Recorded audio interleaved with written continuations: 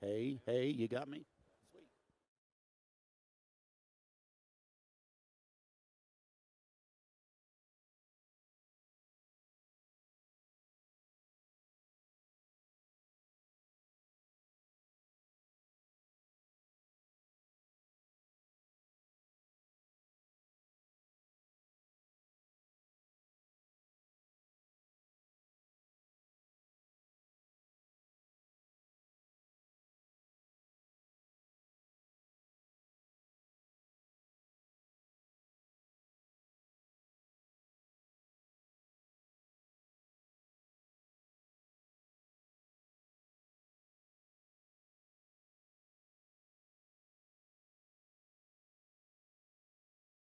Mike here. Good.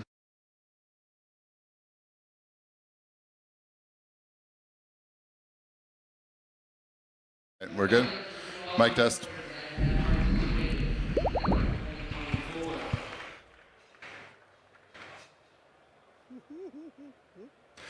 All right.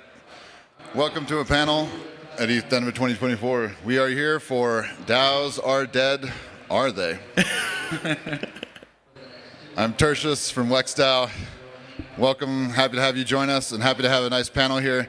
Please, if you guys will, from me to the left, introduce yourselves and a little bit about your DAO history and if the DAOs you're in are dead.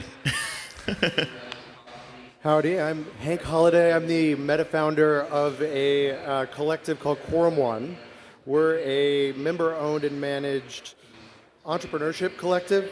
We incubate startups and do a lot of like service-based entrepreneurship in emerging technical areas. So Web3, blockchain, AI, lots of other spots. So we're very much not a DAO, but I used to say we're like a proto-DAO. But now I say we're more DAO adjacent, meaning that like I think we kind of operate with a lot of the principles of a DAO. I think by the purest definition of a DAO, we're definitely not one. But I am definitely an advocate for the broader definition, like the more expansive definition of DAO. And I think that the concepts behind DAOs, kind of software mediated engagement, cooperative governance, and kind of like internet scale. I think those things have a lot of value to add far beyond kind of the Web3 space, the blockchain space. And so yeah, I guess that's, DAOs will never die, but also I think there's a lot more value for the spirit and technology and kind of principles behind DAOs to add value far beyond that space. So. Hello. My name's Angelo Alicio. I'm one of the founders and kind of instigators of Build Republic. We're a global cooperative of startup cities. In DAO speak, I guess we're basically a DAO of DAOs because we are creating on-chain digital twins of cities, basically. So Build Denver is one of the DAOs. We have 58 cities on 6 continents. And if DAOs are dead, that's very much news to me. I think there's, for a long time I kind of view DAOs, even without the A, as kind of turbocharged cooperatives.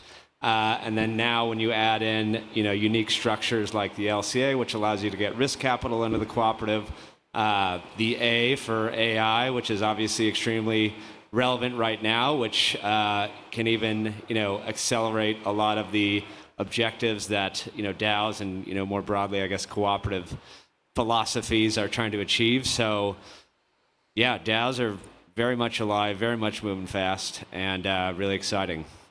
I would agree with that 100%, and I guess that's why we're here. Yeah, I'm Zach Guzman, the founder of Trustless Media and Coinage Media. We are a mix of Kickstarter meets Patreon meets verifiable on-chain co-ownership for media entities that creators can co-own with their fans. So Coinage is one of the fastest growing Web3 media outlets, and to your point, I think you use turbocharge.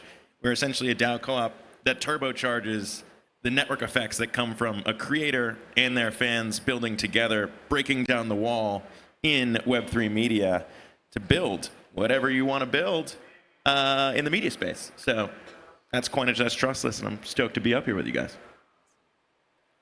My name is Cameron Brown. I'm a tax advisor, partner at Darn Advisors. We do a lot of work with like navigating what is a DAO, and then okay, what's the internal revenue source recognized. So I think we saw an era of like people taking a hammer, seeing everything as nails, but we all have at the tax pro side it's like partnership, corp, foundation, no more. So I'm excited to be here today and chat with you guys. Yeah, well, thank you very much, and happy to have you here again. I guess my first question on are DAOs dead is really, are there DAOs that are out there that are in some zombie or proto form that are dying? I mean, if the question is really maybe over the bear, if we lived through the bear and some DAOs didn't, if there are DAOs that are in a zombie form, are they recoverable? Is it worth recovering them?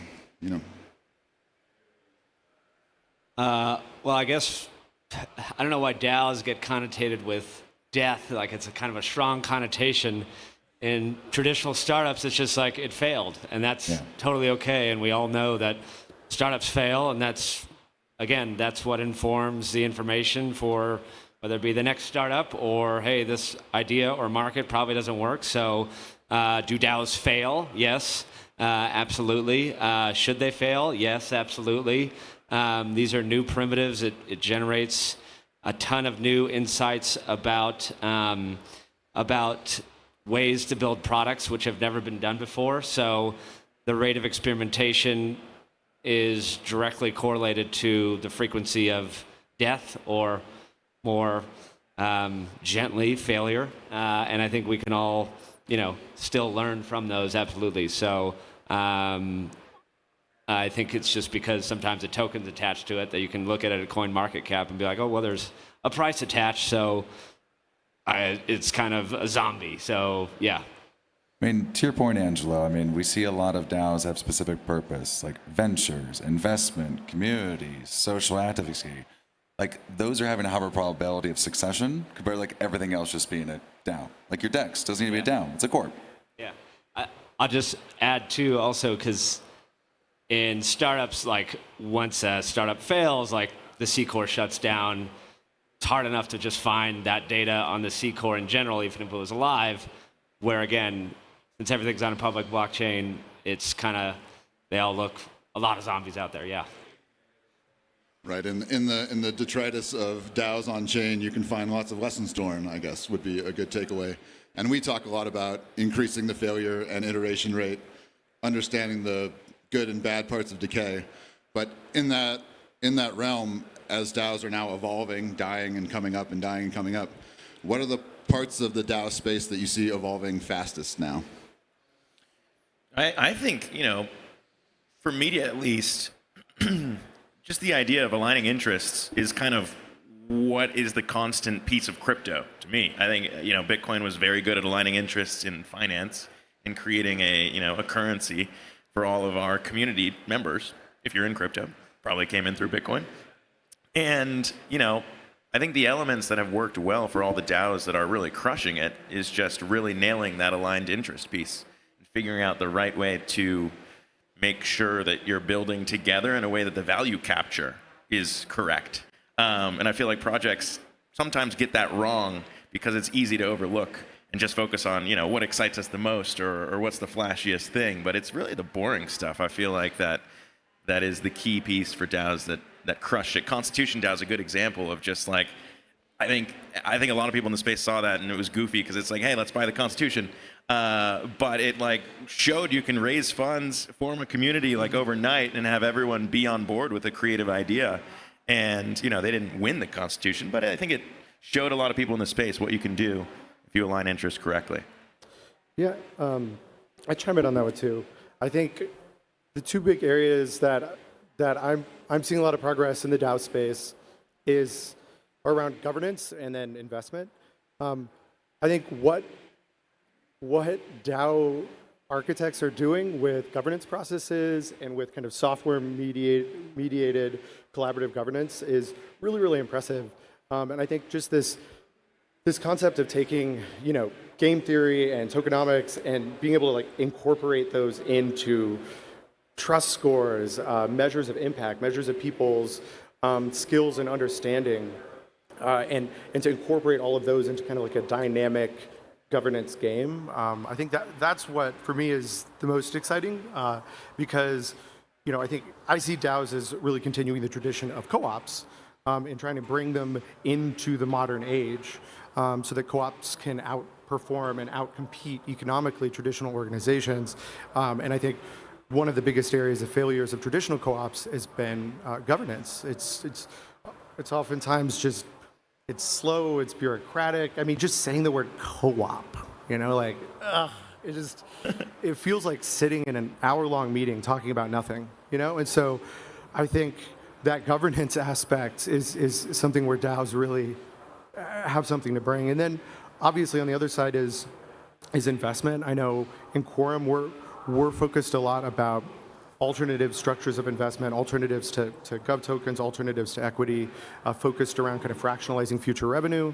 But there's a lot of really cool things that we can do with how projects get funded. And I think in the beginning, a lot of DAOs seemed to me like just kind of copied and pasted the idea of stock in traditional equity corporations. It's like, oh, digital stock. And I think that's certainly one way to do it, but I'm seeing a lot of folks in this space kind of thinking outside of the box and rethinking what it means to raise investment in a network-centric way. So, I want to echo that, by the way, because I think that's the coolest piece about what we're all doing. Like, that piece to me, there's plenty of ways you can securitize or tokenize and do everything and just have a thing trade and number go up, and that's cool. But I feel like what DAOs and co-ops are really good at is, again, aligning interest in the way that you drive network effects in the shared mission. Like for us, as a media company in Coinage, we put out our first piece of content, did like 2 million views. It was the Terra collapse, the interview with Do Kwon, and it blew up, and we let people mint an NFT to watch it for free, but it basically let us find our community. They came to us, they minted a free NFT on ETH. And then from there, we've slowly been raising the price because they basically let us build what we wanted to build as an outlet that had one piece of content. So at that point, it's like starting as a Netflix when you have one piece of content. You can't really charge for that. But if you create a network and a community that was really into that piece of content and then you grow, we've seen the value of our community go up because now we have a larger audience. We can charge more for sponsorships, but you got to start somewhere. You got to find your audience, you got to find your community, and then you build with them. And I think that piece is lost in just if you sold stock, it's not the same as finding a member who wants to contribute to the mission and make the mission better. Like that's the network effect that makes DAOs and co-ops and communities, I think, really, really interesting. Seconded. I mean, the value creation, we see what we do. Like, it's not just us. It's our clients, it's our vendors, all infighting our price and our value and what we can do. So a way to tokenize that reward mechanism, like if you give me a great lead, fantastic. You should share in the revenues, the growth of our firm and overall NERC. If you're building a new client, you save a client relationship as a staff, like you deserve interest in that because you succeed and essentially increase the overall value. I'm just going to kind of rapid fire because I feel like there's so many just incredible attributes. I mean, scale, right? Spork DAO. This is a DAO, right? This whole event. So if this is dead, that's surprising to me, but was $100 million in economic impact for the city of Denver. Anybody who's attended, you get the spork, you stake the spork. So just sheer scale, the ability to scale in an organization of this size quickly is pretty impressive. Accessibility to novel ways of, let's just take cash flows, for example, the ability to borrow against your assets permissionlessly to, maybe pay a vendor a little bit, or, however you got to optimize your cash flows, you can do it, I think, a lot more efficiently, cleanly, effectively, and I'd love, perhaps even easier way, or at least in a way that's kind of automated, all on chain. I don't even want to get into AI and how that adds to it now, but that's also impressive. We did back to the kind of the scale piece. We have we're a part of I'll add one more attribute is incentive alignment. So unlike kind of traditional, I look at the YC kind of model, and it's obviously a source of beacon of startup and inspiration and whatnot, but imagine if YC was structured in such a way where everybody, the relationship wasn't between the startup and YC, or at least the equity alignment wasn't between startup and YC, but also that was there, but then there was also shared across the entire startup portfolio.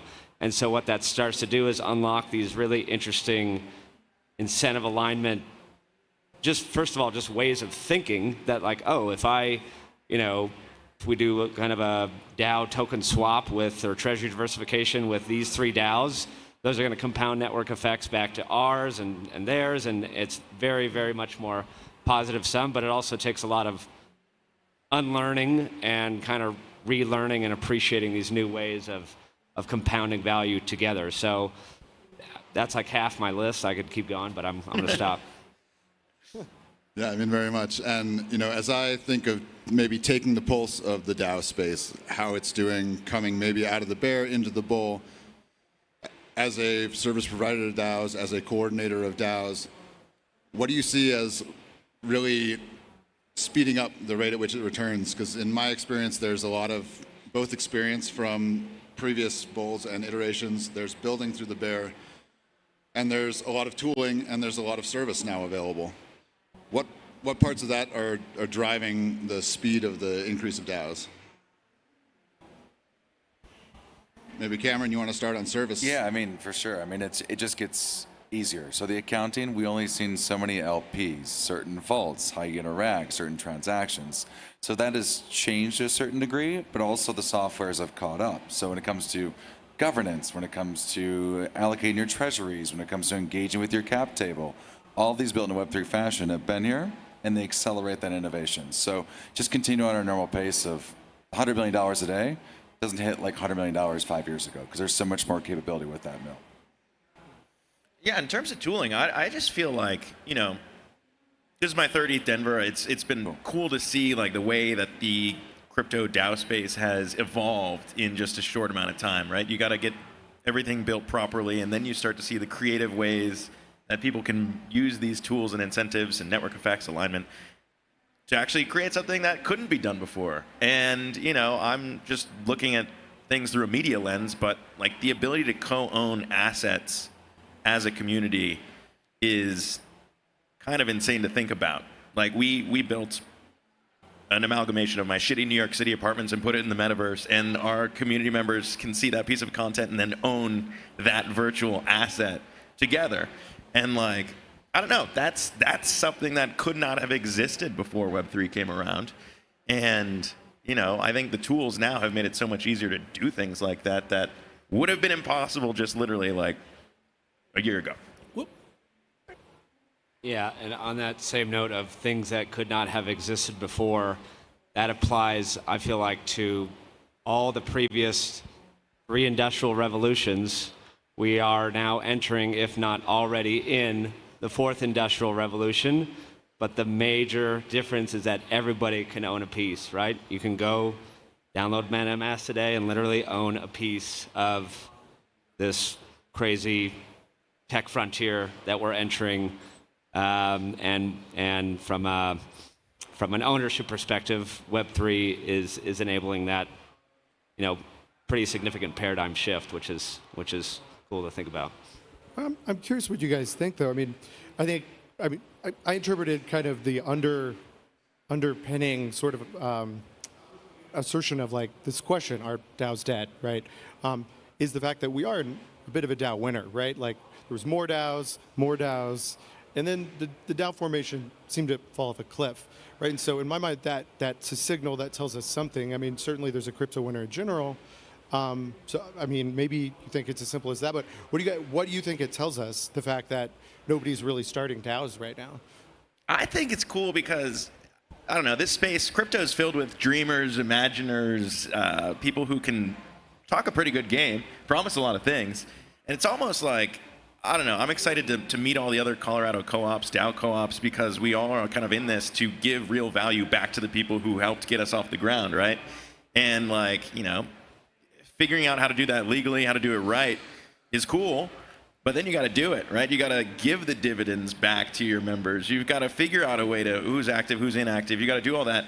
And I think we're like, Coinage at least, like we've been able to build for a media company, it's not normal to get to that point to where you're in the green. But shout out to our team and our members for what we've been able to build, because we're almost there.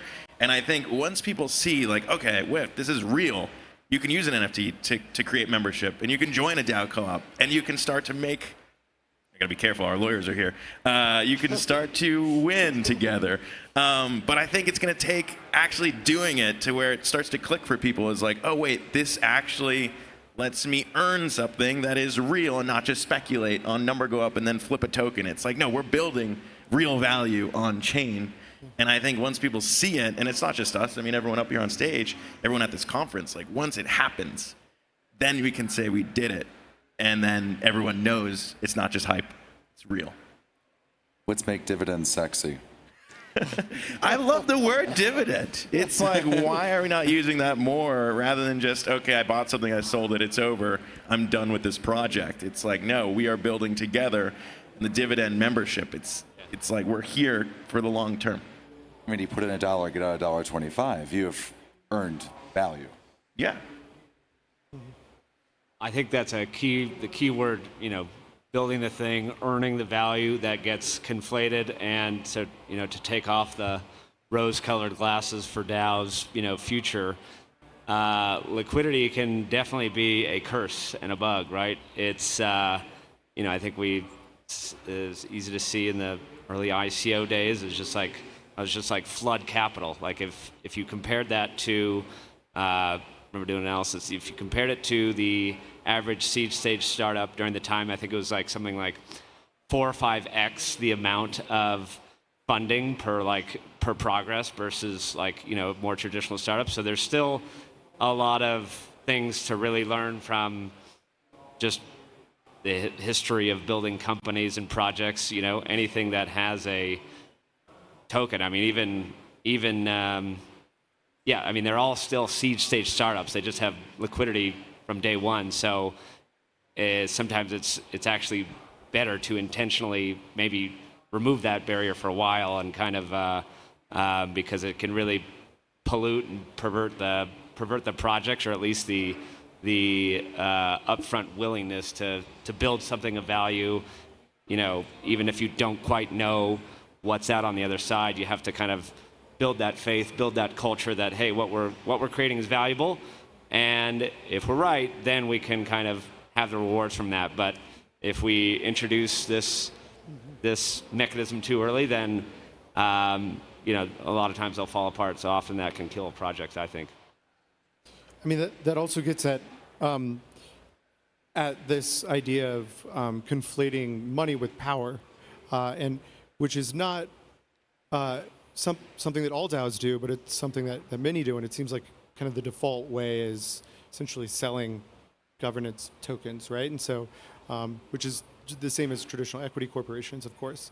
I think I really get inspired by DAOs, and I know this is like Quorum's approach as well, of separating money from power, so that just because you put a bunch of money in doesn't necessarily mean that you have any more say in the governance. It doesn't mean that you can't get involved, build trust, build a track record of success, build up key specialized knowledge that then grants you voice and authority in the governance process.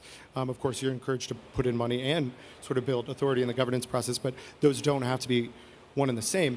And DAOs give us the flexibility to be able to kind of define whatever the heck we want, right? And so if we can separate those two, it can change the incentivization structures that come around with like too much liquidity. It's like, well, is liquidity really a problem kind of writ large? Is it as much of a problem if all you have liquidity on is sort of trading shares of future revenue or trading shares of future benefit, but owning those doesn't necessarily give you any ability to kind of push the project in a certain direction? So. Yeah, I mean, that leads into, if it's both the investment of time and the investment of money. I'm in DAOs that I've only invested time, and others I've invested money in. I think, it seems to me, my next question is that if you're looking at the investment space broadly, and retail investment is becoming gamified, obviously centralized exchanges are very aggressively gamifying investment, attention seeking, attention capturing. sticking with the theme of Our DAO's Dead, is how do you compete for attention? How do you gamify DAOs? How do you get participation without losing the soul of a DAO? Yeah, I think it's, dividend's a sexy word, but it's not something that a lot of people in this scene are excited by. It's sad because it's like, I don't know, I've always looked at it as like you're trying to sell a long-term vision to someone who's a crack addict. Like there's a lot of people who want to flip on the day. They want to be around maybe for like 30 minutes, 5 minutes is like how long they're thinking. And it's really hard, I think, to like sell a longer-term vision in a space that is focused on like number go up or price or like flipping because they get distracted by that. And so you do have to be careful. Otherwise, the DAO will be dead if you mix that up because you want to share a roadmap and share a mission. But I think, there's nothing wrong with that. People, even if you're an investor in a normal thing, you want to see returns, you want to see progress, you want to see that what you were sold matches with what you're delivering. And you can get lost in that too if you get distracted and decentralized too much to where there is no guiding light. But I think it's on like any DAO founder or project leader to say, all right, I hear you community, and I hear everyone in this community, and you got to get it right to where not one person can steer everything too much, because then you're perverting the whole thing. But I think it is important to, show people you're making progress. And if it's not number go up, you've got to deliver some sort of metric that shows, all right, we're growing, we're building this right. Yeah, I don't think they're different. Like how do you stand out without losing your soul? How do you attract attention? I think for me, it's the same thing. I think, I'm biased, I guess, but I think the strongest DAOs are DAOs with a really strong sense of shared purpose and shared identity, right? With a clear mission, and the clarity of that shared identity. That is everything. I mean, that is, and so that then in turn creates a culture. Which creates more shared identity, which deepens the culture. And ultimately, what we talk about at Quorum One a lot is work joy. This idea of what is it like for us to be in that place where the joy that we feel in our working lives is sparked and like exist in that place more often. And so I think if you could do that for people, it's infectious, it's viral, it's magnetic, and your members will help you stand out and kind of solves for everything else. No, 100%. And it's something like, obviously good financial prudence leads to success. You save a penny, earn a penny, et cetera, right? But what you see when it comes to DAOs, it's culture. Like I've also built 2 remote accountancy firms with my partner. What we have in common is an energy, a community, a familiarity. We ask like, hey, how was your last weekend? What'd you get up to? But to have that commonality with someone over the internet, it enables you to continue doing that remote asynchronous work. If you don't care, it's just, upside. Why am I going to participate? I'd say the answer to, avoid competing for attention is that you just don't. You don't compete for attention.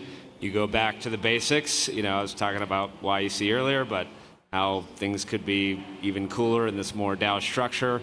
But their tagline is still pretty simple. Build something people want. Build something for your customers. Find customers who are outside of these, sphere of where that competition for attention is, and you want to, make something people want, and then you Trojan horse and you DAO pill the people afterwards. Because if they're coming in for your product, whatever you're building, just out of either they either want it or they want to be a part of it. Then the kind of mechanisms of a DAO only compound that value, because it's like, oh, cool, you're coming for what we're building for you, whether you're in crypto or whatever, we're making something of value for you. That's great.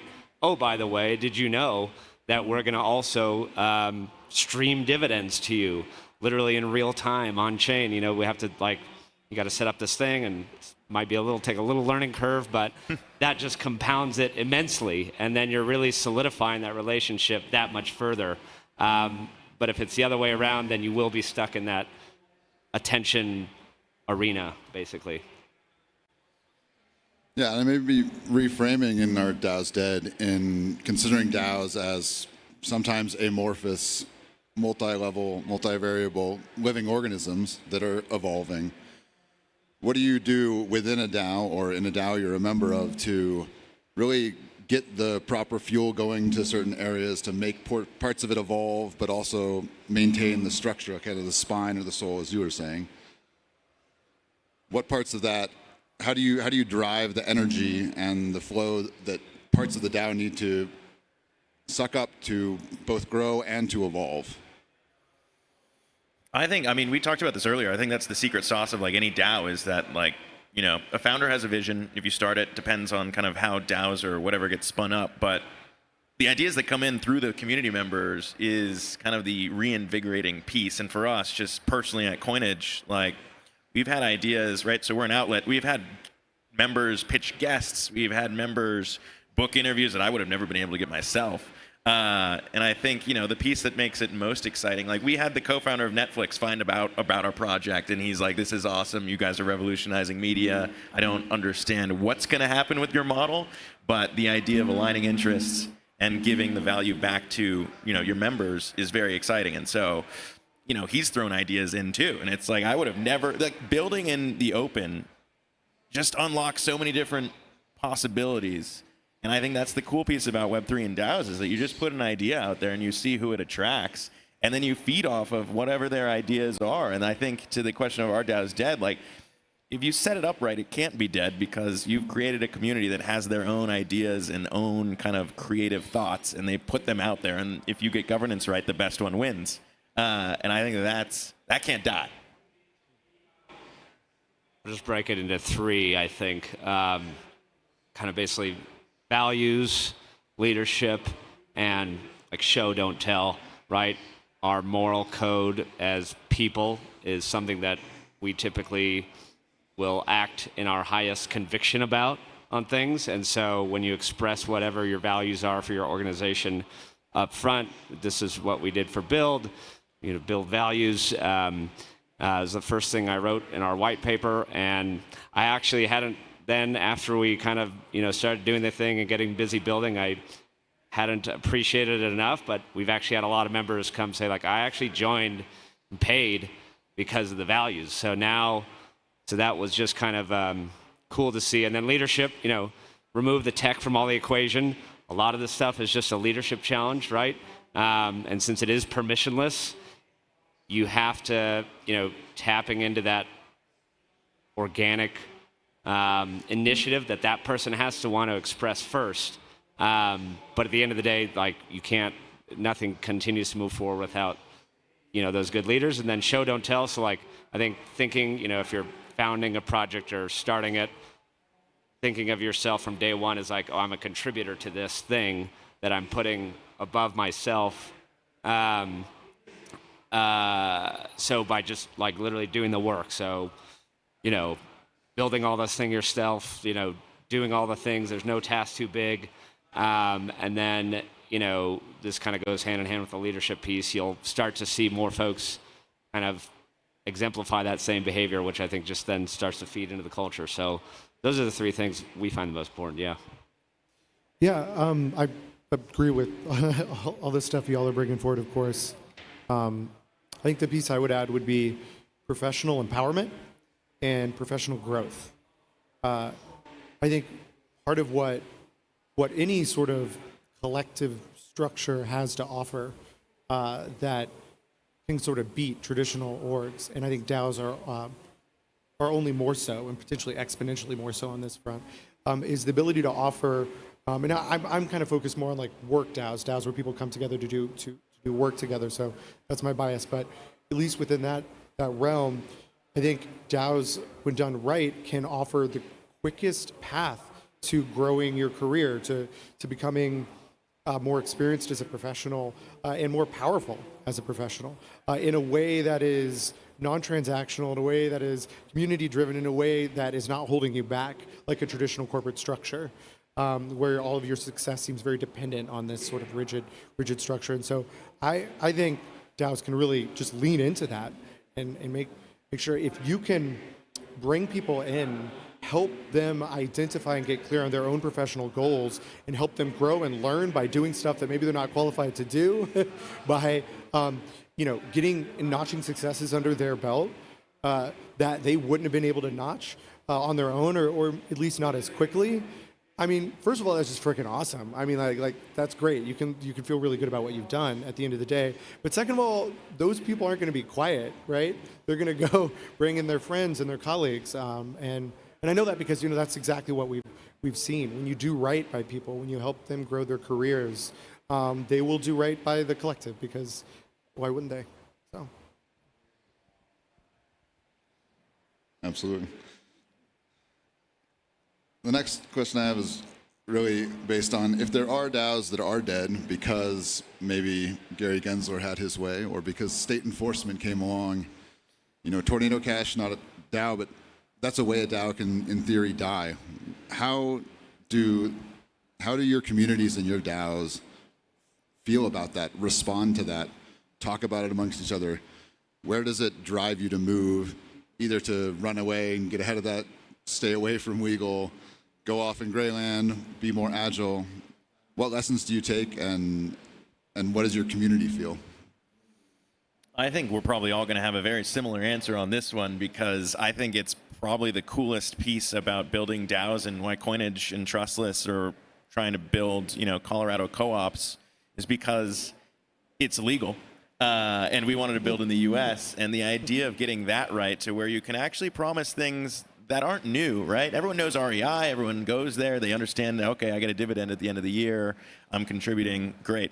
Like, that is an incredibly important and powerful shield in the world of crypto where projects are shitting their pants every day for exactly that question of, could Gary knock on the door and could this happen?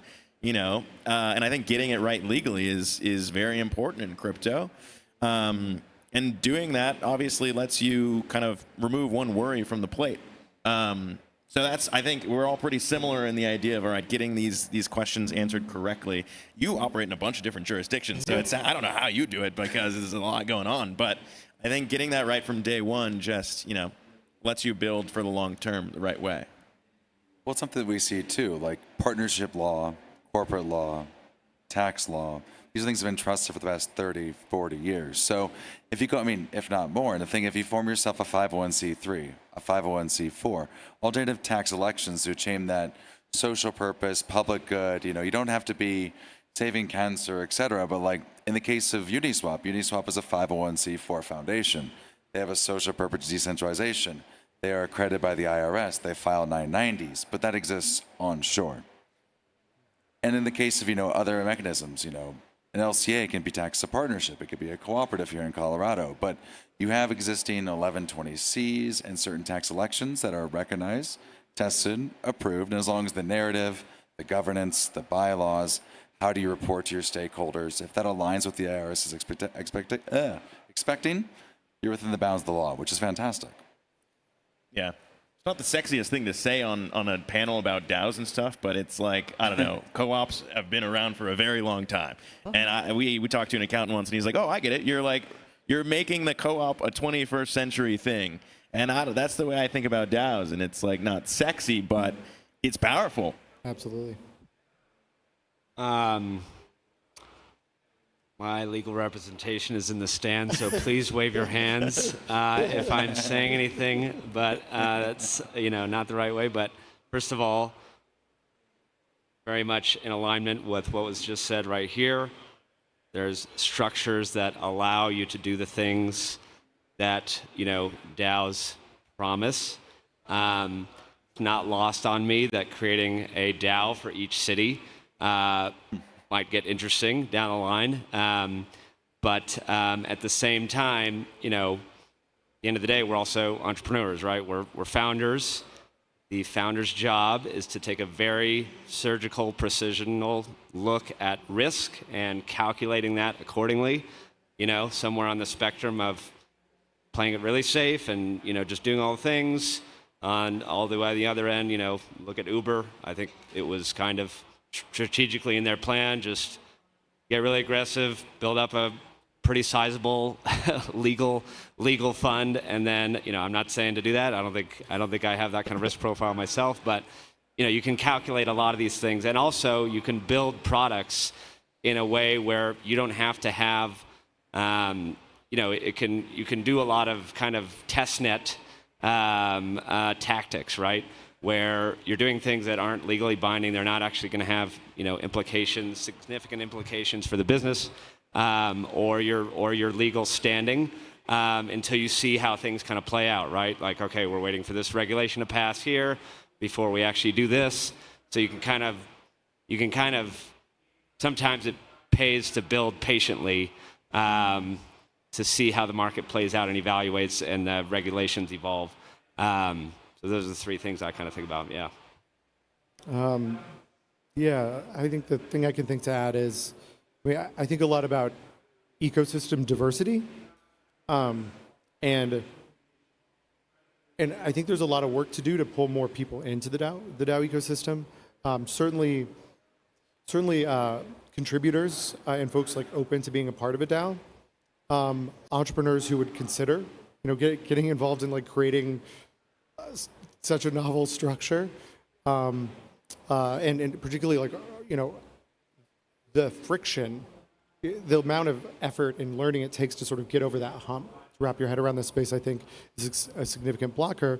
And then in particular, investors, I think, we've explored the investment space around some of these alternative structures. The reality is that there's just two different worlds, right? There's investors who consider investing in these types of organizations, and there's investors that are a hard pass. And it's like 95% of all investors are like a hard pass. And so I think there's a lot of work to do to iron out some of these gray areas, particularly around securities law, to give more confidence to people. And I think everybody understands that, we're all on the vanguard together, trying to push this forward. And in order for this sort of collectivist approach to entrepreneurship, to innovation, to really take root, we need to pull more people into this. And that's not going to happen while there's still a bunch of clouds hanging over, even like some of the fundamental underpinnings of these organizations. Yeah, I get a little bit of a surprising theme here in this era of crypto. It seems like from OX DAO legal perspective, we were dealing so often with DAOs who were going DAO and then finding legal and then finding structure. But if you can drill down a little more on kind of what you've been saying, like how you use structure to drive narrative and drive community and define what actually you're building toward, it seems relatively new to me. Yeah, I don't know. You want to go with structure? Because structure, no one probably knows it better than you do. I was just say even just the continuity of a DAO, like certain cases, like a DAO for a specific purpose or time is okay. It doesn't need to exist in perpetuity. We don't need to have the same thing. It's like pizza DAO. Like all they do, they throw pizza parties. That's their purpose. They do it well. They execute. Everyone's happy. But there's certain DAOs that, they have the initial euphoria. The vision gets clear, unclear. They don't know what the purpose is. They don't have the right economic model. They may be brought in council in 3 years later. And then they're sitting there in this weird amorphous organization that isn't yet dead or alive, but people still carry, but begrudgingly, sorry. Yeah, there are certainly DAOs that lose their way, and there are ones where if you don't set up the structures we've already talked about, it can feel like homework to a lot of people, and no one wants that. No one likes homework. So structuring it and figuring that out is pretty important. But yeah, to your last question in terms of it sucks. Like I'll just say it sucks that we're like thinking about, like, obviously there are scams, so it's good that like people are thinking about how to do this legally and how to set it up right. But we've heard from Hester Peirce, she was speaking here, like it sucks that there are entrepreneurs trying to do this legally and have to worry about, am I going to go to jail all the time? And that's not good for entrepreneurship, and I think it's bad for the country. But I understand why everyone wants to protect everybody, but at some point it's kind of like, we need more good DAOs. We need more good projects that show what we're all working on. You can really start to unlock some of these effects. And I'm just excited that I think that's where we are now. There's more good than bad. There's more fun than homework. And that's exciting to me. Yeah, on the structure front, one of our collaborators said this thing that has stuck in my head, which is that, we've had centuries at this point to study the way that hierarchies work, that hierarchical organizations work. We have management science and org design theory that they're really with like these long track records and really great tools for studying and planning out hierarchical organization design. But decentralized human organizational structures are comparatively incredibly new, particularly ones operating at the kind of like speed and scale that we see DAOs doing. And so I think there's a missing science, that is evolving right now, and we're all kind of figuring it out together. But I think, Quorum's approach is to start from the humble place of, look, we don't know how to structure this. Like we've got ideas, and so we're a company that grows and then grow other companies and then hosts other companies and tries to get them to spin out when it's appropriate. And so we look at each one of those companies, each one of those virtual companies, as an opportunity to test out a new structure. And one of the things I'm looking forward to is like more DAOs, more people in this space sharing best practices, sharing more details about exactly what their organization model is. How do they handle money? Like what are their incentivization commission structures? Do they have an HR policy? Like all of those. How do they handle leadership? Right. All of those pieces I think are incredibly important and also incredibly different. So yeah, I think more collaboration amongst DAOs would be helpful on that front. Yeah, well, I guess maybe largely take it that DAOs aren't dead. Maybe DAOs were hibernating for the winter a little bit. But I certainly get the impression that you were all building through the winter, as I was and many were. And I see a lot in the kind of building up different DAOs and cities model, a lot of green shoots of smaller DAOs starting up. Is that where the growth is now, or is it in actually taking DAOs that are generally around for a bit, been putting their structure together, now getting their tooling together, and streamlining? Or is the growth in just widespread, absolute seeding everywhere? I think that's a good question, because have there been huge acquisitions in the DAO space yet? Like someone swooping in and just being like, I want to buy that up? Because I don't think so, no. Hasn't happened too much? I mean, you see like various like venture investment DAOs that will invest or take ownership or control of like certain token stakes, but not the same kind of like SPAC, private equity group type of scooping up various DAOs. I think most of them are probably because they haven't set up the structure right, so they wouldn't even know like what that looks like. What am I buying, an LLC? Like, yeah, what are we buying? But I think if now that we're in this chapter where people have set things up right, what that looks like, I think it's really interesting. Is like, okay, and we've seen it with some NFT projects. Like someone swoops in, Pudgy Penguin's a good example, and they see value and they want to unlock it, so they swoop in and run it. I do think it is kind of interesting to think about what happens in the next 5 years when potentially some of these DAOs could get scooped up like that.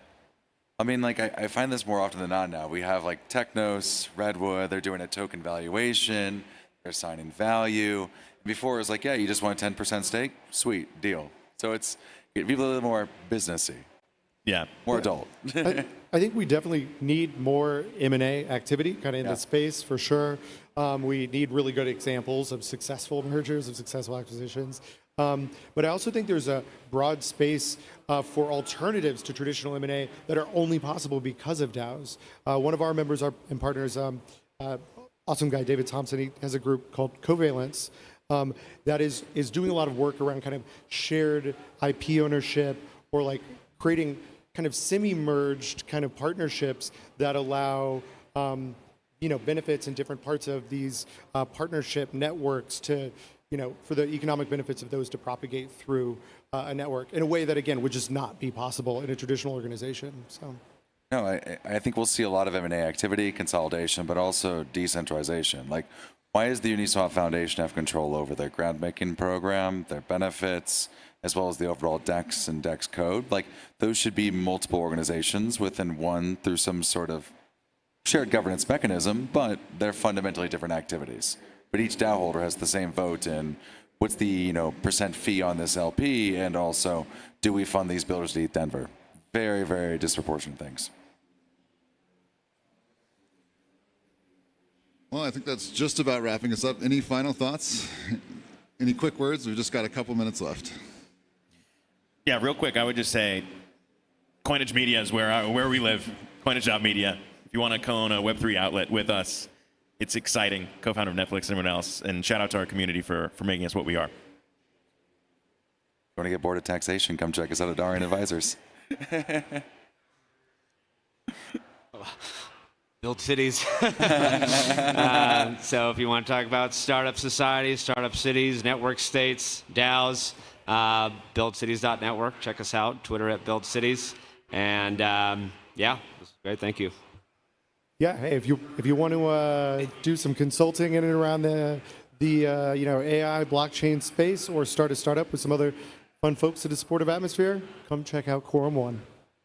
And I guess I'll say, if you have legal questions, LexDAO is around. We're available. We are very public facing, so anytime you come in, happy to point anybody anywhere you go. All very good. Awesome. Yep. Thank you. Thanks, guys. Thanks.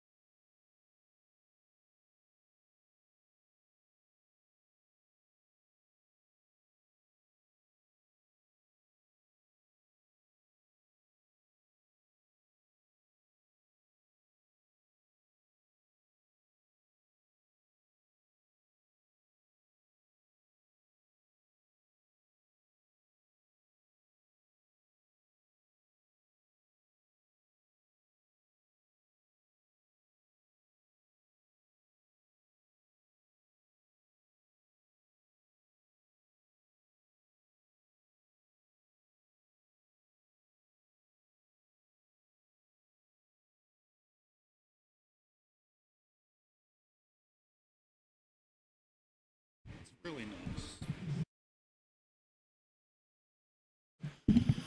nice. If you are on the Frontier is Feminine panel, please come to the stage. You have 3 minutes. Starts in 3 minutes.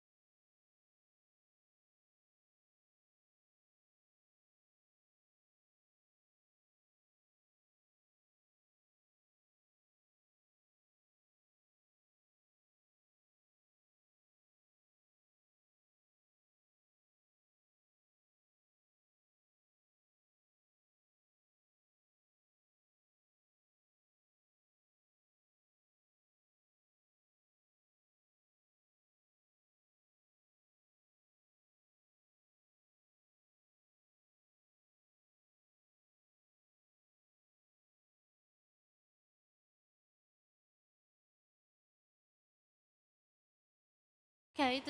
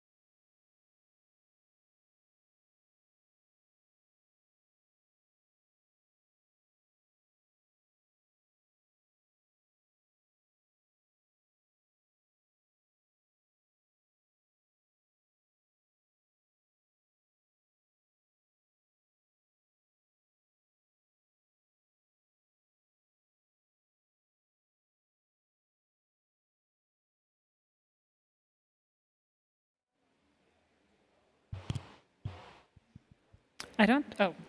Oh, hello. I see She-Fi bucket hats in the audience. This is wonderful. We're going to keep this panel pretty casual, just have a conversation. We are all a part of She-Fi, and we'll get started. For those of you who don't know what She-Fi is, She-Fi empowers professional women and non-binary folks to reinvent their careers in Web3. So today I'm joined by 3 She-Fi members, and I, Maggie Love, and the founder of She-Fi. I'll let them do quick introductions, and we're going to talk about the program, their own professional journeys, what they're up to now. And I'm going to try to keep my voice throughout this panel. Zainab? good morning, everyone. It's Zainab. I'm currently marketing and growth specialist at Clay, the main wallet sponsor of this year. And I have been in She-Fi since the cohort 7. And now it's been almost a 1 year for me that I'm also contributing the community as a Turkey chapter lead. And it's so amazing to be here at this panel right now. Hi, everyone. I'm Michelle. I'm head of marketing at Octant. We are a project started by Golem Foundation. We've staked 100,000 ETH, and the rewards go to public goods and grants funding. And we give out grant funding every 90 days. And I'm on the Grants Council for Rari Foundation, GG20 for Gitcoin's Grants Council, and on Arbitrim's Oversight Council for Think. That's their grants program by Plurality Labs. And also the co-author of the State of Web3 grants report that came out last year. And I was part of cohort 7 at She-Fi. Hey everyone, I'm Jules. I am the founder of Enzo Collective. It's basically the Quest platform that we launched for the She-Fi Summit, and it's all about bringing off-chain actions and providing you proof through socials. I was part of cohort 7 as well. I did not plan that. I'm pretty sure. And yeah, I have been helping Maggie organize the She-Fi Summits. Absolutely love it. Love meeting so many of you guys. This is my 3rd ETH Denver. So very special to be here and happy to see all some familiar faces. Yes, all cohort 7, lucky number 7. So I wanted to learn a bit more about your journey before joining Web3 and She-Fi. So if you could kind of tell us a bit more what that was like and what compelled you to join a program like She-Fi. Okay, I can start. I was in the Web3 like since 2020, but like I joined Shifi like 2022, like between those milestones in my life. Like I mean, before joining Shifi, I mean I already know some basics, but my main motivation to join Shifi was actually learn more from the professionals and also the community, which is also super crucial for individuals that community engagement and like community learning helps us to comprehend the topics or like I don't know the fundamentals more easy from my experience.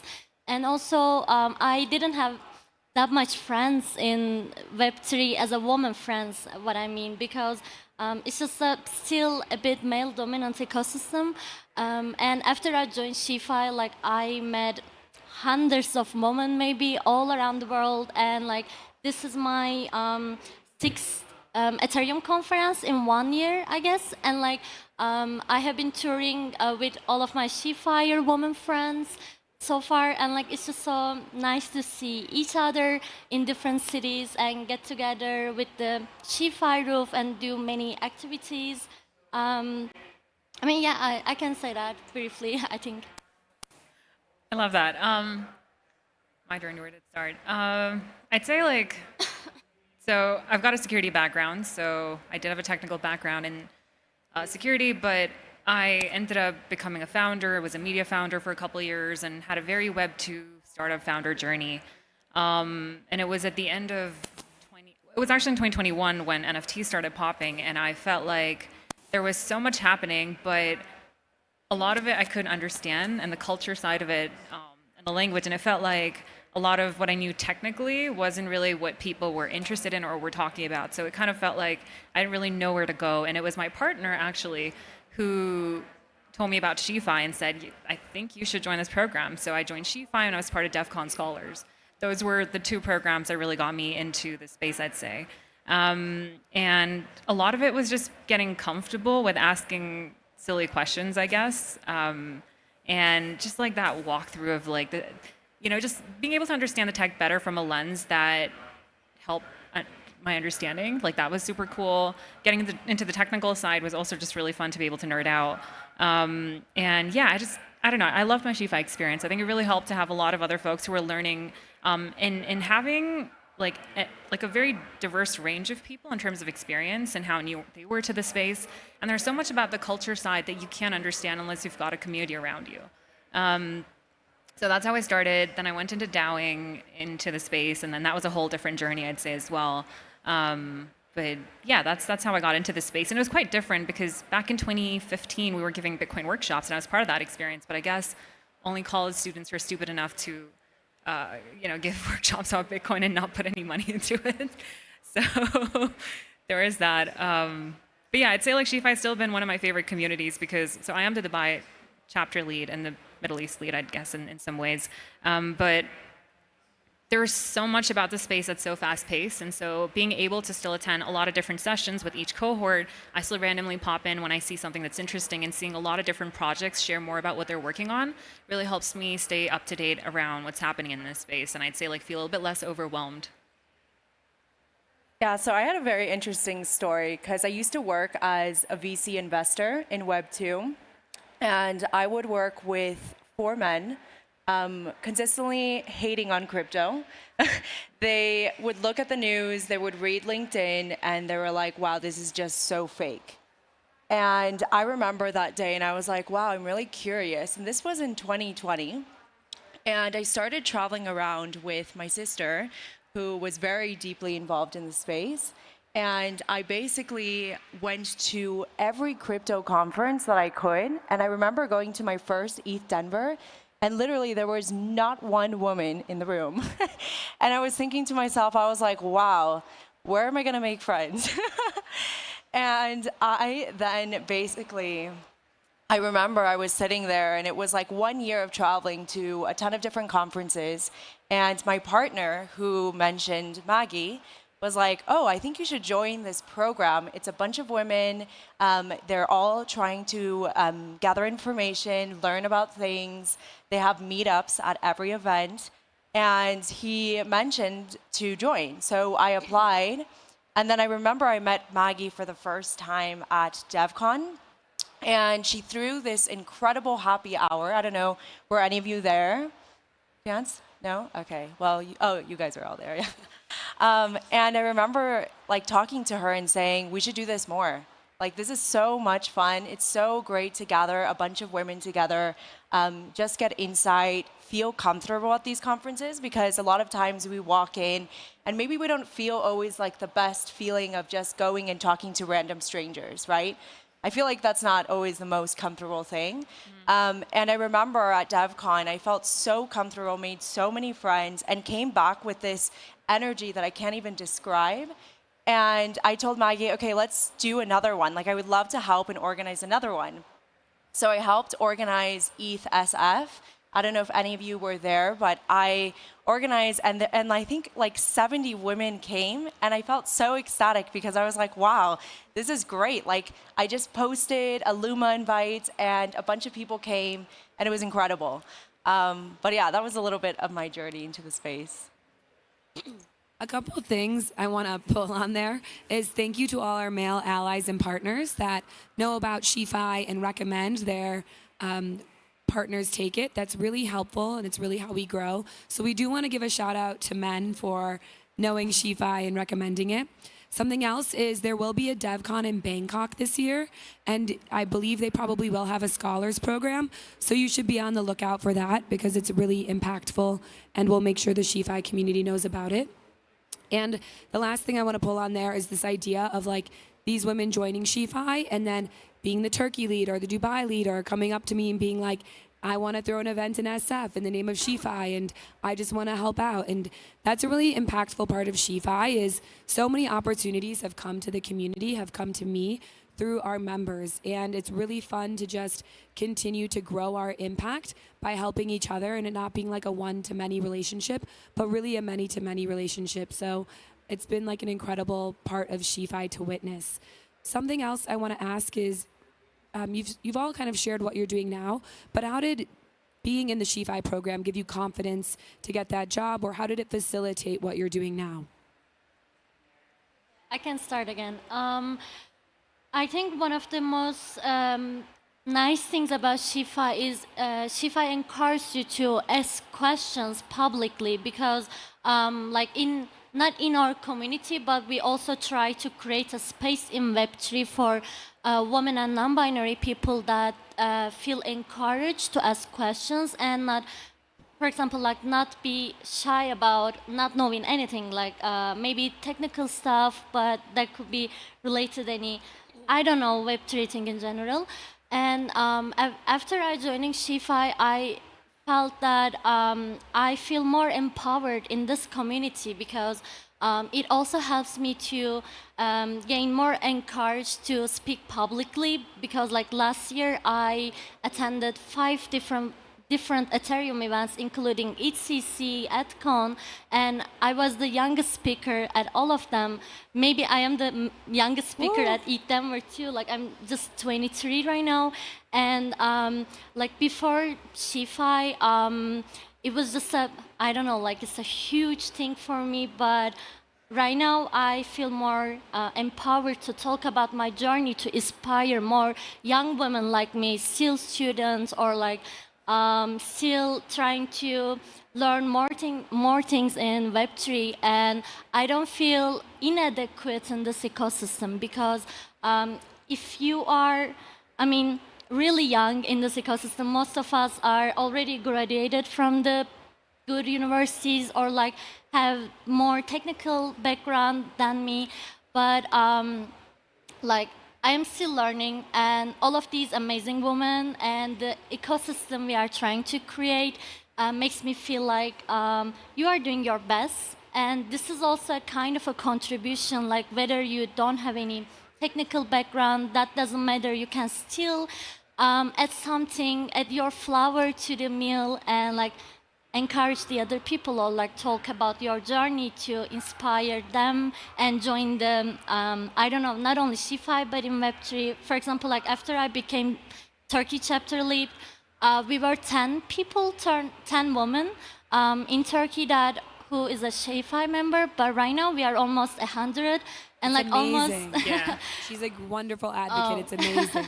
Thank you. And like almost all of us are still university students, but like they are all trying to find a job in Web3. Most of them like writing newsletters, like contributing DAOs, and like this is also like thanks to you actually. Like you are all invited, all of us. And like one thing I also wanted to mention is TFI Scholar Program, because maybe most of you know the economical situation of Turkey, which I wasn't able to like purchase the TFI like how can I say that membership as a student, but like thanks to the scholarship program, like not only me but most of the women all around the world are able to join this community and like also learn more about the things without I mean not only paying things but also like learning from the professionals like you.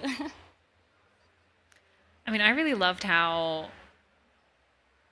thorough, I'd say, you were in terms of really explaining things, right? That was super helpful. But in terms of the job hunt, like last year was tough, I think, for a lot of people in terms of layoffs and things like that. And I loved how, I'd say, I think you're maybe one of two people that I personally know where you were legit individually recommending so many people to different job opportunities. And there are a lot of folks from different companies who specifically want to hire SheFi folks who've gone through the SheFi program, and especially I'd say like a lot of opportunities that come to the community first before they're also publicized. And so that was really, really great because there were a lot of conversation starters and interviews that I was able to have because of that when I was job hunting essentially, and that was quite a tough period as well. So to feel like there was a supportive community, there were a couple of other really supportive SheFi members as well, like Jamie, who's the Chicago lead, legit was sending me opportunities and Discords and different communities where I'm like, hey, this could be a cool role for you, and just like so supportive. And it can be really tiring to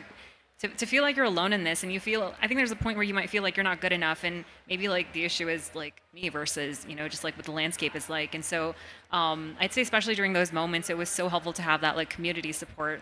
And then a lot of the council opportunities, so the Rari Foundation Council, I applied because it was on the Discord and SheFi, and I hit up, I'm forgetting her name, I'm so sorry.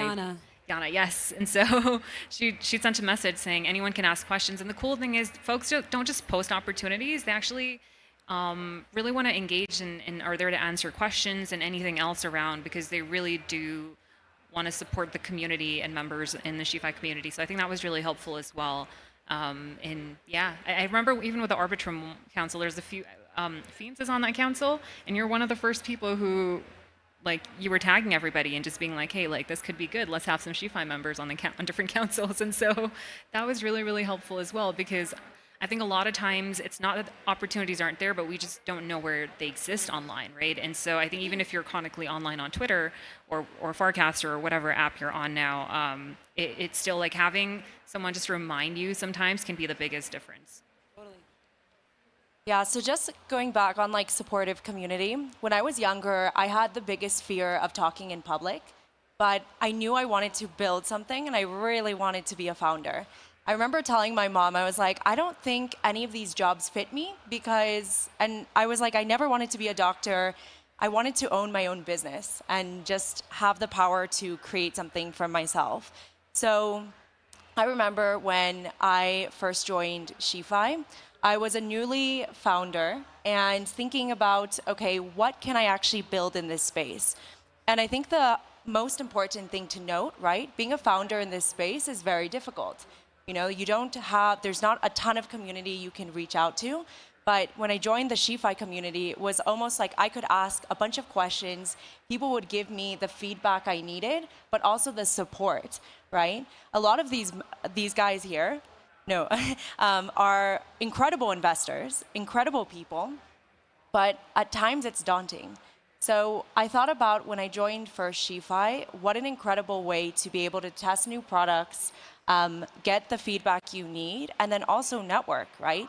This whole ecosystem is all about networking. That's why we're all here today, and we're making the effort to come early morning to network. And vibe. Exactly. But yeah, I think an incredible experience, and having a supportive community is what drives your growth, and not only personal, but also in career-wise as well. Yeah, I really loved all of those answers and like focusing on that power of community. Now that Shifi is going to be about 2,700 women, and as Michelle said earlier, there's like all ranges of members. So some people who already know a lot about Web3 want to join because they want to be able to share their expertise or their network or their jobs. So you're really getting exposure to the whole ecosystem.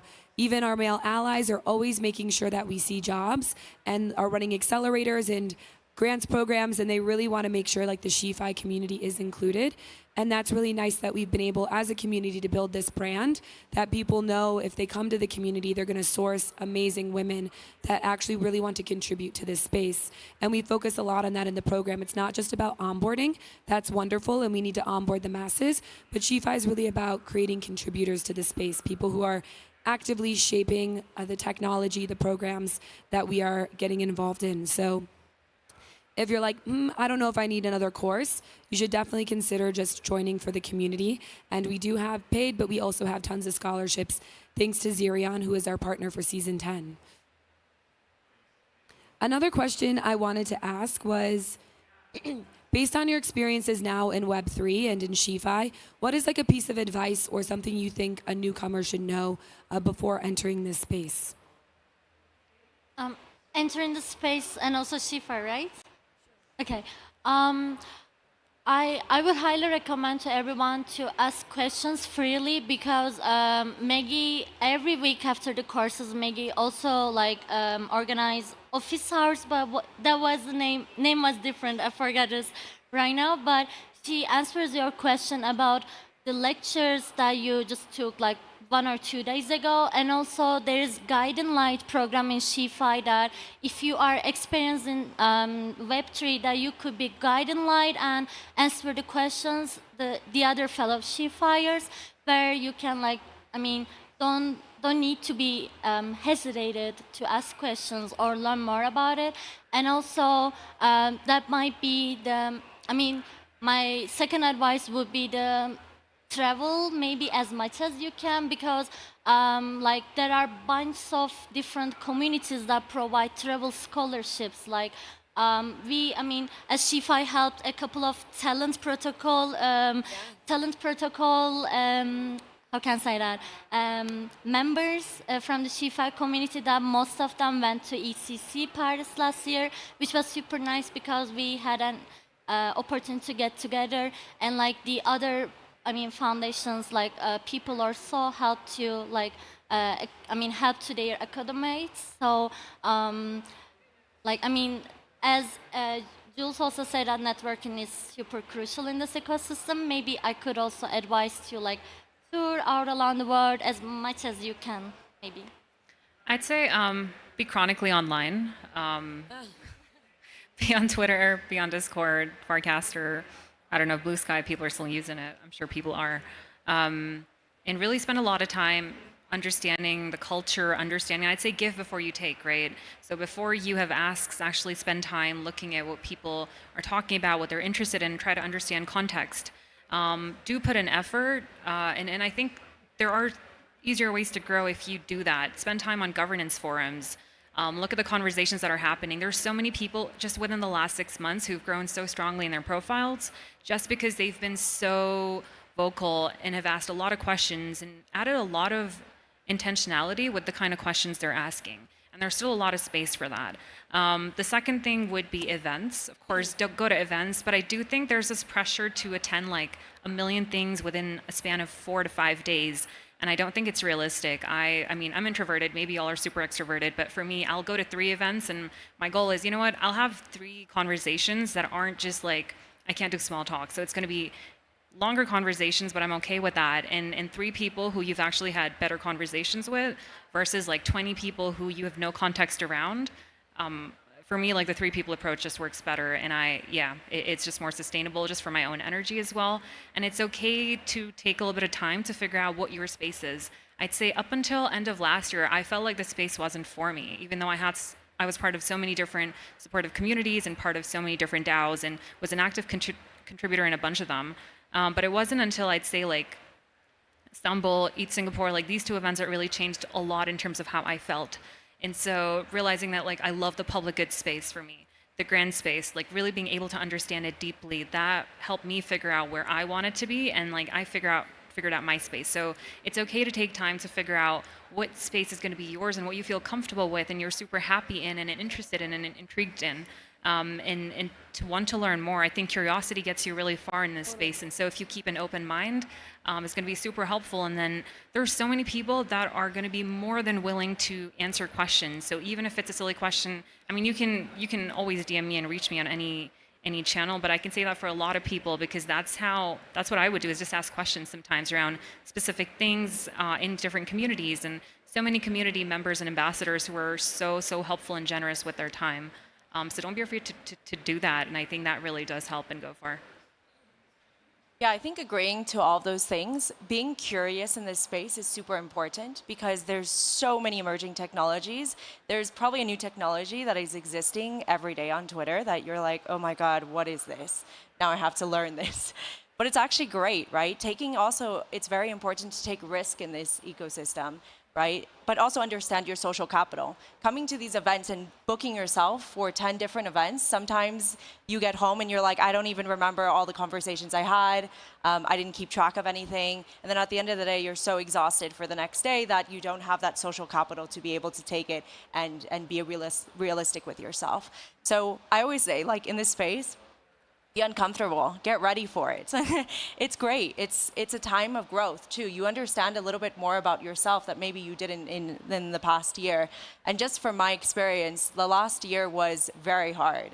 And last year was, I would say, very different from what we felt already this week, especially hopefully bull market vibes. But don't say the B word. I can tell you, like, when things get rough, just don't give up. You know, there are so many resources that SheFi provides, and leverage the brand, right? Leverage SheFi's name. Go to these events. Be proud that you're part of SheFi.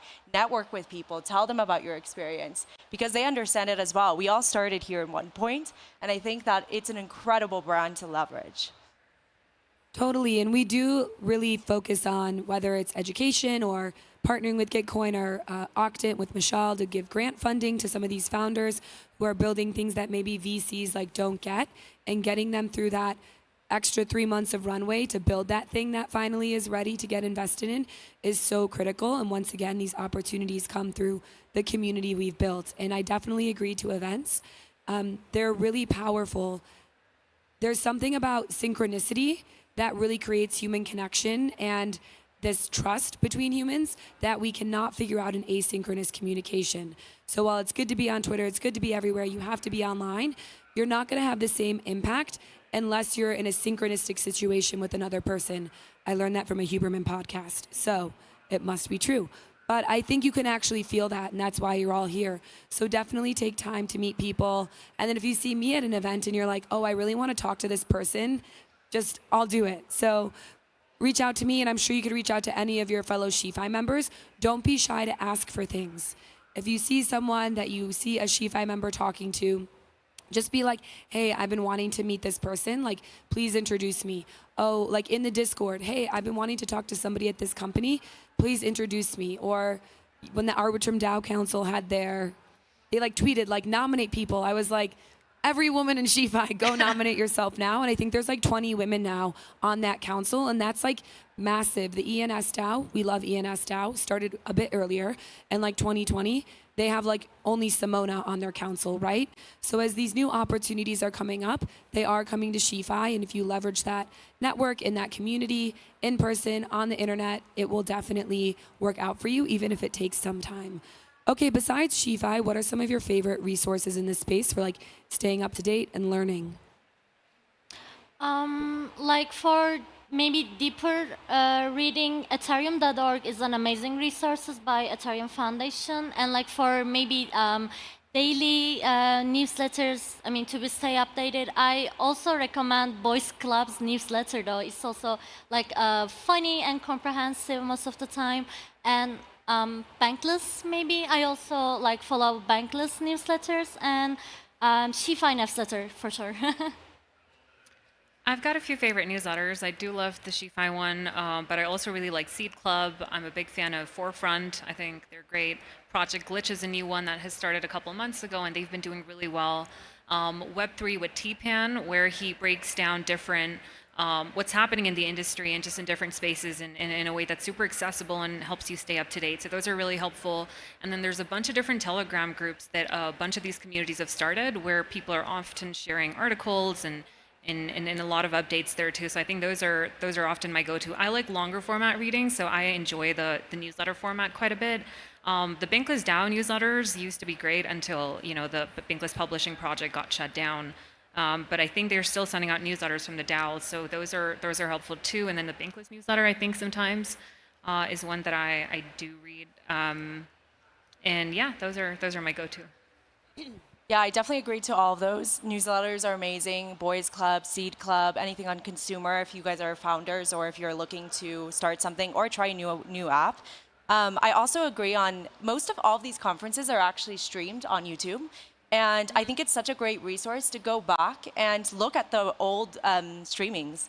I think it's an incredible resource because you can see maybe a company or protocol that is now maybe very, very famous, but where they started, right? And then learn and get understanding of like, what did they first talk about and what has changed from now? So I love just analyzing or hyper-analyzing a little bit more videos. But also, if you can't make it to a conference, like you shouldn't feel the FOMO, right? Like do your research, do your work. There is so many resources out there. And also like people are always open to talking online. If you message someone on Twitter or on Farcaster or on Lens, those are huge resources, And what I mentioned before, like leverage the brand. Say, like introduce what you're doing in the space or that you're new. Be open to that vulnerability because I think it's also very, very important. Just to add on, there's another one that's amazing. It's called Collective DAO Archives. And they're some of the best if you want to look at how a lot of DAOs have evolved in different ecosystems. And they've got documentation to you can legit find everything in terms of how they've evolved and they still keep them updated. So those have been amazing in terms of just that knowledge. I'd say almost it's like a mine of gold. Amazing. Okay, we're out of time, but where can people find you? At the Clay booth, the other venue, we are literally in the entrance and next to Biddle Shop. And if you, I don't know, maybe not only onboarding the Clay, but also want to buy something at Biddle Shop, you can come find me. We can talk about my SheFi experience and also how you can purchase free merch at Biddle Shop.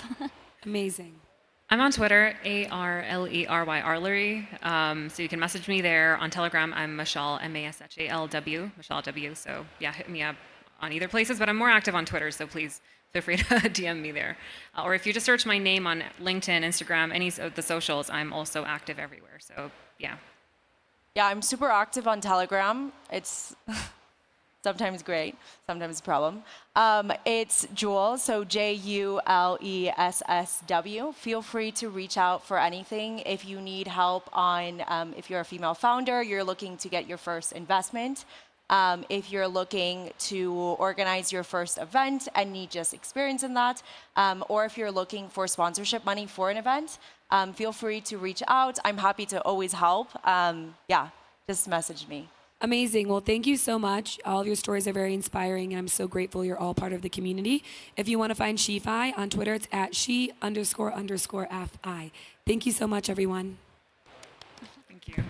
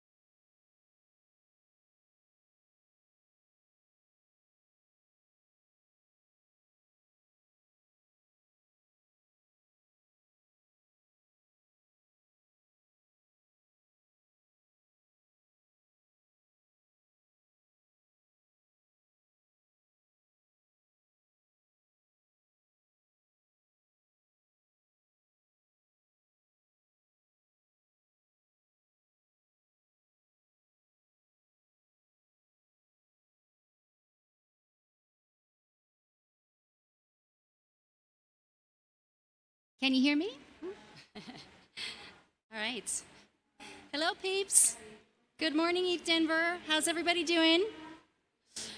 Thank you so much for joining me this morning. I'm very honored to be here.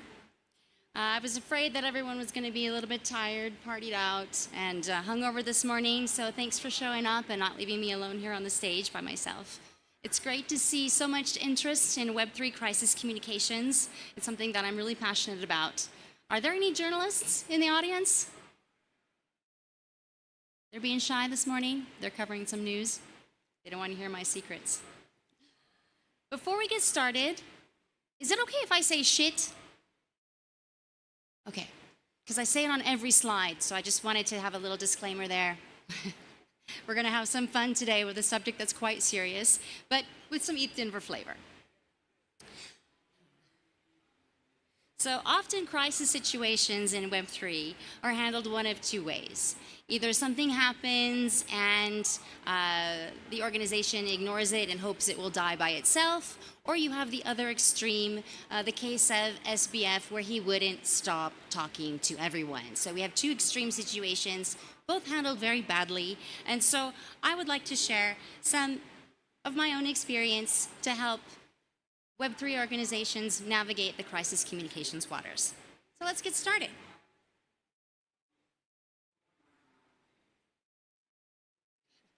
I've been through a lot of shit. First of all, let me tell you a little bit about myself. I'm originally from San Francisco, so I started my career in the Silicon Valley in 1997, Web 2, working in tech in the dot-com boom. I was a junior marketer working for a startup that had an office in Palo Alto and an office in France. And I thought, well, how cool is that? I could speak French at work. It was a very fast-paced, unfiltered, and toxic environment, especially for a young 22-year-old woman. Things that were absolutely not acceptable in the workplace were considered normal, corporate behavior. And when I spoke up about things that made me uncomfortable, I was told that I didn't have a sense of humor. Things were very different back then. There were no smartphones and social media hadn't taken off yet. But crisis communications have always been something that have existed in Web 2 and Web 3. So over the past 25 years, I've had a variety of marketing and communication roles in Web 2 technology organizations, ranging from startups to global organizations. On a personal note, I've been married for 23 years, and I'm the mother of 2 young adult university students. So there's not a lot that scares me anymore. I've been in Web3 since 2018 when I joined Consensus. Today, I'm head of marketing and comms at Mento Labs. We're on booth 219 next to the main stage. If you want to learn about real-world digital assets, come and talk to us. We'll be happy to tell you more. I'm very grateful for my Web3 journey. I'm also a member of SheFi, so shout out to my girls who heated up the stage just before me. Love. It's an amazing organization. I'm a media trainer and coach, so I work with spokespeople of all different profiles and backgrounds to help them feel comfortable speaking with the press and navigating through spicy situations. Some of you who know me personally may know that I'm a sailor, and I'm also known as Cowman.eth, but I'm called the captain. So the captain is also supposed to go down with the ship, but the captain is the one person in control of your boat when you're navigating through any situation. So I've been in the trenches multiple times in terms of crisis situations, and I just want to share a methodology I've put in place with you to help you navigate through spicy situations. And some of the organizations that I've worked through in the past in Web3. So, in Web3, shit happens every day. It certainly does. It keeps us on our toes.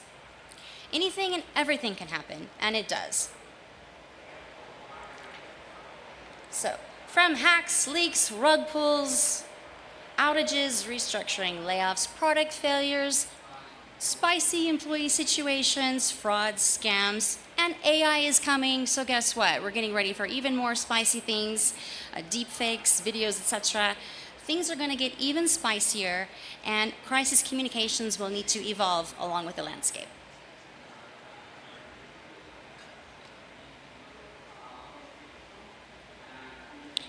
Why should you give a shit about Web3 crisis communications?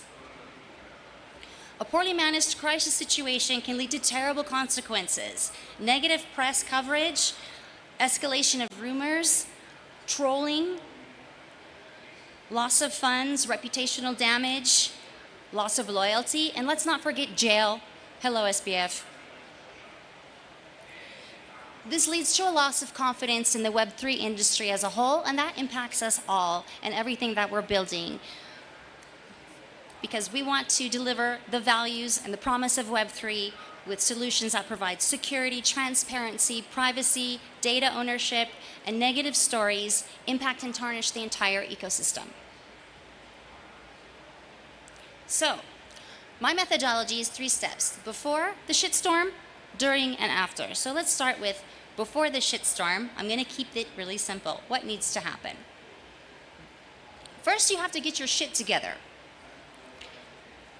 All spokespeople in every organization need to be properly media trained. You need to understand who is supposed to speak to the press on which topics, and they need to understand how to stick to their talking points. Implementing a crisis comm strategy is like taking out an insurance policy. You hope you never need it, but you should invest in one and be prepared anyway. So a crisis comm strategy is a blueprint that will help you define how to respond to a crisis situation with the proper procedure in place to protect your reputation. Key stakeholders need to be identified, and there is only one captain, one spokesperson to lead the organization through the crisis. The core team should have a brainstorming session to try to identify all the possible scenarios that could happen and prepare a list of spicy questions that you could expect and topics that you could address. This is before the crisis happens. The common goal for the team should be to prevent a crisis from occurring in the first place, or if a crisis does happen, prevent the spread of misinformation and negative press. During the shitstorm, here comes the crisis. Here's your dumpster fire. All of a sudden, you find yourself in the middle of this. What do you do? When the shit hits the fan, how are you going to know? How do you know you have a crisis?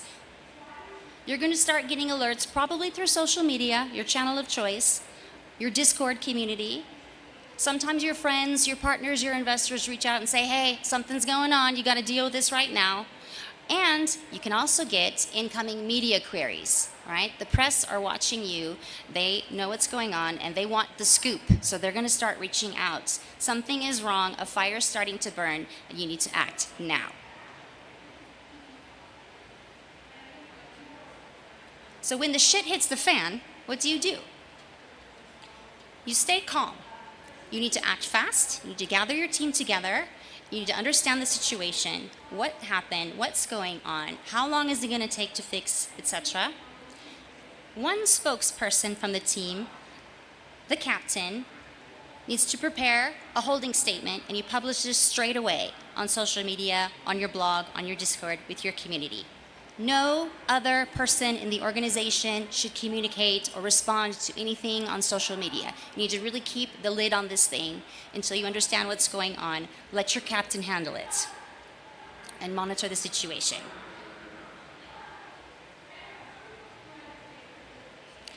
So here's an example of a holding statement, short and to the point. Wallet Connect was a victim of a phishing attack. A fake email was sent out, and they just put out a statement to their community informing users that there was a malicious site. So it's very important to be transparent on social media with your community as soon as something is going on.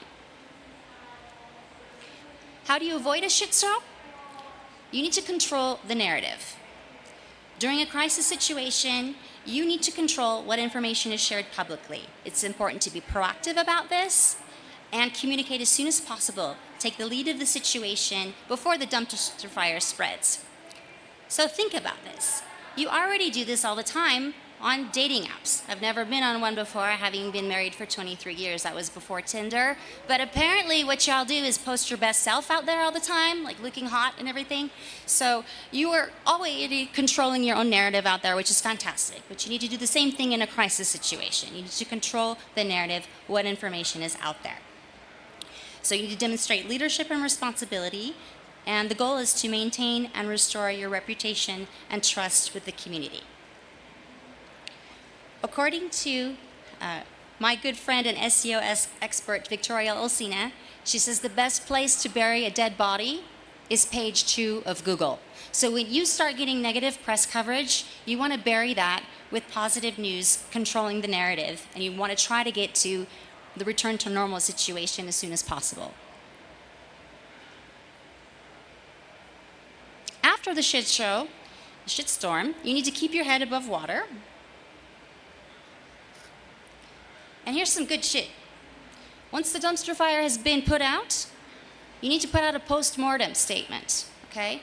So this is published on your website, on your blog, providing transparency to the community. What does it look like? It's a statement saying what happened, what was done to address the issue, how are we going to make sure it doesn't happen again? How are we going to fix it? And we need to move forward after this, right? A crisis situation is also a good opportunity to control the narrative and talk about what's next.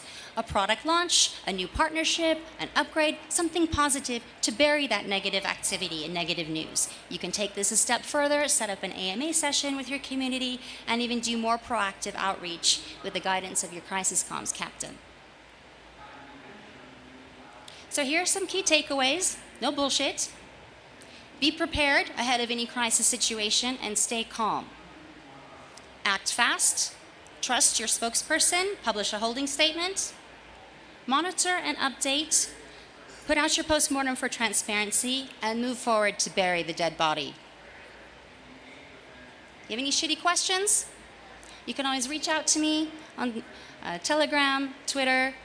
Scan my code. Come visit me on the booth. Happy to share more. Happy to answer any questions.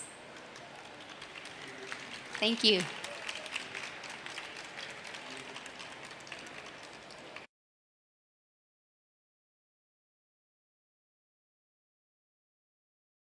Ash, you gotta yell.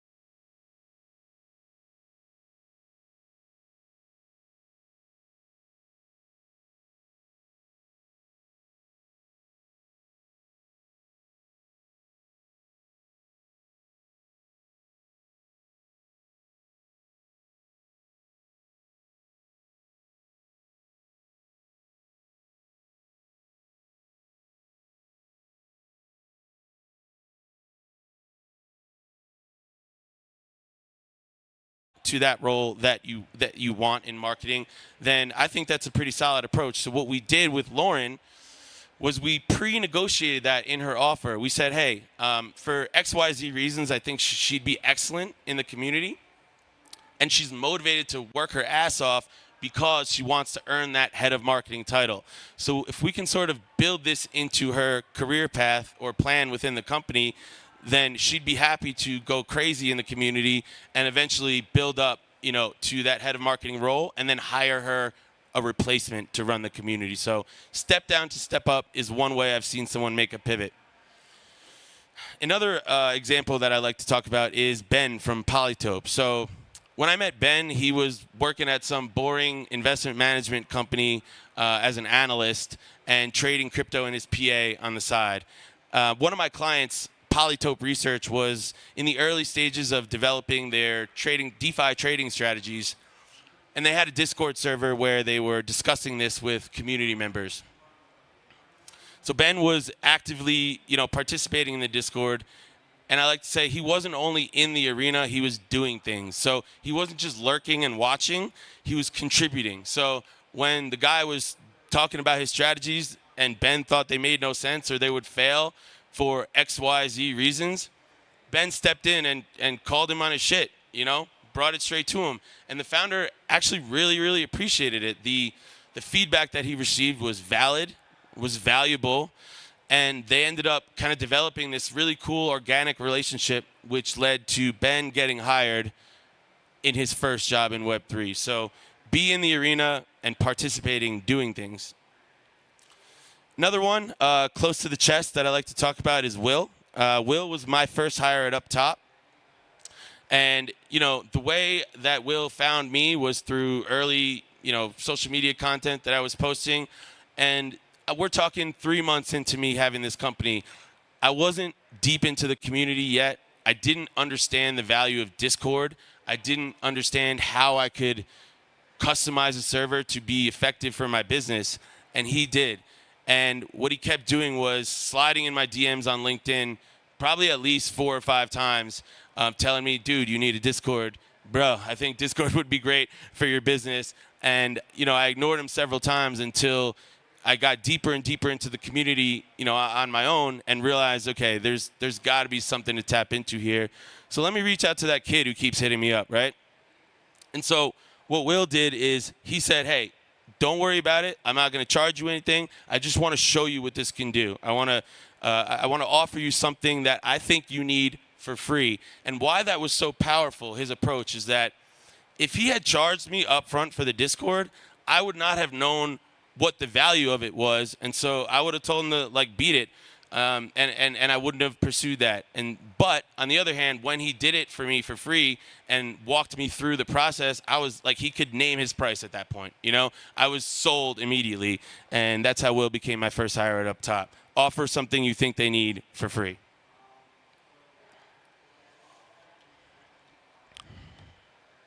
So, okay, continuing on. One mistake that I often see job seekers make is not having a strategic approach to their search.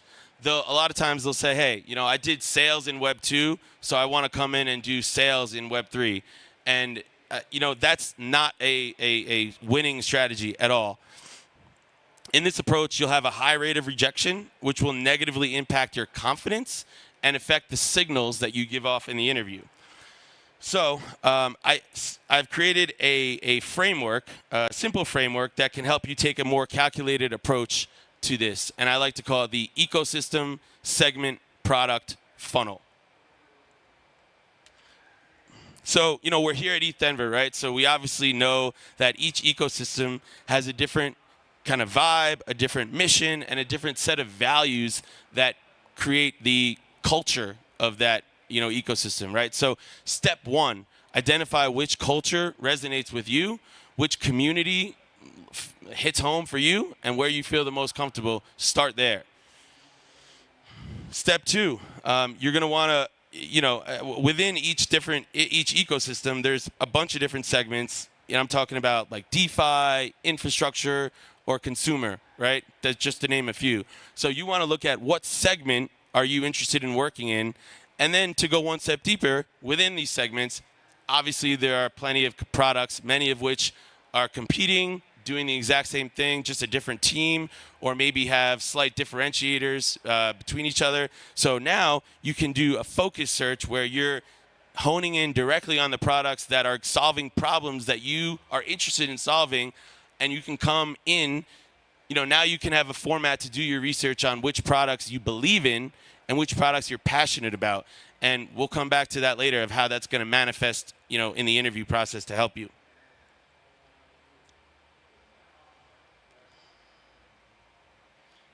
Cool.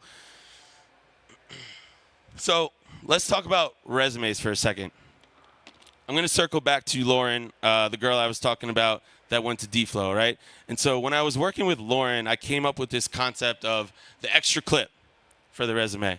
So what is the extra clip? So what I did not tell you when I mentioned Lauren is that on the side from her sales job at the institutional crypto company, she runs a fucking hilarious and amazing crypto Twitter Anon account, which has a ton of followers, a ton of engagement, and she's very influential shaping narratives and knows other KOLs and all these, and it's a very valuable tool for social media marketing, which is super hot right now in the job market. So what we did was we basically used that side hustle of her Twitter account and created a marketing kind of bulleted experience that similar to what you would put on your resume for a job that you had, right? So what you do is, now you have this Twitter marketing extra clip that you can, add on and load up the clip when you're applying for jobs that is relevant to, and kind of, plug and play where appropriate, right? So I think having an extra clip if you're making a pivot is a great idea. And if you don't have that, you'll be forced to customize it every single time for every job description, which can be really time consuming, and likely realistically people don't do that. So you'll probably just go with your boring CV 1.0, which will not be as effective as if you had CV 2.0, which is loaded with the clip.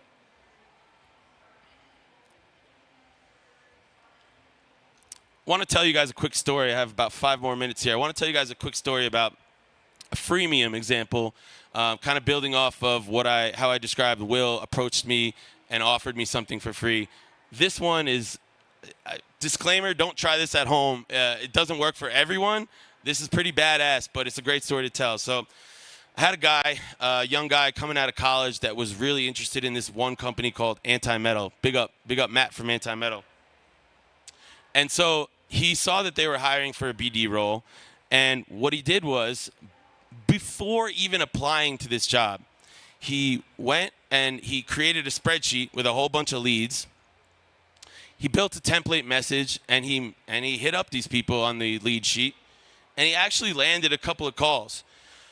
So one particular guy, he pitched, and the call went well, and the person was interested in the product. Again, disclaimer, I personally wouldn't want anyone pitching up top services that doesn't work for me, so this might not work for everyone, but it was really cool that the call went well with the potential buyer, and in his application for the role at Anti-Metal, he screenshotted the conversation, he sent over the spreadsheet with all the leads, and he shared details about how the conversation went and offered to make an intro to a client before he made an application. As you can imagine, he was hired within 24 hours for the exact job that he wanted. I just love to tell that story. I was so impressed by it. And be careful with that one, but it does work. And, the principle applies. Offer something for free. Give them a reason to talk to you, right?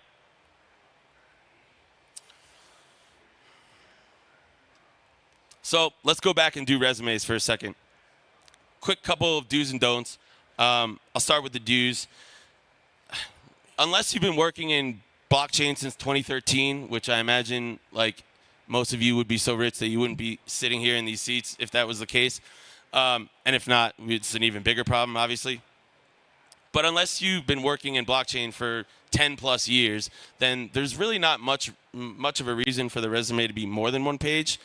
I think when you're able to be concise, it signals that you understand the context of the value you bring in relation to the opportunities that you want, and you know how to hone in and specifically talk about that.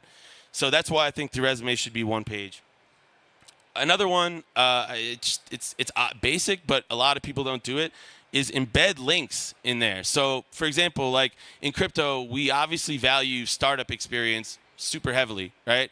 So when you have a career working with startups, many of them are probably unrecognizable. They're not name brands that people know, and that's fine. But in that case, embed a link so we can do our research quickly.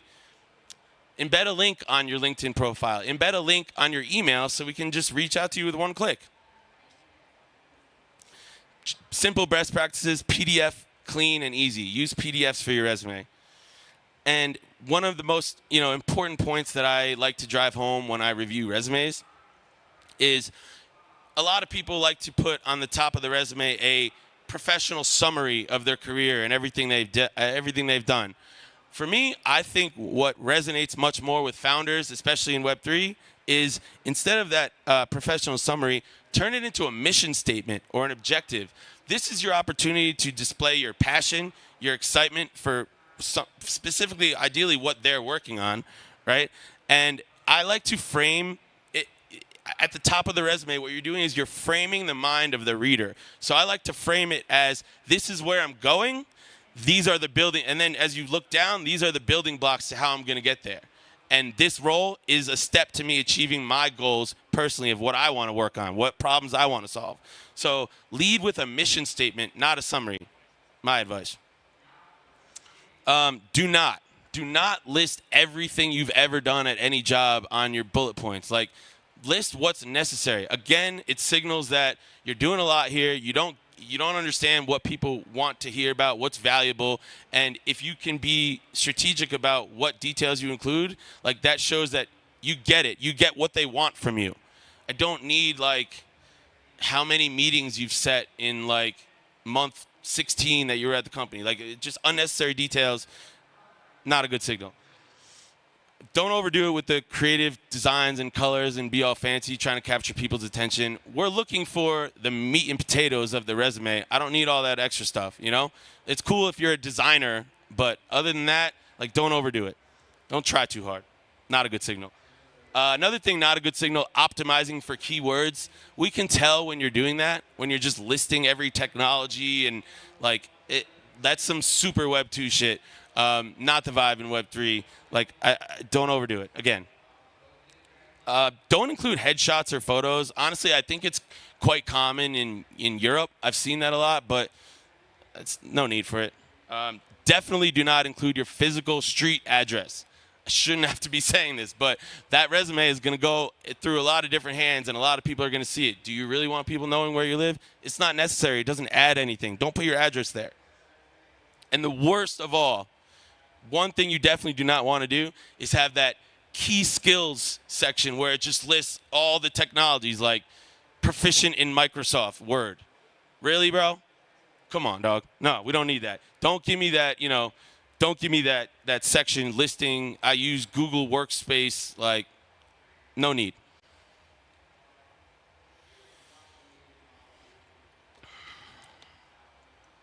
And so lastly, I'm going to talk a little bit about interviewing. So, I only have 30 seconds, so I'm going to run through real quick. So, okay, tell your story, we touched on. I think the most important, if I had to touch one thing from this slide, I think it's be authentic, right? And here's why. When a hiring manager or a founder is making a decision to bring you on, the number one factor by far that they care about is trust. Can I trust this person to be a good teammate, to be ethical, and can I trust that I can leave him with something, him or her, and they're going to do the right thing? And my number one tip, 10 seconds. My number one tip on how to do that is be vulnerable. Be confident to express your fears, mistakes you've made in the past, what you learned, and things that maybe you're afraid of going forward. Being vulnerable, everyone's felt that. Every founder, most people working in Web3 have taken a risk and been burned. That's actually a good sign. That means you have an entrepreneurial mindset. And again, to bring it all the way full circle, that's like something that it's an underlying principle that we can all relate to. Taking risks, and it happens that you get burned sometimes. So don't be afraid to be vulnerable. It's a chance to show authenticity, and it connects to the audience. Thank you so much, Eat Denver, for having me. Salute.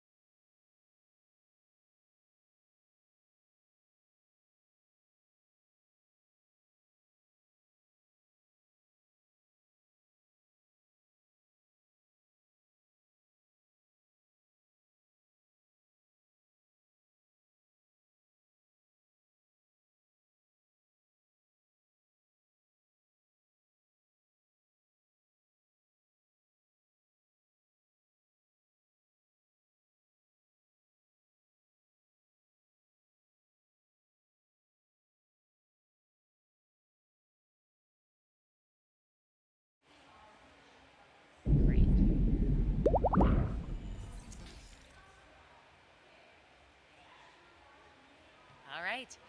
Hi, everyone. Can you guys hear me all right? All right, let's get started. Need this a little bit closer? All right. Good sound check? Okay. Hi, everyone. Welcome to this talk. We're going to be covering a very important topic, and it'll be your get out of jail free, because it actually is a topic and an issue and a concern in the crypto community that could end up with a 5-year jail penalty. So we're talking about the 650I reporting requirements that the IRS was going to put into effect in 2024. We got a little bit of a stay of execution on that, as I'll get into more in my presentation. But again, we're talking today about the 650I reporting requirement on any crypto transaction over 10K in value.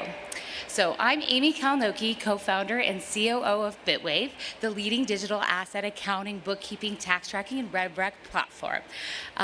So today, we're covering 650I, what the rule actually says, potential places where it might apply to crypto transactions, the issues and the ambiguity around how we'll actually be able to comply with this, because Form 8300 requires a lot of information that might not be available to you if you're on the receiving end of a 10K crypto transaction, and brainstorm some ways the community can help comply with this and address this and what kind of is going on currently. So, first, a little disclaimer, of course, this is not a replacement for any sort of legal or tax advice. This is not financial advice. This is really just educational. And as you'll see, the original date was to start in 2024, but the IRS has actually delayed that until further clarity and regulatory guidance can be figured out. So none of this is decided for sure exactly. The type of transactions that, there you go, a little light show, but exactly how it's going to apply to the crypto industry. So first, just to catch up, like, why is this going on? I mean, obviously, everyone's feeling good about the blockchain industry at the moment. Every single large company is thinking about it. We have the ETFs and institutions, and you see all the great builders here at the conference today. And with that growth in the industry comes additional scrutiny from regulators, which is a good thing. I don't think that we can really see mass adoptions for businesses or individuals using crypto without really great guidance and regulatory clarity. But what the IRS is trying to do at the moment is, it's a little bit of a round peg and or a square peg in a round hole situation. They're applying a framework from a 40-year-old law to the modern crypto economy, and it just doesn't fit. And we'll get into all the reasons why it really just does not fit for the moment we are right now. So I've already used a couple terms, but I just want to clarify what a few things. So I'm talking about Rule 650I, that's the rule, and Form 8300. So you'll hear me use both of those things, but just so you can keep it in your mind, the provision, the rule is 6050I, and the form that is required by that is 8300. All right, so let's go back in time. So this originally happened in 1984, and it actually was controversial from the beginning. But what it says is any individual involved in trade or business that gets more than $10,000 in cash in a single or related series of transactions must report that to the IRS within 15 days on Form 8300. And so what's changed? Actually, part of the infrastructure bill from a few years ago, the same one that included the broker-dealer rules that were very, controversial and didn't really make a lot of sense or unclear for the crypto industry. It also included updating crypto transactions in that definition of cash. And if you think about it, in 1984, if you were making a business transaction or any sort of transaction with 10K in cash, like, that is a big stack of money. And actually, inflation adjusted, I looked it up yesterday, that was about $30,000 equivalent to today's dollars in 1984 dollars. So think about just like walking around with a big stack of cash. It was likely, or maybe more likely than other types of transactions, to be a little shady. And so perhaps it made a little bit of sense that the IRS would want to have you report on why you were just walking around with a big stack of cash to do business transactions. Because even in 1984, people were doing wires and ACHs and writing checks. And so perhaps it made a little bit of sense. But you fast forward now to the digital asset economy, and you can think of all the different types of transactions in the crypto world: purchasing NFTs, mining or staking rewards, airdrops, you name it. It's quite reasonable and quite normal to have a transaction. Sorry for that technical stuff. A transaction that is over $10,000.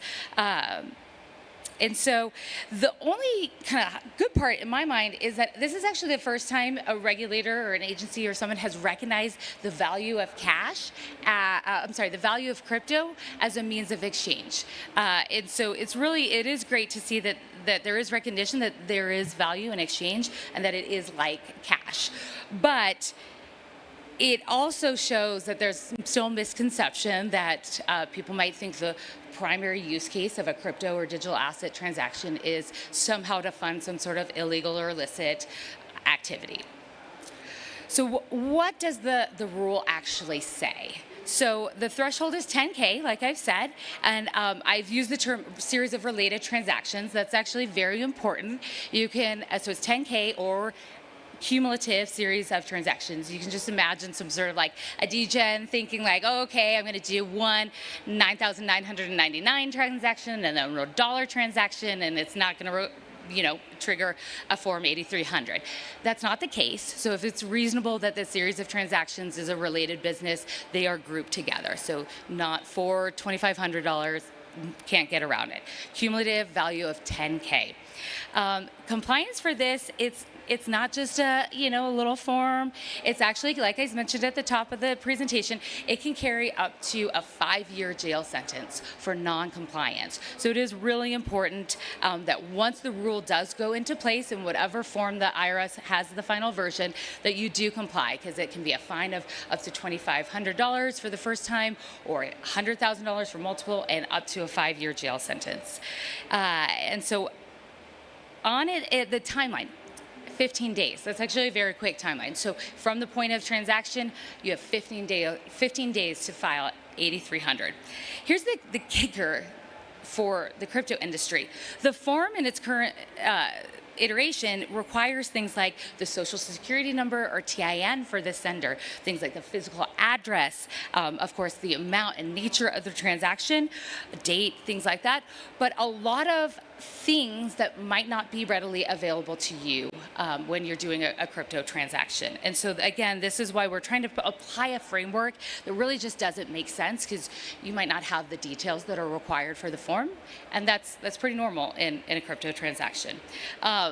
It was supposed to go into effect in January. Because of all the confusion and the basically inability for the current state of us to be able to comply with it, it has been delayed. So we are waiting on the final version.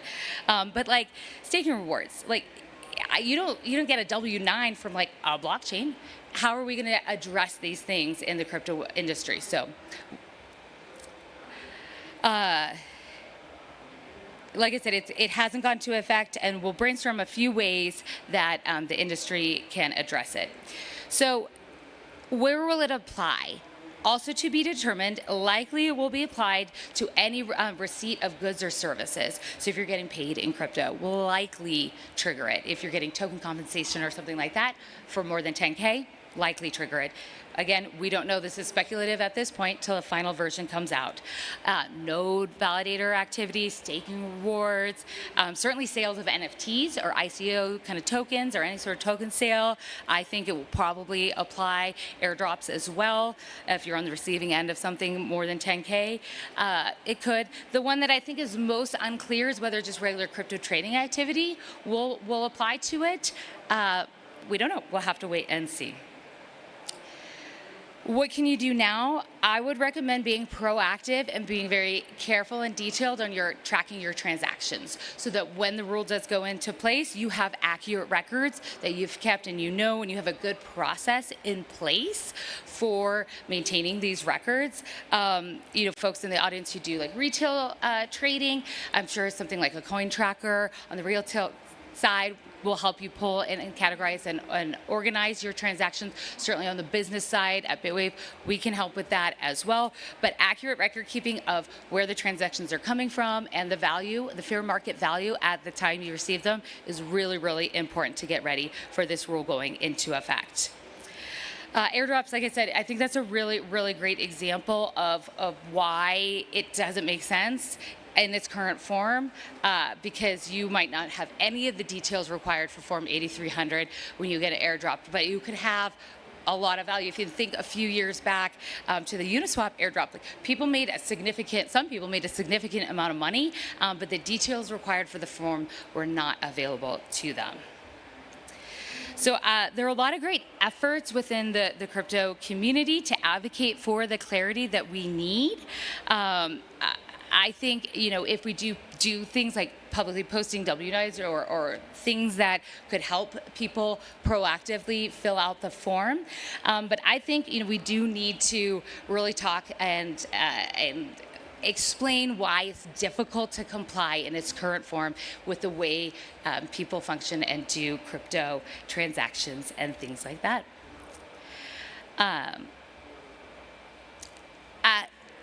It's a big privacy issue, I think. Actually, finding people's wallets, certainly getting their names and addresses, and it's not like banks. And so I've said it's really a 40-year-old framework that doesn't fit into the current regulation. And actually, Coin Center is suing the Treasury over this, and they consider it unconstitutional because we're not banks. So in its original form, you think about the folks who had to file the 8300s and things like that, it was more financial institutions than banks. And it was found that banks should have to have this requirement, and partially because they get special access to the Federal Reserve, and then it was therefore thought that they had additional burden to be able to ensure that USD, the dollar, is not used for illegal activities. So I guess you can get there from a privacy perspective that the trade-off for the banks and the burden of collecting all this information on any sort of 10K transaction makes sense. They're extension of the Federal Reserve and the government. But we're not. People are not. The same burden doesn't really make sense. I shouldn't have to know your social security number when we do a normal business transaction. There's unreasonable burden on us, and it is a privacy concern for folks. Again, I'm Amy from Bitwave. We do digital asset accounting, bookkeeping, and tax tracking, and I'm happy to take any questions.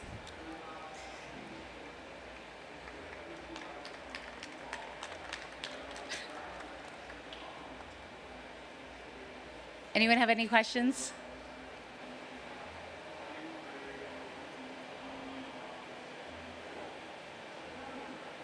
Do people generally agree that it is an undue burden, or the complexity of filling out a form at this time would be untenable? I mean, I'm seeing a lot of nods, a lot of heads. So again, I really think you should, write your congressman or work with one of the groups who are advocating. Certainly in the accounting world, there are a lot of people who are trying to explain why it is a proposed regulation that just doesn't make sense and is, quite frankly, perhaps even unfair, because there are so many reasons why a 10K transaction is for very normal and legitimate business purposes, and getting the required information is just a real hurdle for the growth of the industry and very normal payment rails in the crypto economy. So I think maybe I saw a question up there.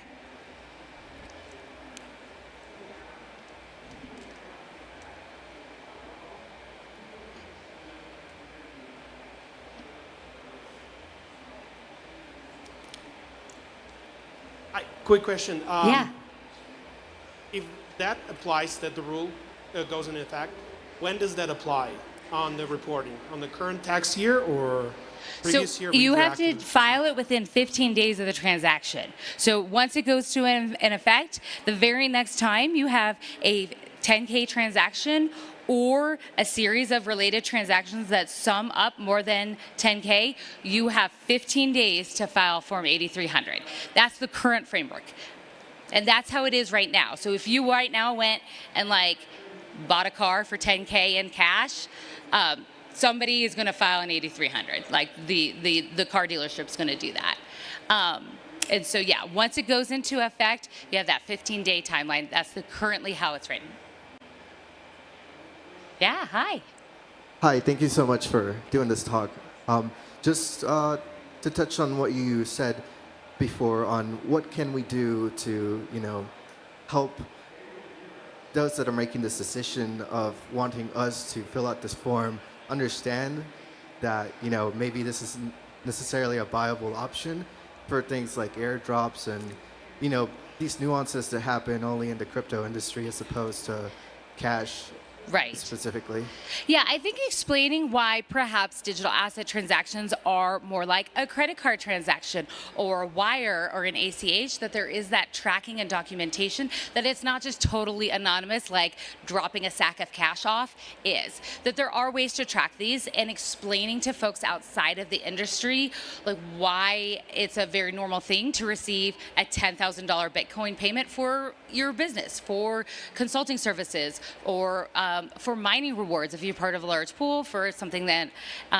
So I think both explaining why it's very common to have 10K plus transactions and the ways that it is traceable and trackable while still maintaining privacy. I think that's really important, because I think people outside the industry, they just don't understand. They think like it's, you know, we're so decentralized that it is just like a random bag of cash, and it's really not. There are ways to track and to have, you know, your public addresses and not your name and address and physical location.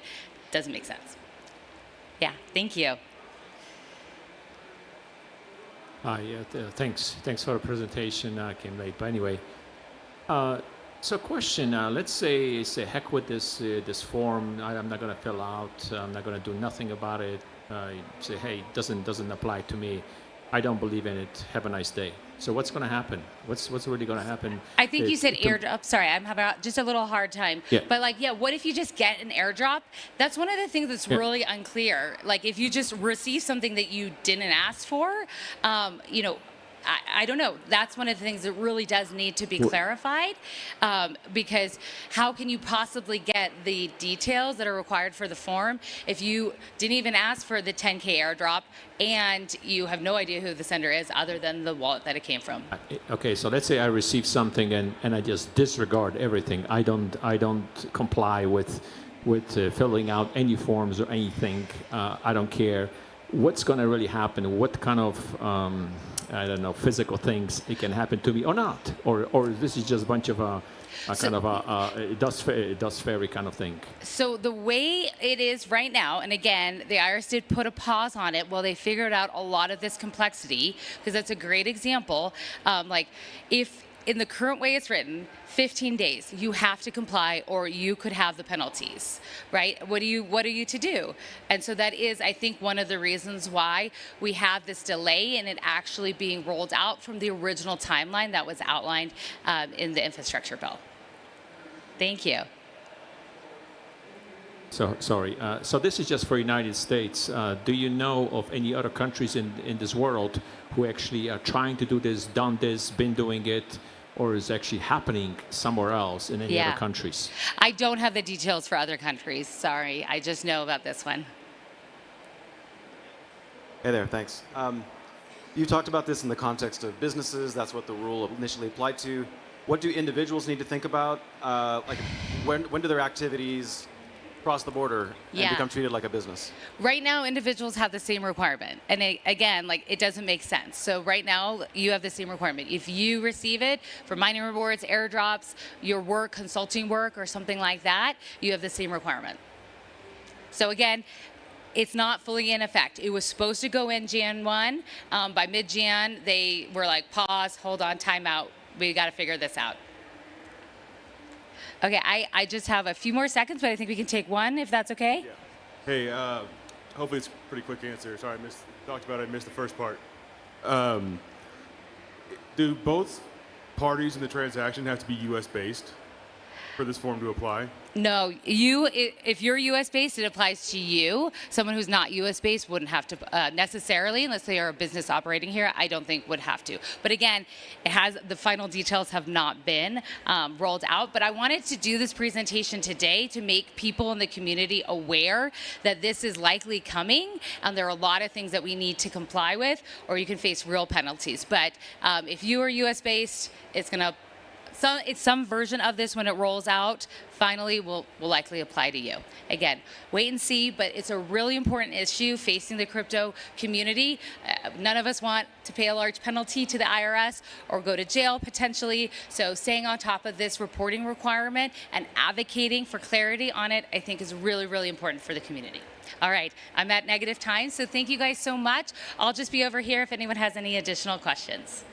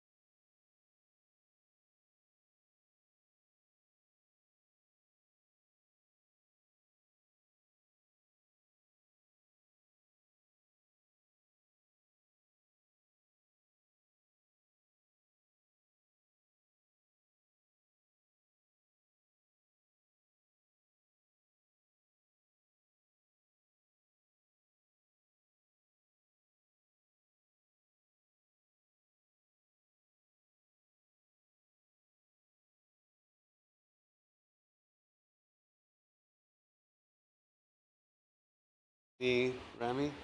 Test, test, test. Yeah. I don't know. I'd always. Mike's. Would you guys speak down to switch seats? Yeah. Yeah. Just so it matches. I don't know. It bugs me when I see this. You know. I agree. By the way. Yeah. Perfect. Thanks.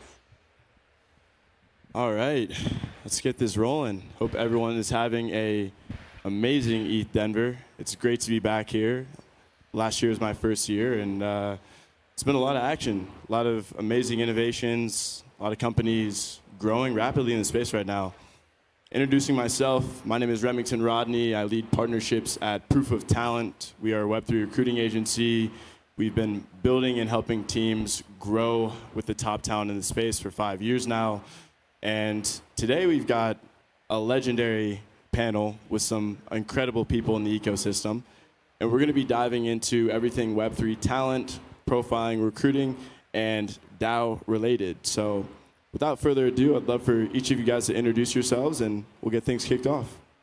Yeah, I'm Griff Green. I'm a prolific nonprofit founder in the space, Giveth, Common Stack, DAppNode, General Magic. Currently, we have a team between like kind of the amorphous products and companies that we organize together, which kind of collectively call the Giveth Galaxy. We're about 60 people, and of course we're hiring. So recruitee.giveth.io if you're interested. Yeah, hi everybody. I'm Benoit Koulesha. I'm the founder of the Web3 Talent Fair. It's an event happening every year in Paris during the HCC Paris. So it's an event where we connect talents and people who are builders and looking for awesome talent in the Web3 space. And from that event, we have launched, like very recently, GoodHive.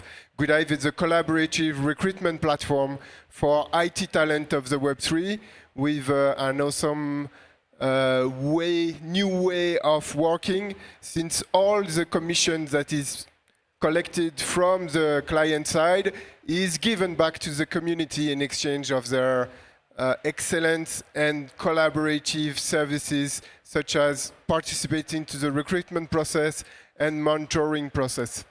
So I'm very happy to be there, especially among those guys. And yeah. Nice. Hi, I'm Amanda Kelleher. I'm the Chief People Officer at Consensus. So we're a leading Web3 blockchain software company. So you might know some of our product suite in terms of MetaMask, Linear, Infura.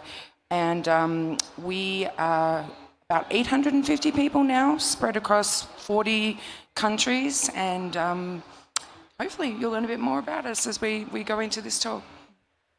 Awesome. Thank you guys so much. And yeah, each of you guys have very diverse backgrounds and work within different company sizes, different sectors within the ecosystem, which is really exciting and can add to a lot of wealth of knowledge within this conversation. Prior to jumping into, I guess, the recruitment side, I'd love for you guys to share more about your journey into Web3, right? Some people here might not be full-time in the space. You know, everyone came from a different industry before we got here. So yeah. If you want to kick it off, Griff. Sure. I was a chemical engineer by training, but somehow I ended up with like the first blockchain degree ever, which was a master's in digital currencies in 2016. But like that really didn't matter for me. I was my first project was the DAO back in the day, and actually a week after the DAO was hacked, I went and collected my diploma. So didn't really matter. But yeah, and I've just been floating around in the public good space, really trying to figure out how we can build something better than governments. I got into this space because I hate the banks and I hate the governments. However, I'm not like a violent overthrow kind of a guy. I'm more of like a transitionary, like how do we peacefully evolve products that are better than the banks and better than governments, so that we can slowly be better. And that's what excites me in the space. That's what all my products are focused on. All the things that I do are kind of in that direction. Yeah, actually, Griff was one of the guy I followed the first in the beginning of my Web3 journey. To begin with, I was working in finance, so in a regular company. I was an exec in doing some M&A. But after a while, I wanted to create something, to be entrepreneur. So I joined a project on the sharing economy side. And on that project, we were thinking how to share the values that we were creating with the rest of the community to earn the preference of the community and to get more value coming in thanks to this reward mechanism that we would create for the community. At that time, we were thinking about equity, how to share equity with the community, but it was very difficult in terms of regulation, in terms of perceived value for the community. And that's at that time, around 2015, 2016, that I started to be aware of what was the Web3 and how we could take advantage of the smart contracts to create some new methodology, new process to spread the value among the community. So after a while, I started this project, like gathering talent, creating a community of talent, and we believe that this is the main pain of the ecosystem is to find the right talent and to bring more talent into the ecosystem, so that we have created Good Hive. And once again, Good Hive, the idea is to give back all the value that is created to the community in order to gain their preference. So this is a kind of achievement of the initial target that came from the sharing economy to the actual things that we are doing. Amanda? Okay, well, great backgrounds. I'm trying to think about what's interesting about mine for everyone. I have actually spent my entire career in the tech space, and that was very, very much by design, because when I was getting my first job, something in my head said to me that if you want to do something innovative, if you want to be progressive, no matter whether you want to be in a support role or a technical role, you're going to have to be in the tech space. So that's what I did. What's interesting is when I went to a company called ThoughtWorks, and I was there for about 10 years, and that was really at a time, now I'm going to show my age, when Agile was coming in. So I was actually working in the company that Martin Fowler, who was part of writing the Agile Manifesto. We also had the emergence of the DevOps scene. And what was really exciting about that was, from a human capital kind of perspective, we had to really figure out, am I doing this right? Yeah. Figure out this new world that we were moving in terms of skill sets that didn't exist in the marketplace, and how we were going to get those in order to actually keep at pace with the changes in technology and software development practices, etc.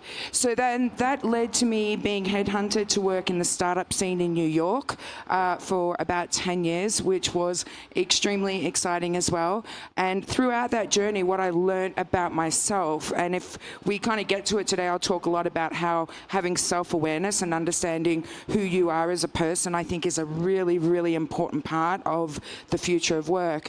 I realized that I'm extremely mission-driven, and that the companies that I needed to work for didn't only have to just be in tech, but they had to be mission-driven. And so as I made my last step 4 years ago, it was sort of a no-brainer for me that that's what Consensus was going to be. I really wanted to be part of something that what they were building and what they were doing was contributing to make the world a better place. And that sounds a bit corny, but it's true, right? And so for me, it's tech and being very mission-driven is what's kind of driven my career to date. Amazing, yeah. I think the commonality between each of you guys, right, is the mission. And I think if you're coming into this ecosystem, you need to understand what that is for you. What impact do you want to make? Obviously, like Griff said, with the banks, unbanking, giving resources to people that did not have that in the past, you know, and that's a beautiful thing. Serving the different crypto communities within talent, you know. I guess let's dive into the trends right now for talent and recruitment. The market is very different than how it was in Q3 and Q4 right now. Things are looking very bullish. Starting out with Amanda, like, what are some trends you're seeing at Consensus right now for the talent and hiring ecosystem? I mean, I don't think it's exclusive to Consensus, but I think the thing that we need to all get our head around is that the total addressable market of talent in Web3 is not that big. And as we move back into this more exciting phase of the marketplace, we're going to be once again in a position where the demand for talent far exceeds the actual amount of supply that we have. And so we're going to have to be extremely, extremely comfortable with hiring folks from non-Web3 backgrounds and making sure that we have the practices and the ability to support that within organizations. I think that DAOs, if there's sort of an emerging trend, DAOs were starting to pop up the last time we were going through a hyper hiring mode as a way that we were sort of seeing Web 2 talent who are sort of intrigued about the space were going into DAOs, which is quite a safe environment for them to kind of start to get their head around, understand, and then companies were also hiring out of people who had participated in DAOs. And so I think it is our responsibility. Like, if I think about my number one responsibility is, if we believe in this ecosystem, we believe in what we're doing, we've got to bring more people in. And so all of your practices and everything that you're doing, you've got to get your head around that. Because if we're not developing the talent, we're fundamentally not developing our ecosystem. So. Yeah, I want to second her on this, that like, I've seen these cycles so many times, and it starts where, like, right now we're at the end of, oh yeah, there's lots of people with Web3 experience available. You know, this is like, we just had, in my opinion, assuming the 4-year cycle, and if the cycles are the same as they've been, just on the hiring cycle, those were probably the last set of layoffs in the last few months. So there's good people with Web3 experience out right now, and I know my hiring team is like, we got to lock down the leadership now, because it's hard to onboard leaders from Web 2 to Web3 directly, has been my experience. It's really nice to have someone in the leadership position with Web3 experience. And so if you are hiring for leadership positions, this is your moment. You got 2 to 3 months left, assuming the cycles are the same. And then they're gone. The good people are gone. And you have to really focus on converting Web 2 good people to the Web3 space, and having internal systems that can really train people, giving your leadership the time and taking away some of their responsibilities so that they can train the Web 2 people that you're bringing in. There's a lot of techniques you can use, but I think that trend is really important for everyone to follow if you're in this space. Also, I kind of see a few trends with the DAOs. I've noticed that DAOs are really not, the meme of DAOs is broken. This idea of like a leadership-less organization that, everyone just kind of does stuff, right? But a new meme is kind of forming of DAOs that are fostering leaders and giving leaders the tools they need to be leaders within DAOs. And so really focusing, especially if you're in the DAO space, on, is this person a leader or an executor? You need both, of course, but you really need to give people within DAOs that leadership position, and those are the DAOs that are successful, the ones that can foster leaders and help them take on a crew, do their thing, with the DAO being more of an accountability measure than a decision-making process. Yeah. To go in your way, I can give a few figures from the last cycle. So starting in 2020 to 2022, the number of jobs there have been multiplied by 8, in 2 years.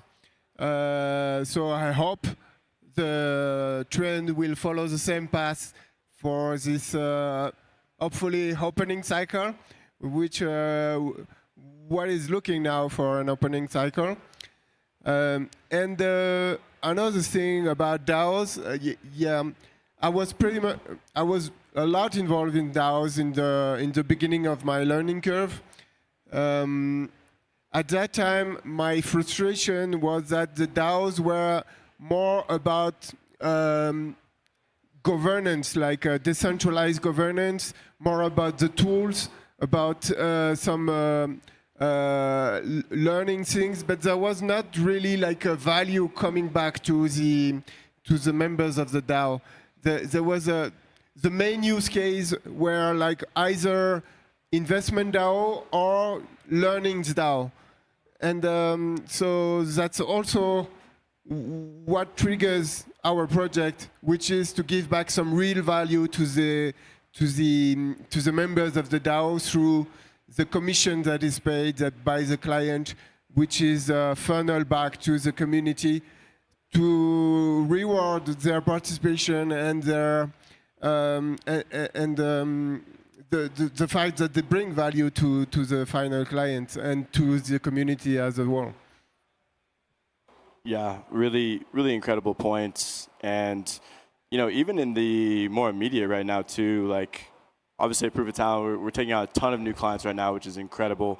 We're seeing a ton of new non-technical roles, which is another great signal that companies are reaching a level of maturity to bring these products to market. They're finding PMF, they want to get in the hands of other partners, other businesses. So really love the points that you guys made. And I think you guys brought up DAOs as well. And I want to dive into the future of work. What does the future of work look like for the Web3 industry? Griff, you want to start on this one? Sure. Like I said before, it's really about fostering leaders within DAOs. I feel like the future of work looks a lot like the startup scene. Entrepreneurs coming into ecosystems and economies and really making a name for themselves there. Having this freedom to work from anywhere. Be your own kind of entrepreneur inside of a microeconomy or microeconomy compared to like normal economies, nation state economies. And so right now, like you were just saying, there's a lot of this, people think you have to be really deep into tech to come into the crypto space. And it's just not true at all. I'm pretty sure almost all crypto organizations that I know have, not all, but any organization that has more than 30 people is over 50% not tech people. It just, the BD, the marketing, these other systems are really critical. So it really takes a village. And so don't be discouraged if you're not a tech person. That's going to be important. As far as the future of work goes, there are a lot of structures in place in like normal HR scenes that just don't jive with the vibes of a DAO, right? Like within these leadership structures, I do think that there is like the leader who's got to own their own team and be able to hire, fire, and have a lot of agency within the structure, or within the organization, which generally is not how larger organizations are run. So I like to see this like small squads attacking things as a potential trend that seems to be having success within DAOs. But also, there still needs to be a lot of internal communication, and forum posts are not going to do it. So I know with Giveth, we have systems like Buddy System, where instead of having like, of course you need these what do you call it, like retrospectives and feedback cycles to be built into your DAO, but there's not always this clear hierarchical structure where you have like the leadership who then is the line, a chain of command like that. That's so clear. So we do kind of a buddy system where peers are reviewing each other anytime, and along with like 360 review cycles where where anyone can give reviews to anybody else. And we still have like a mini squad within our organization that is making sure everyone is playing those games, right? It's like a different kind of HR, because if you just leave people to themselves, they're not going to fill out the review form on the people they work with. There's not, right? So you still have to always give people responsibilities and hats to make sure that the organizational structure will function. These things don't just sprout themselves up. We can rethink it a little bit, but the roles always need to be there, I would say. I'll pass it though. Yeah, so still a bit of numbers. As you said, in the space, if you look at the job offers all across the space, there's only like 40% of the job offers who are for IT positions. All the rest is marketing, HR, design, regulation, compliance, all of that. So there's a lot of different needs in the space, and anybody can find his fit as long as they are passionate about Web3, and they will find some very interesting jobs, because when you enter the space, you are making it growing, and you are participating to the growth of those ideas of decentralization, which is, in my mind, what the future of work is looking like. The future of work will be decentralized. It will bring more freedom to the workers. It will help to spread the value across in a much more fairly way to the one who contributes to the creation of that very same value. I strongly believe that this decentralization will happen in more and more vertical of the economy. The traditional structure, like the company structure that we have known all over the 19th and 20th century, are still a good future, but definitely the new organization will be more and more decentralized, and it will be more effective because people will be more willing to create value, since the values that they create will come back to them. And one more thing is that we have today, among employees, workers, all across the West at least, there is a strong feeling of disengagement. Like, I don't know the statistic in US, but in Europe it's like 90% of the employees who say that they don't find a meaning in their job. They are disengaging from their job. And with this decentralization happening, I think it is bringing back a lot of interest and value to people to work and to create value for a larger goal. In this case, I think all of us, we are looking forward to bring decentralization more and more to this world. And yeah. And I just want to jive off that really quick, because along with that decentralization and increase in agency, there's like a responsibility on the individual to like set their own boundaries. It's really easy when 90% of the rest of the world is disengaged, like 80% of the crypto space is so engaged that they cross their own boundaries with their partners and their families trying to work all the time because of remote culture and various things. So having systems in place to make sure that people are setting their own boundaries and not burning out is like really critical. Yeah, I think that's interesting. Going back to some of the things that you spoke about, Griff, the first time, what is really interesting is a lot of those practices you're employing are being pulled from what were originally software development practices, right? They came out of the Agile movement, so that's where we first sort of started to see them.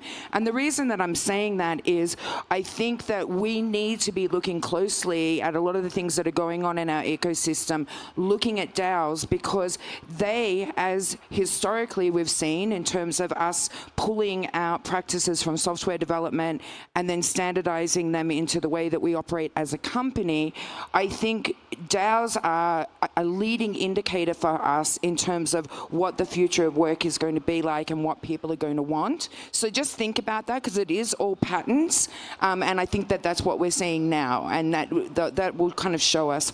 I'm going to really go out there. I firmly believe we are moving into an age of community, and I think that the actual fundamental relationship between employer and employee is going to completely change. And that is it will impact how we do compensation structures. It will impact how we do learning and development. I think organizations as they exist today over the next sort of 3, 5, 10 years are going to look completely different. And I think we need to look at the way DAOs are operating, the way that the people in our space are working right now, and use them as leading indicators of what is motivating them, how they want to be compensated, the kind of work. I actually think you were talking a little bit almost like squads, right? Little pods of groups working together. I'd even push it out even further where it's not even teams. I actually see a world where everything is more project oriented, and so here's a project, we'll promote it, and individuals will drop in and drop out based on their skill sets, their preferences, their strengths into multiple different projects that might be existing within a company. So I actually think we'll move away from that kind of team concept and more into kind of a project oriented. So I'd encourage all of you to be thinking about really pushing the boundaries in terms of your thinking about what the future of work is going to look like, and it's going to change everything that we're doing. I actually think HR teams will start to look and operate much more like what you see DevRel and community teams operating like. So DevRel and community teams are actually engaging with your external audience, and then I think you'll have a similar kind of team inside that is focused on the community within a company and building those kind of practices. So.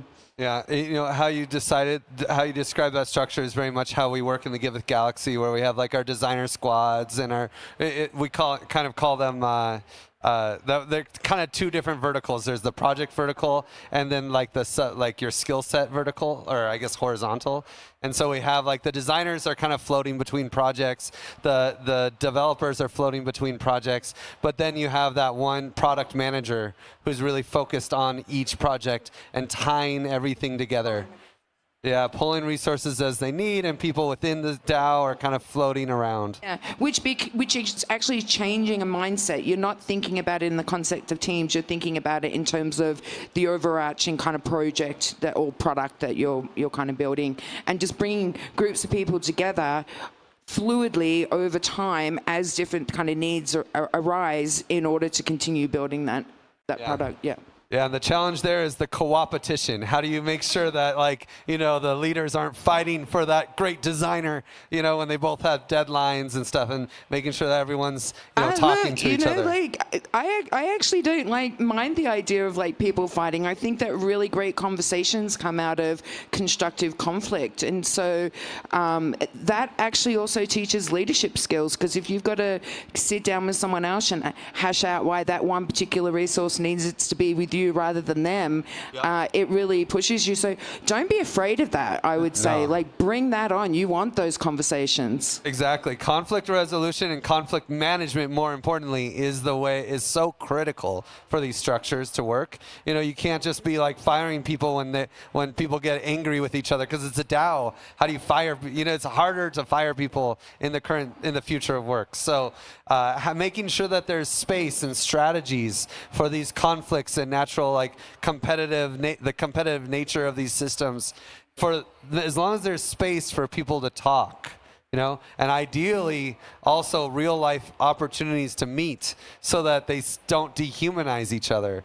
These things are so critical. And that's what I was getting at, is that I think everyone needs to be thinking about this as an age of community. And I'll say it again, community. We're no longer companies. We're no longer trying to control people.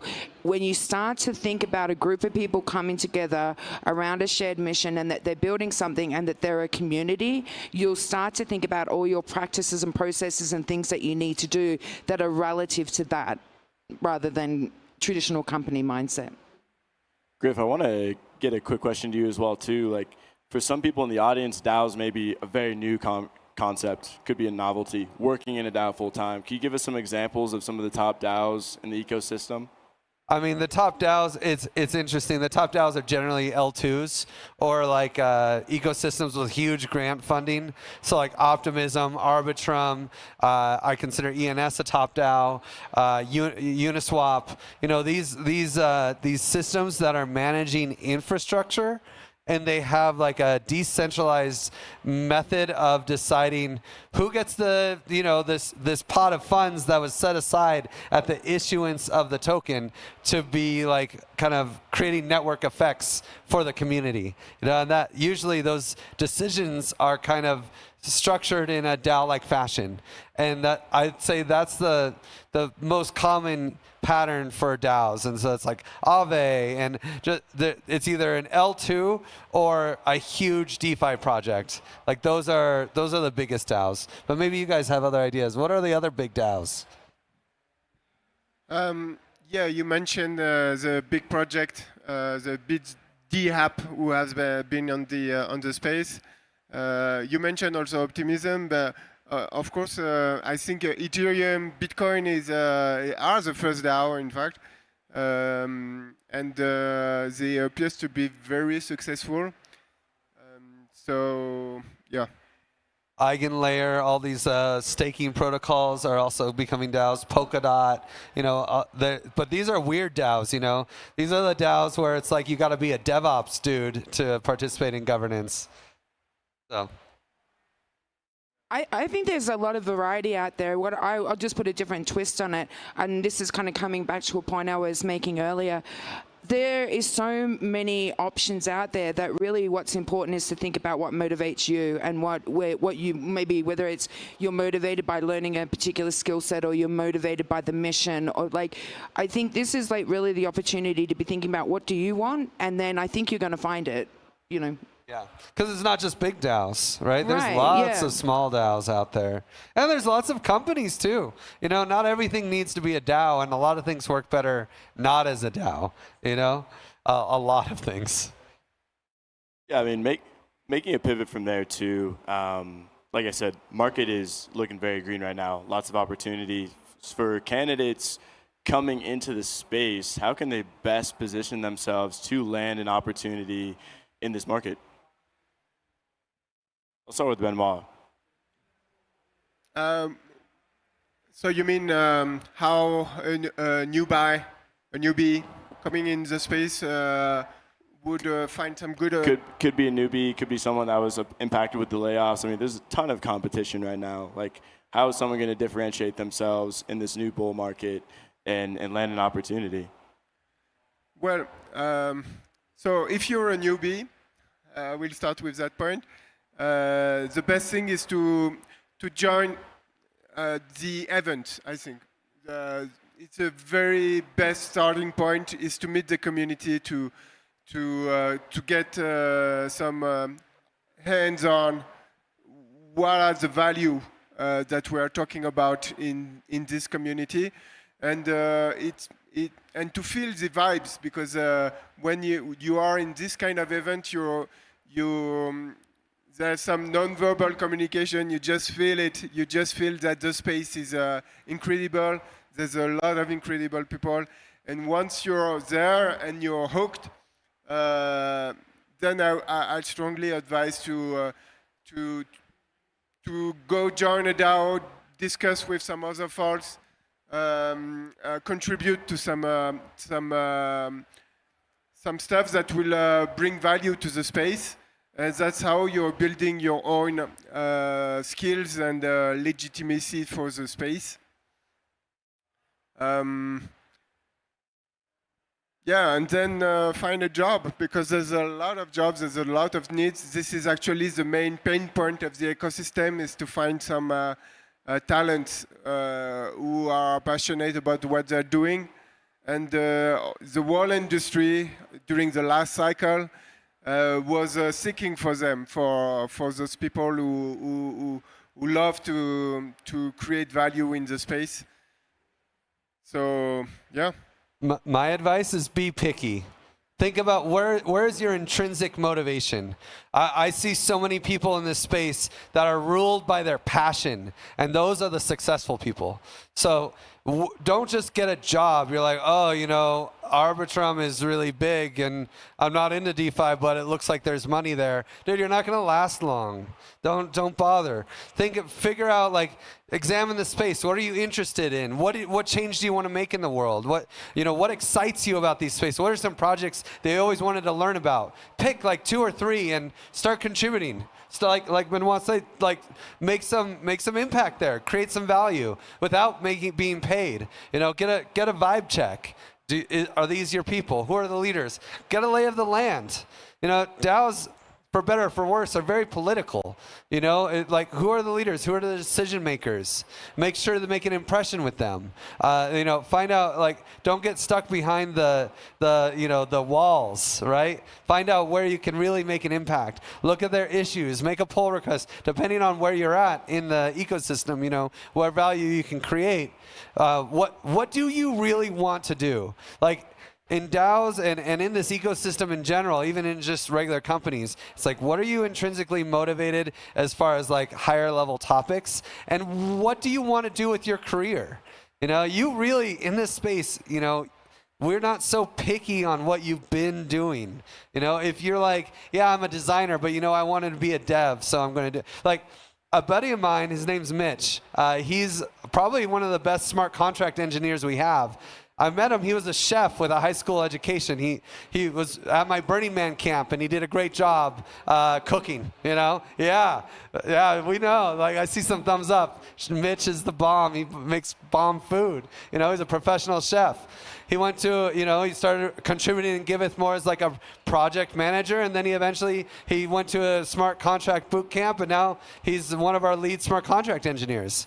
Where do you want to take your career? Make it, you know. This is an ecosystem of agency, so you got to take it. You got to take it yourself. I feel so hyped up now. Like, what a pep talk. I think the important thing here is that no matter what role you do, you have highly, highly transferable skills. So whatever you're doing today, if you're in Web 2, chances are that exact role exists within Web 3. I think my number one piece of advice, because we are going to be, like we said earlier, moving into a phase where we're going to be hiring more out of Web 2 than we are anywhere else, is you have got to demonstrate a basic level understanding and passion around the ecosystem, right? If there's just like one thing you do, that's what I would say do. Like, your skills, your capabilities, whatever, it all translates. There's no problem there. But be passionate about the ecosystem. Lead with curiosity. You're not going to learn it all. Be kind to yourself. It's really hard to kind of get your head around. But pick one kind of like aspect of it, learn it really well, have curiosity, and then just go and like apply for the roles. But that would be my number one advice. But also what Griff said, like, actually, like, make sure you want to work at that company and do that actual role that you're applying for, because that's really important. Reflection, right? Coming into this space, it's a wild, wild west. So, like you guys each said, take the time to truly reflect on what aspect of the ecosystem gets you excited. Okay, you're gonna wake up every single day excited to build towards this mission that we're all building towards as well, of decentralization. So with that being said, I know we've got about 9 minutes left in the panel. I wanted to just open up the opportunity for any questions that you guys have. We have incredible leaders on the stage, co-founders, executives for some of the top companies in the space. So just want to give you guys that opportunity.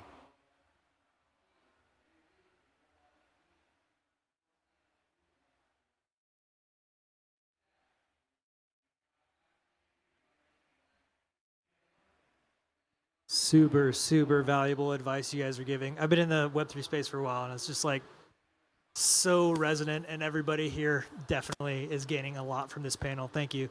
I think that there's probably, at least from my experience, and I know people that I've talked to, it's like cutting through the noise of just feeling like you're throwing your resume into the abyss and hoping that like some sort of algorithm picks up, you know, the keywords that are going to, somebody's going to care about. Like, what is your advice for cutting through, other than, which was great advice, to just start contributing and start showing up and be there, like whether it's in IRL or whether it's in the forums or whether it's in the Discord, whatever it is, in terms of the application of putting, you know, your resume out there, your LinkedIn profile out there, whatever it might be. What are the mechanics that you think are most effective? Oh, I'll jump in. Yeah, you're right. I mean, I think that these applicant tracking systems, and unfortunately, we need to use them because we do get a load of resumes, in particularly like right now. But what I would say is, so always do that. Like always, like put your application in. Like that's really important. You need to be like in that system. But going back to sort of the notion of community, and community also a big kind of basis of that is relationships. And so I think any way that you can be establishing relationships within the wider ecosystem community, I think coming to events like this, participating in hackathons, any way where you can be kind of like interacting and contributing within the community will allow you to then build either an online or an in real life kind of relationship, and then you meet, you know, more people that can then complement kind of like putting your just putting your resume forward. But I think the relationship bit, which is really interesting because I think for a long time we moved away from that and went more down the applicant tracking kind of thing. I think that it's coming back, and building those relationships is really important. I love memes, personally. I just love memes. Throw a meme in your resume. Do something to make yourself stand out. What makes show off your passion? You know, everything else that we said here, you know, in your cover letter, why do you want this job? What makes you intrinsically motivated to like do a good job? You know, I can't tell you, you know, it just sucks, but the reality of hiring is you get a lot of duds. And the duds are there for the 9 to 5, collect a paycheck, and extract. What makes you not an extractor, right? That's what you got to prove to people. Getting through the first, like always apply. You have to apply. No matter what. Even in Giveth, we're only 60 people in the galaxy, but you know, it's kind of like this interesting. At least from us internally, it's like you have to apply. But then, you know, the HR crew, the people reviewing the applications, if you have the skills and you match the job description, you know, then you'll probably make it to across the front lines. But also the person, at least the way we do it, we usually have like a person who's kind of in charge of going to be that person's like onboarder, who they're going to work with. And so they also kind of get to look at things. And if they're like, oh yeah, I've seen that guy's handle, you know, I've seen this guy, you know, I've seen him float around. Like that's going to get you past that initial phase, you know. So I also think social media is really important. I can't tell you how many people don't add their Twitter account. Like, dude, like I want to check out your Twitter. You know, like it's crypto. You got to have a Twitter. You know, you got to be active in the space to stand out. You know, and if you don't have a Twitter account, like I don't know where you stand on some of the cool shit that's going on. Yeah, I think one of the most critical things to get higher in the space is to develop your own network, because there is a lot of referral things happening in between professionals in the network. Yeah, participating in this kind of event, doing hackathon, putting on your resume some training, some proof that you have gained some skills about the ecosystem, plus the network will almost certainly guarantee you a job in the space, especially if we're coming back to a bull market now. There's lots of interesting certification programs like the Token Engineering Academy. You know, you put that shit on there, it looks good. Thank you guys for that. A lot of great answers there. I know we've got one more question. Yeah, first off, thank you for the shout out on optimism. Love optimism. Been there for a while. Closer. So I'm in an age where I get a lot of mentoring requests. Like I'm the only degenerate among my friendship group, and all their kids want to get into crypto. I mean, it was really great advice. Is it the same thing for a college student who doesn't have a career, get into a project, participate in the DAO, and then, make your move to try to get some kind of more formal employment? Or is it something different for a college-age student? I think it is different because it's hard to hire a college-age student to be a leader. It's good to have leadership experience, so they have to come in. I would say they come in as executors. I'm sorry, are you specifically talking about someone who wants to move into the space or a college student applying?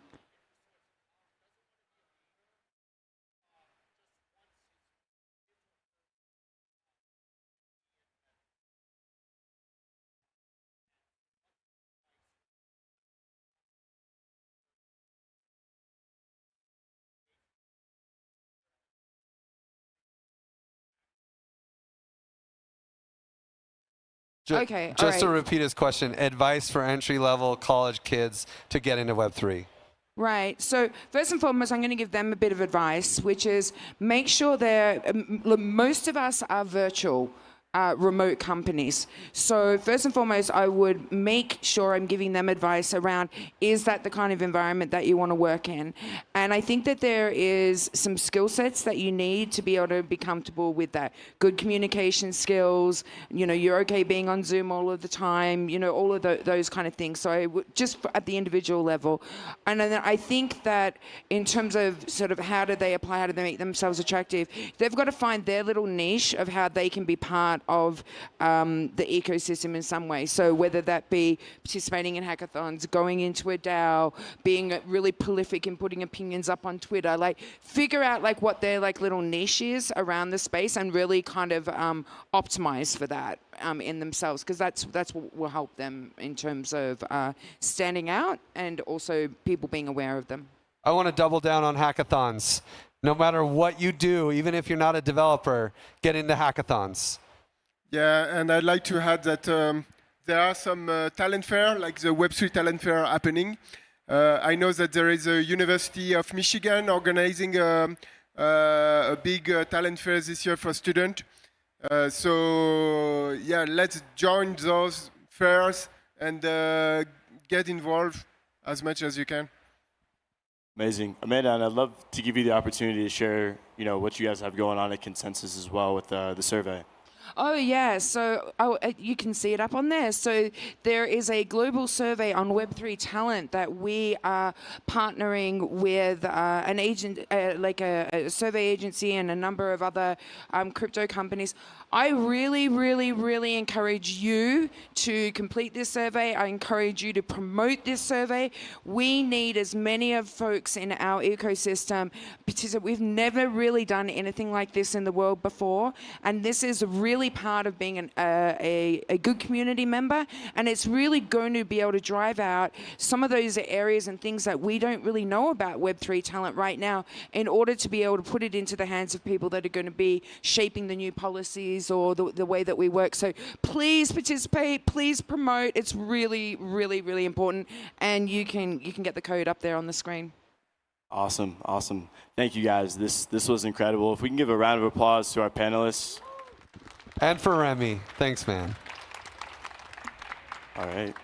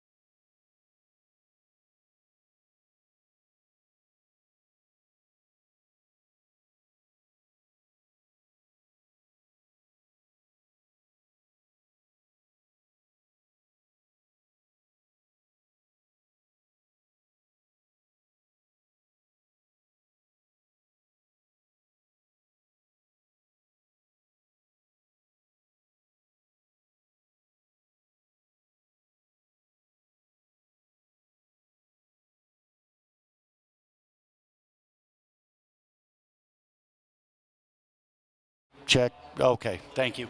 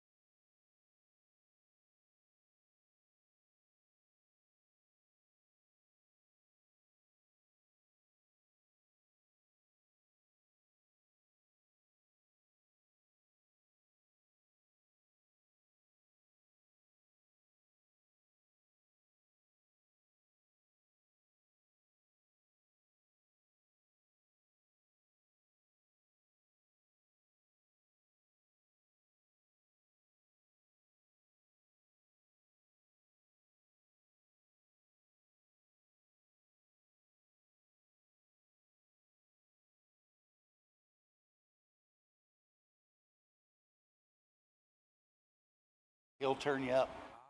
Okay? Yes, thank you so much. It's on. Check, check.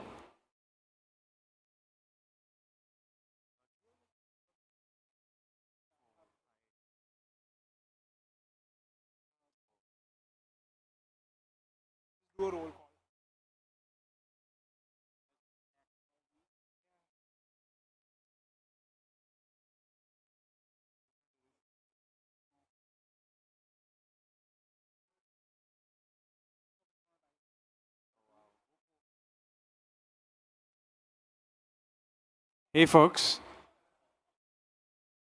I just wanted to do a quick roll call for all the judges here.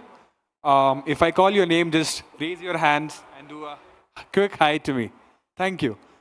Billy? Yes. Alex? Great.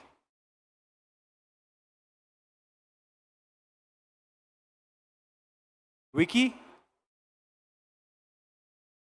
All right. Paul? Daniel?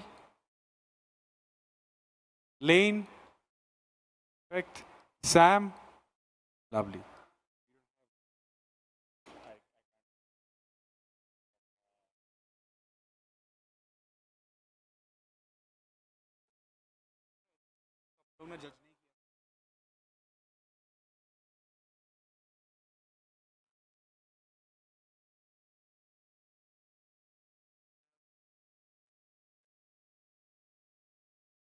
Alrighty, quick announcement. We'll be starting in the next 5 minutes.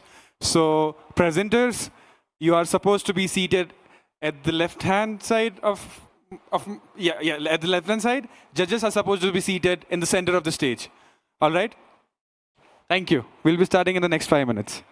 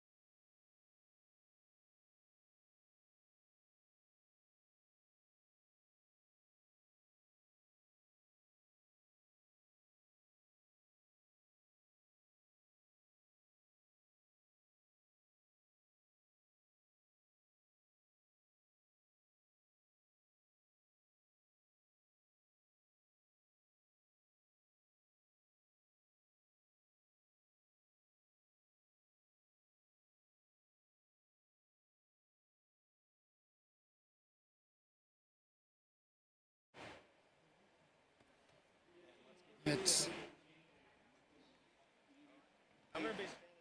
that enough, or would you like more slack on that? Yeah. Okay. I just that doesn't have to be on stage. Okay.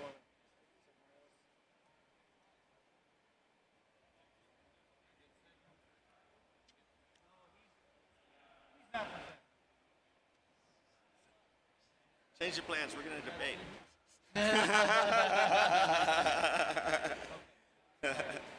Yeah, let's get your. We're gonna take your computer. Yeah, that's fine. That's fine. Yeah. Yeah, yeah. No, that's fine. Okay. Check. Also, a quick note to all the presenters here. Whenever you will be coming to the stage, ensure that you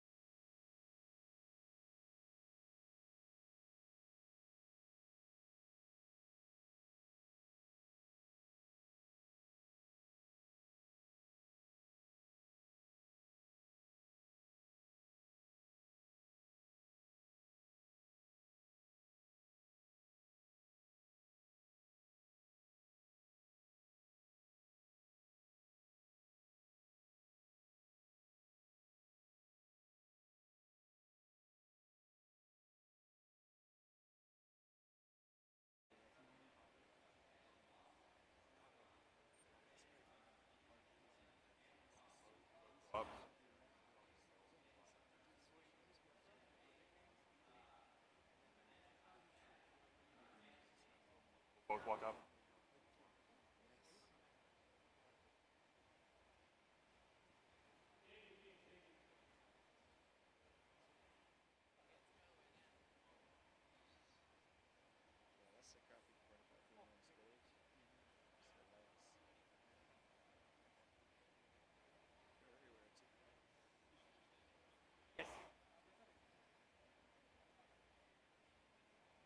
a lot of confusion. Yeah. A lot of things. I mean, we didn't know I had to. Oh, you. When did you find out? I just wanted 5 minutes. Congratulations. Okay. Yeah. Yeah.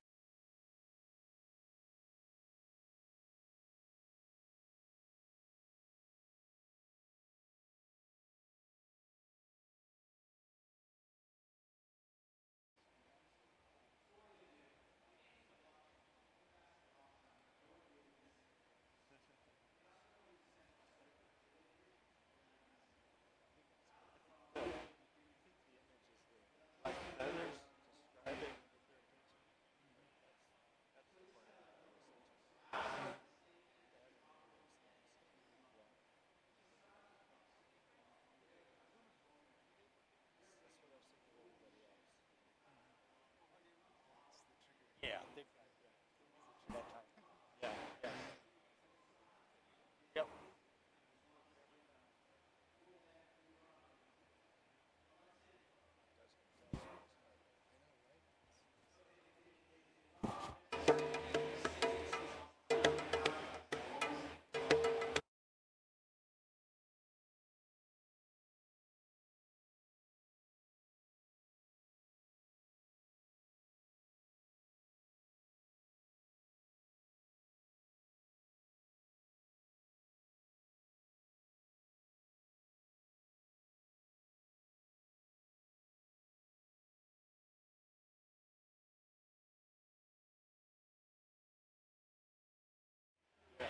Alrighty, judges.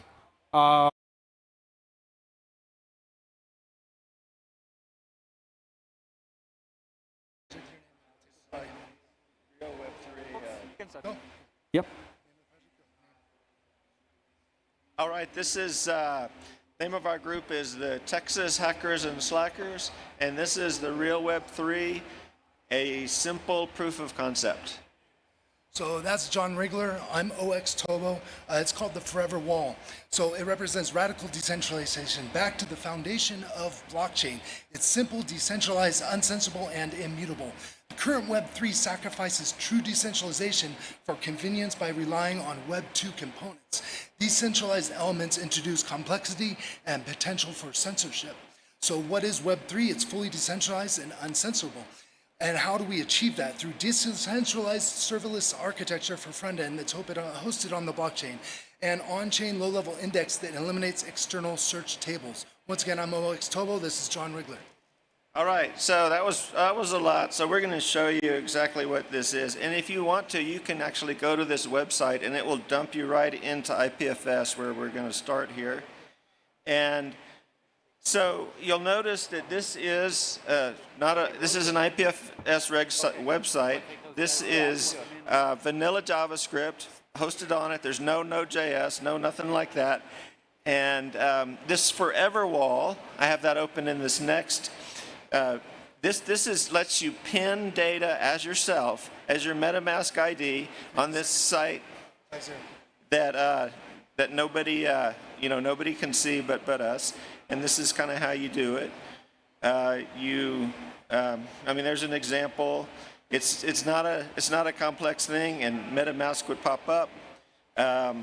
You can also this isn't an official ordinal, but you're able to put images into this thing. You have enough data to put this image, and I show you that here.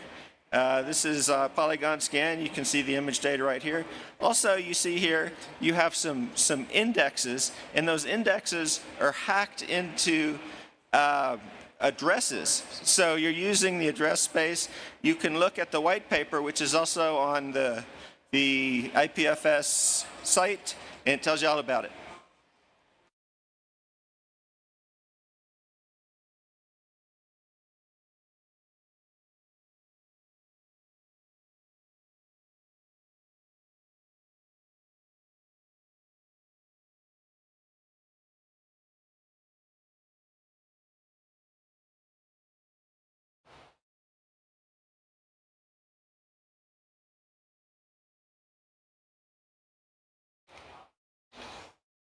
It's not coming.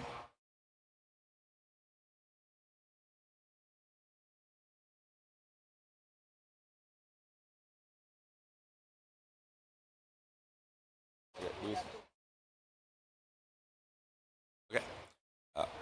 Hey guys, we are Odin. We are a Web3 security product. So the problem we are trying to solve is bugs are inevitable, but one single hack shouldn't send your protocol value to 0. So how do we do this, right? We should be familiar with Uniswap. Uniswap has an invariant called x times y equals k. So we determine the invariance and we send the invariance to Odin, which is a service. And block builders use this invariance to determine if the block they are building will violate any of these invariants. And the block builders are paid by Odin, and the dApps will pay Odin for the security. That is our system. This is how the MEV boost pipeline works today. And with our system in place, it will work with the builder like this. So this is the current pipeline, and you can look at the third item here. And with our system in there, you can see it checks for invariance and pauses the dApp. So if any of the transactions pauses the dApp, if any of the transactions break an invariant, which is a security property, the block builder will immediately pause the dApp. And the block builder is block builder is bonded on eigenlayer, so it doesn't maliciously pause the dApp. So there is some economic security backing the block builder, and the block builder will be paid by Odin for their services, essentially preventing hacks. Yeah. So this is the eigenlayer bonding that I was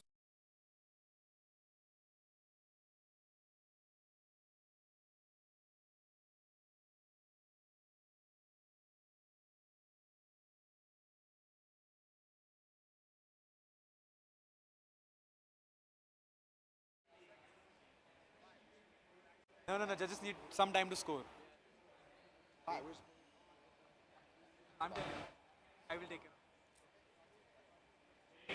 Hey judges, after everyone's done with their presentation, we'll be giving you 30 seconds to think about the project and put your scores.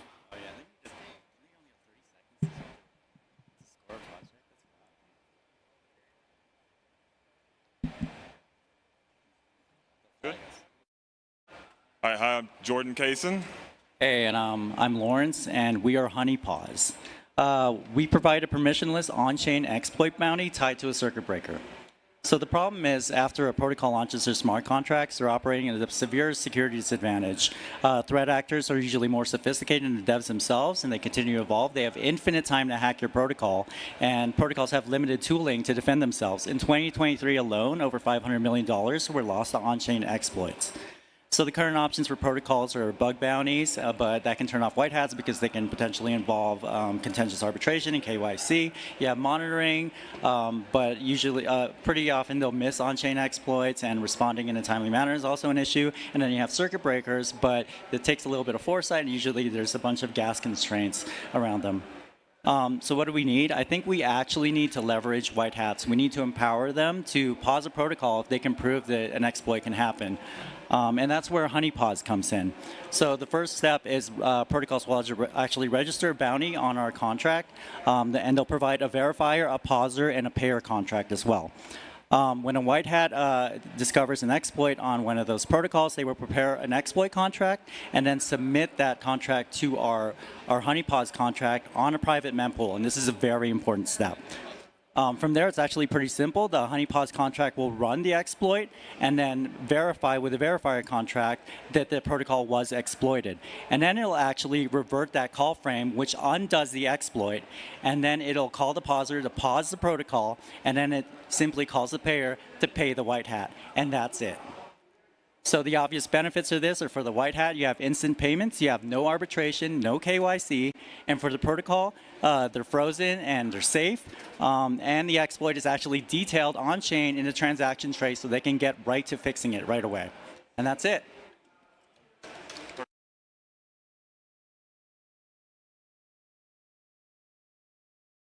We are Texas Hideum.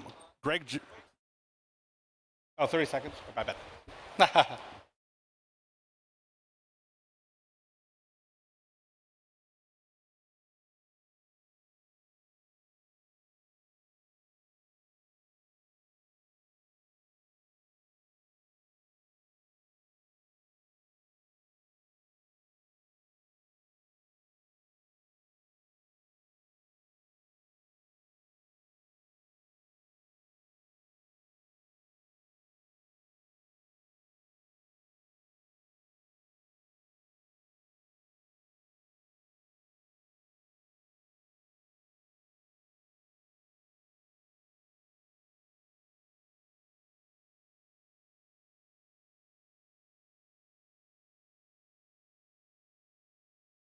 Hello, everyone. We are Texas Hideum. Greg Johns, Chris Callaghan, Dominic Letts, and Josh Suttonberg.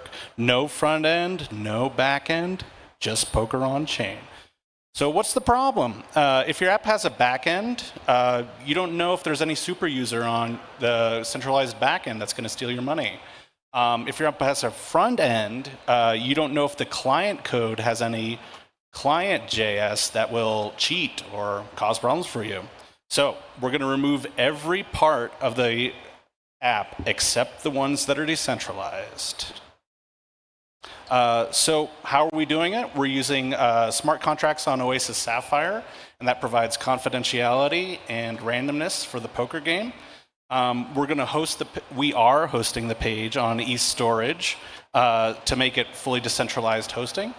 And we're using XMTP to make the game faster with real-time messaging. So let's get started with a video demo.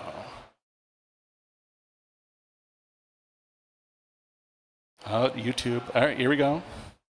Cool. Here is our table selection page. Creating a game. Joining the table. Cool, here we are. We can see the hole cards of our player, and nobody else knows those. There's the flop. I think somebody's going to fold here. We're going to see a winner. Oh, we won. Cool.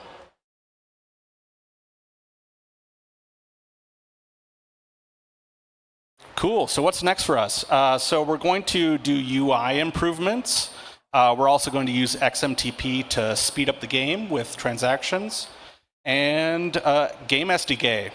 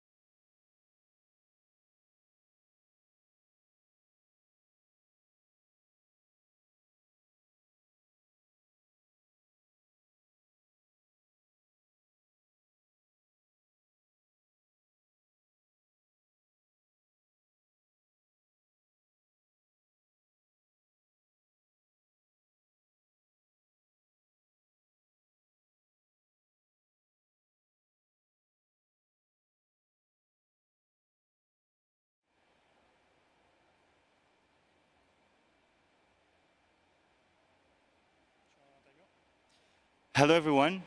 My name is Adam, and I'm glad to introduce you to CipherLab, the first interoperable compliant privacy layer. So there's three main problems in blockchain: the lack of compliant privacy layers in Web3. On-chain privacy is often mislabeled as money laundering, and we believe privacy should be a basic human right. That's why we created Cypher Xerox, the first cross-chain compliant layer 2 for private transactions. This layer 2 is confidential, secured by ZK. We have high transaction output. It uses UTXO-based model, plasma-based, and it's interoperable. So this layer can be used by banks, states, individuals, or companies for their daily transactions. We have a compliance track that allows compliance inside the layer. So we have a daily transfer limits. We have KYC before deposit using Polygon ID. And we have address monitoring and blacklisting through RP. This is our technical stack. So as I said, we are a cross-chain compatible technology. So we can deployed on a lot of blockchain for deposit and withdrawals of token. So it can also act as a private bridge. This is the team. And thank you. Time for a quick demo. You can try it yourself using this QR code. Here we have the block explorer. So you can see all the latest blocks, all the latest transactions. We have currently 360 blocks. All the blocks are committed on the base layer. And I can show you the app. Maybe real quick if I have time.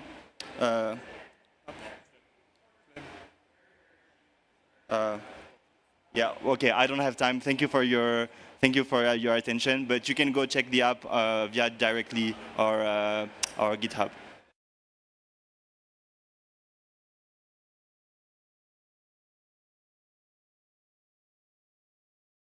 Hey, judges, just wanted to check in, is everything good with the platform?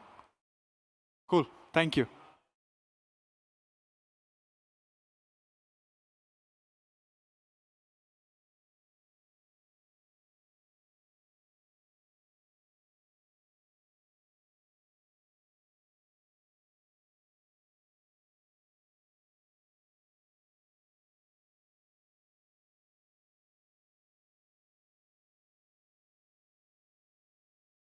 Oh, yeah.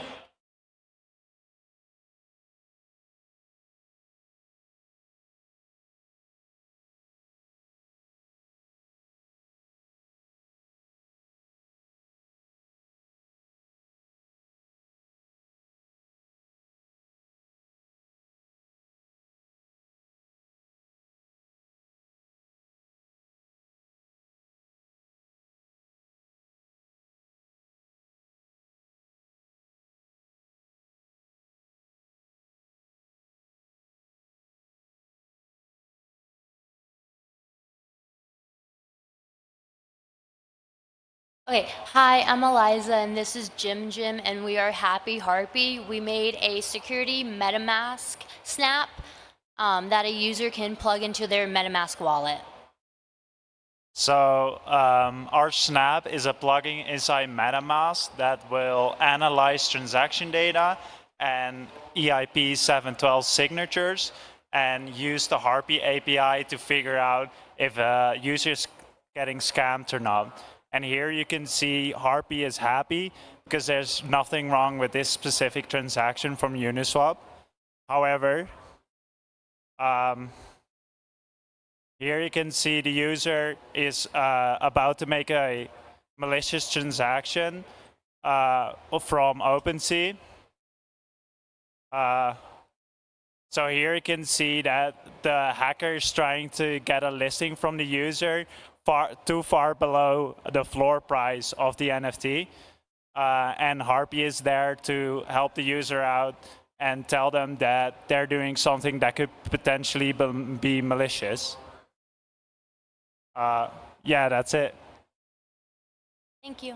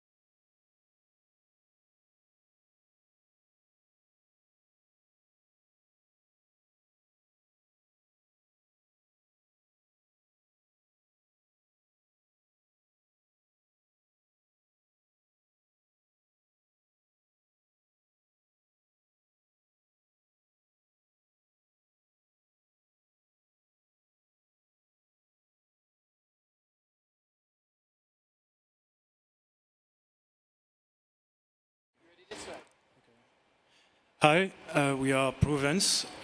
Zero knowledge proof is going to become the next big revolution, and we also figure out that we're not using enough Web2 data into Web3, and also Web3 into Web2. So mostly in bank, we figure out that we're using a lot open banking in Europe, and it's coming to the US. So we are Proof Hands, a bridge between Web2 and Web3 data.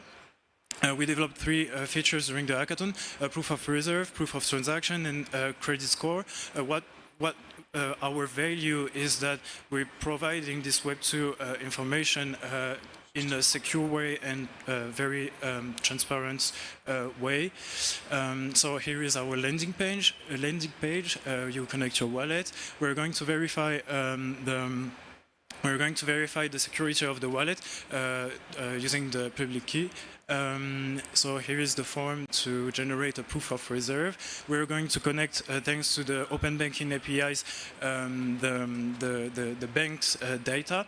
And a very important point is that we're storing this backend API in a decentralized network, which is ICP, so that people can verify how we're calling this data. So we're checking using ZK Pass to preserve information, and finally minting an SBT, which is a temporary solution, because we want to become a real protocol.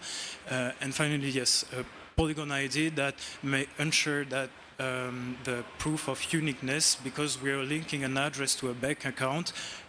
So we want that we don't have several addresses for only one bank account. Thank you.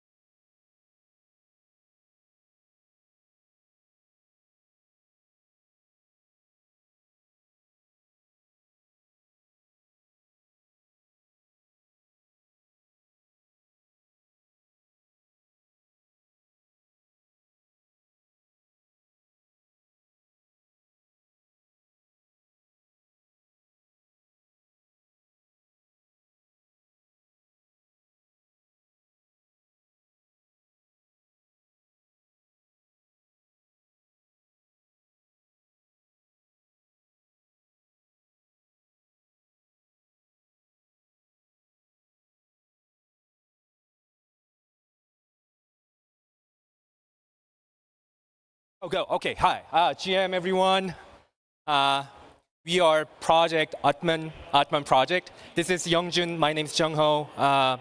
We are introducing this new protocol to empower trust in the web. So in today's digital age, and also this whole development of this generative AI, the prevalence of misleading information in online has become a significant challenge. Atman project addresses this challenge by developing technical standard to certify the source and the history of the content. Actually, our protocol covers many aspects, but on this quick demo and our introduction, we'd want to show you this quite end-user specific experience that we believe the most impactful. So on the left, here's the demo client for issuing content. Actually, please note that this is not a dApp. It's more it's a sample client to use our protocol we designed to issue content. So for any digital data, for example, some string here, users can define access control on their data, like who can access until when with which role. Then it uses Web3 wallet, assigning key manager, essentially, to sign data to prove that you are the actual issuer of this content. Under the hood, we use proxy re-encryption to make sure that even the service providers on the right-hand side cannot see the content. In fact, we realized that Ethereum private keys are not suitable for this, so we have some hacks around using WebAssembly and all sorts of crazy cryptography stuff. So please check out our code. So on the right side, recipient can also verify whether the content is valid, and also if the content issuer revoke their access, it will be immediately applied to the right side. And the content is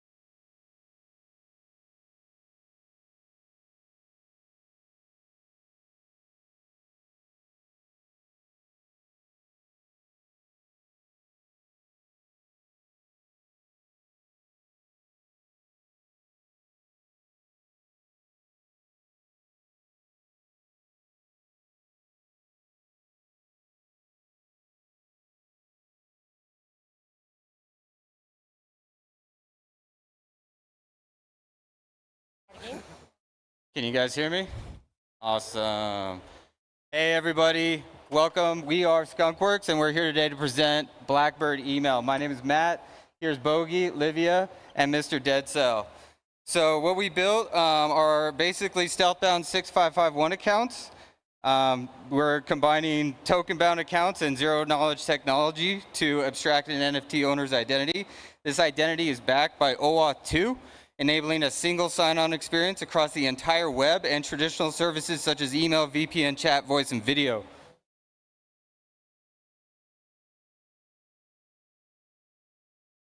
So here you can see a little demonstration of us signing in with your wallet on an OAuth 2 identity provider. Using OAuth and zero-knowledge cryptography, we can provide a complete social layer and seamless experience to any Ethereum wallet, effectively contributing to de-risking our social layer globally.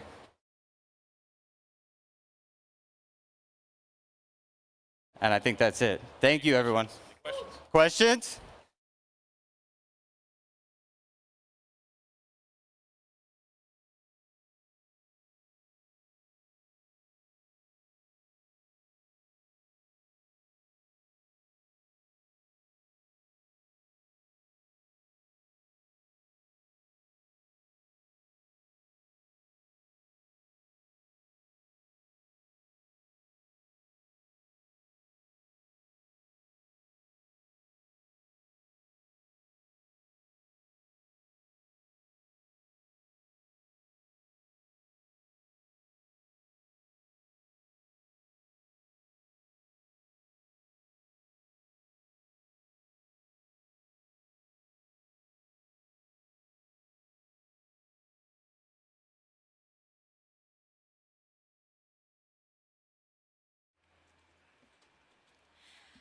Hello, we are Contract Aid. So, Contract Aid is a automated smart contract auditing tool, which is integrated to developers' development workflow. So currently, audit is so expensive, take a long time to get report, so that all small and medium-sized projects are not affordable to get the smart contract service, audit service all time. So we wanted to change this problem. Our aim is democratize secure code review by integrate the code vulnerability checker to the development lifecycle as a continuous improvement feedback loop. So every time a developer open and reopen pull request, it triggers our app. Our app has an AI agent on backend, so it retrieves smart contract code and we pass it into the AI engine, and that's present the insight of vulnerabilities of code, severity, and suggest improvement. This insight will be commented back as a pull request review comment. So this cycle continues until developer was satisfied with the vulnerability fixes and close PR. So let's get to the demo. Here is a pull request, and so this one is the example which get back the report from the AI engine which we implemented. Can you reopen again? Close and reopen. So we are listening this event. Once we close and reopen again. So now we are taking the smart contract from the repository and go through that into the AI engine and getting a report. So now they are calculating. Wait a moment.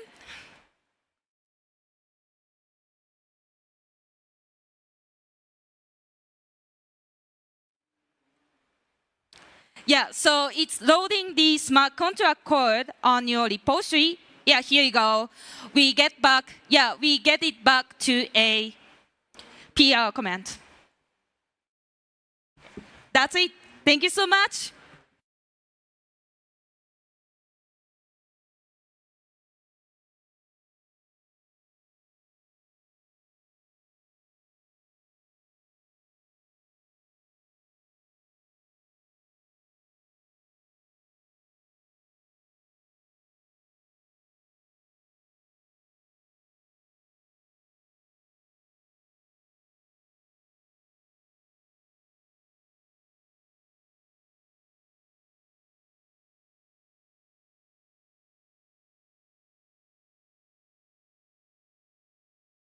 It keeps this.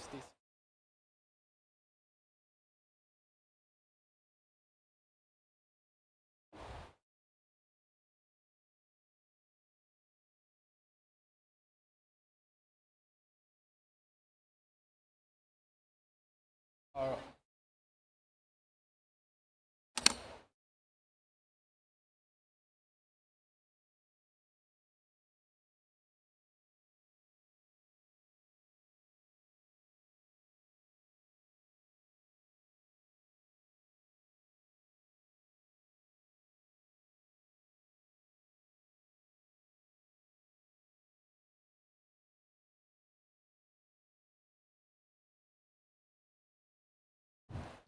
Hi everyone. Introducing email to Ether, a keyless email wallet via ZK. So the problem we face in Web3 wallet is well known. We want security, convenience, and decentralization, which means that users should not need to remember anything, but they still need to have a full ownership and control of their account and asset. So how can we achieve this? Introducing email to Ether. So we do user's authentication by generating a zero-knowledge proof on the user's email. So the user doesn't need to remember any private key. And we will generate an ephemeral key for each session to be more secure, and also support gasless transaction through ERC-4367. Let's see a demo. Because your address is determined by your email, we can provide a seamless experience for our users. First, you'll see your unique address being generated. And next, we are going to claim, you're going to claim that address by sending a proof that we, of course, generate for you. This is easy enough that anyone can do this. After that, you'll notice it will look for that email coming in. Takes a second. After it's approved, we then associate your smart contract wallet with your session keys. The nice thing about this is you don't need your session keys after this. So yeah. So as you can see, we built this mini NFT marketplace, and you can mint an NFT without needing to know anything about Ethereum. So, yeah. No. Yeah, so we want to develop it into a wallet SDK and also support the more flexible gasless transaction. And we want to generalize, yeah.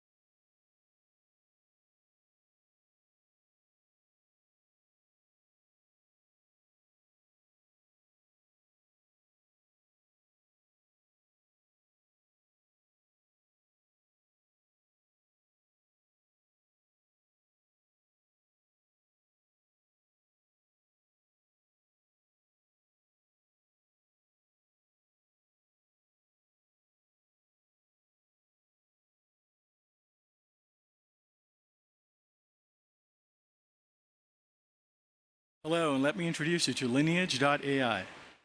So the current news cycle is very much about the antagonism between AI and the media. And let's see if they can get along due to copyright. So the problems you're facing is there's an IP problem where the AI model creators are taking content without proper compliance and compensation for IP use, sometimes unknowingly. It is difficult for model fine-tuners to check whether the models are trained using protected IP. We are creating this tool called Lineage.ai to benefit both sides of the equation, the content creators and IP holders, and the model trainers. So I'll walk you through our solution. So in our mission, we want to make sure that content creators have a chance to check and configure, as well as create licenses. So in our solution, we're providing model trainers the ability to easily find the content, discover the content, and any IP related on a special protocol called Story Protocol, so they can properly compensate the content creators. Our solution is making AI training more transparent so that the model trainers can prevent the costly potential legal implications for IP infringement. Now, I want to pass it on to my colleague who'll do a quick demo because it's very important for you to see what we built. So here you go. Thank you so much, Ahmed. So here we're just going to show you a few slides, screenshots, just because we don't have time. But here, this is the screen where the AI machine learning engineer, once they're done training their model, they upload their JSON files, which has the IPFS link to their model weights and a hash of all the data they use that sits on top of Story Protocol, and so on and so forth. And this actually registers your IP to Story Protocol. And so once you do that, a regular person sees a marketplace like this with all the AI models, and they can choose which one they like. So for example, this first one, you can see all the information you need to get the AI model started, as well as all the data and information. You can try out the model before you like it.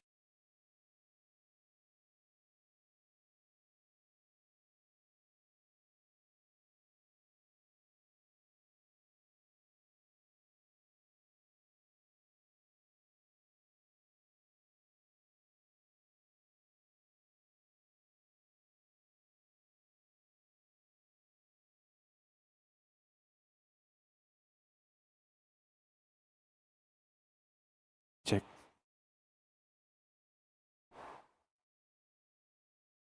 Hey folks, so just quickly wanted to check in regarding the projects. Do we have data computation marketplace over here? All right. Do we have ZK?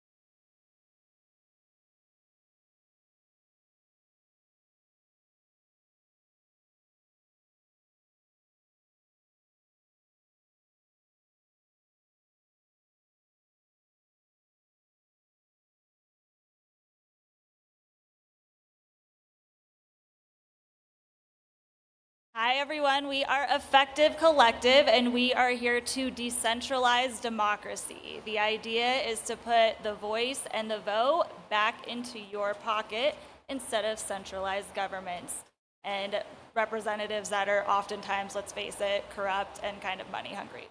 So let's just jump into the UI so you can see a little bit more about the user experience, user interface. The idea is to make it friendly so that way we can scale over time. I think initial adoption is probably going to be more focused on DAOs and Web3 enthusiasts. However, with the friendly user interface and user experience, we hope to scale into state and federal governments as well. So for the sake of example, that's a little more fun, we're going to go with the state. So you would click into the state section. This is an example related to Colorado because that's where we're at. Within this, we also have some plans to be able to sort based on when a resolution is due, as well as the amount of budget per resolution and just general categories.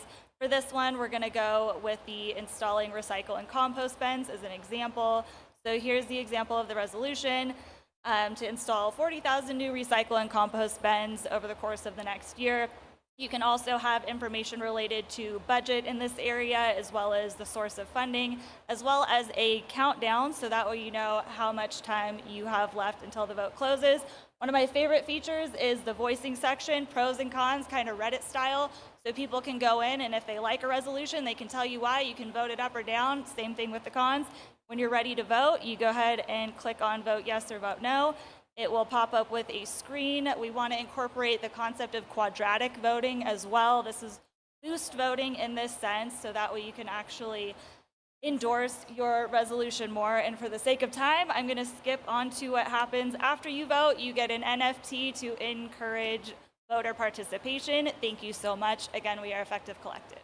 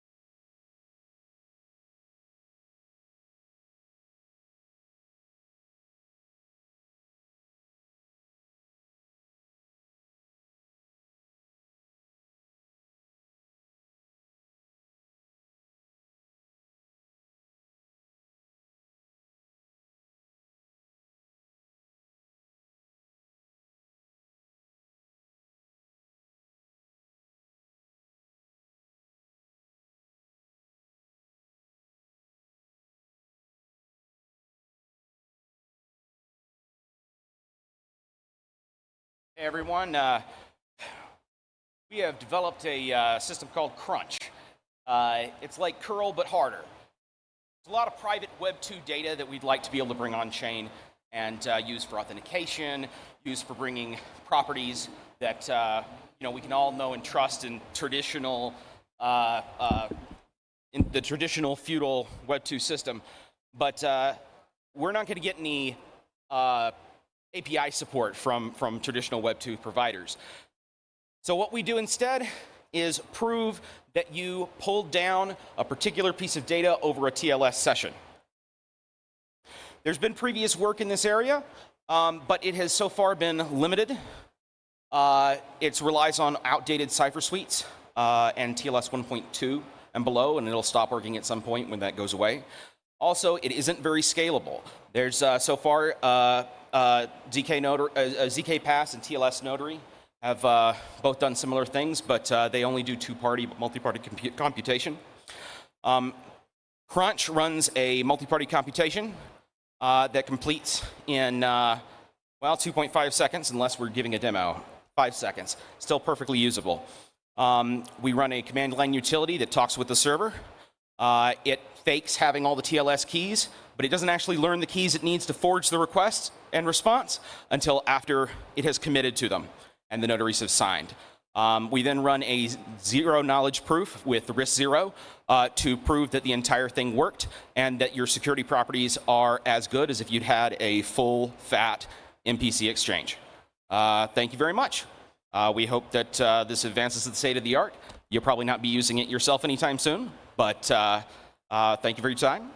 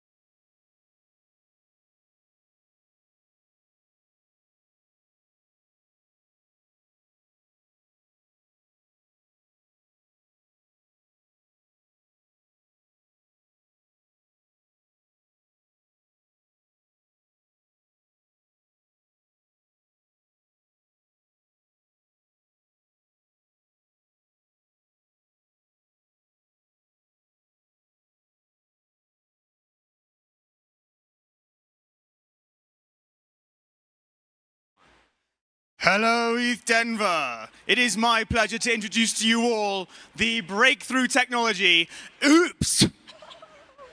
Have you ever, oops, maybe I shouldn't have put my private key in that email. Oops, who even pushes without a .git ignore? Oops, I haven't changed my hot wallet in 2 years. Oops is for you, ladies and gentlemen. Right, so Oops helps you easily send all your ERC20 tokens and a bunch of sign transactions to a new wallet, and at the end of it, you get to sign an attestation that says, hey, I've moved my wallet, so you get to hopefully preserve your social graph, because we've all built up a lot of history on our hot wallets, right? And we want to be able to transfer that. So at the end of the day, you get that accomplished as well. And so you simply connect your wallet, enter your destination address, and immediately you see your whole portfolio. You can then select all the tokens you want to send, confirm it, and then MetaMask will pop up with a bunch of transactions. We can show you a video right now. Are you seeing it? No, you're not. Yeah. Oh, it's not loading. Can you, I think we stopped the presenter on this. Well, it is happening. It's happening only on our screen. 29, 28. Yeah. Oh, I see. Just leave it there. Back one. Back one. Back one. Well, unfortunately, we're having trouble getting YouTube to show you what we're doing, which is amazing. And that's on us.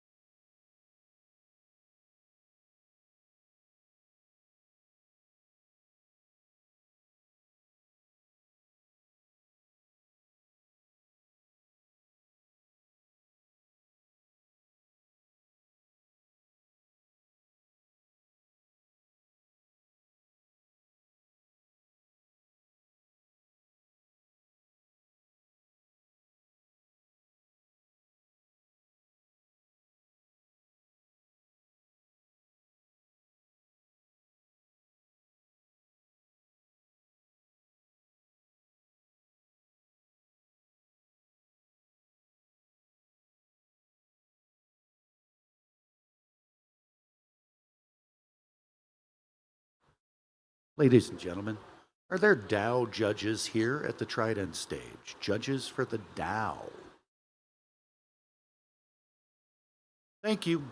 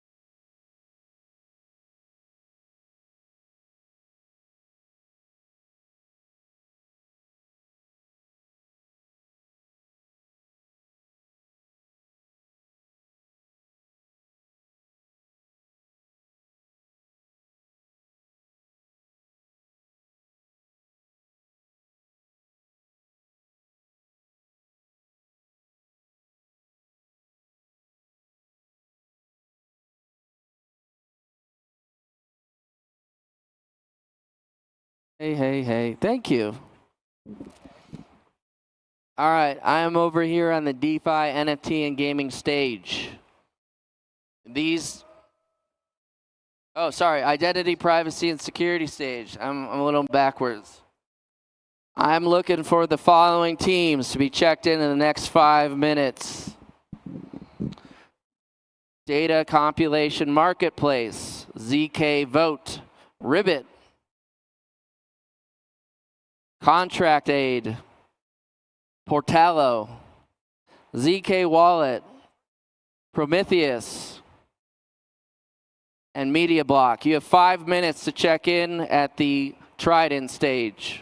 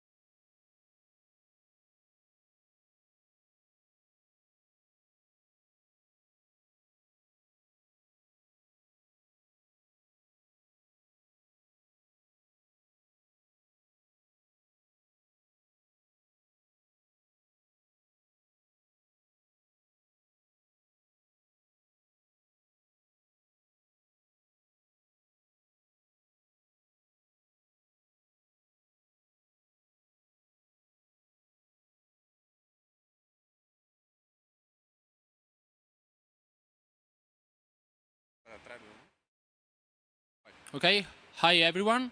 We are Prometheus.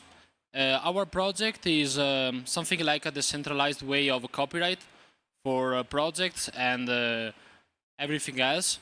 So when a developer or a person creates something, can come to Prometheus and create a Verax attestation on chain of its project. From our basic idea, we're thinking about a solution where using Verax attestations, you can create a network between all the projects that people build and developed. And yeah, for example, in this graph, as you can see, it's the demo gods that don't like our speech. Yeah. Okay, sorry. I reconnect the wallet. Okay. Okay, as you can see, in the middle there is Prometheus, that is our project, and is directly linked to other projects like Linea, for example, or Hello Denver, that is our demo project.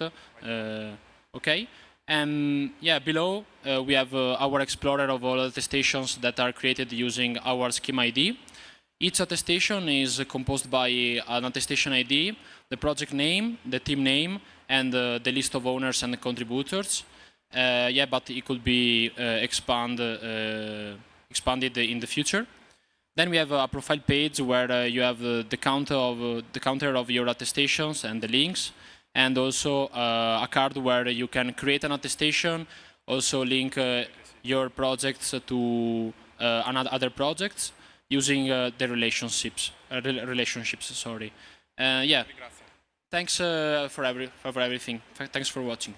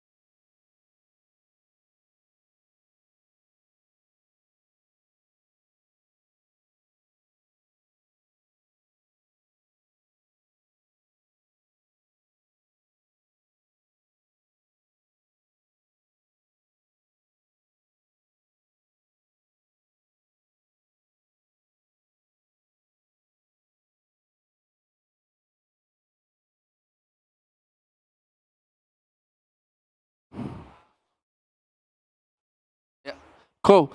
If you are a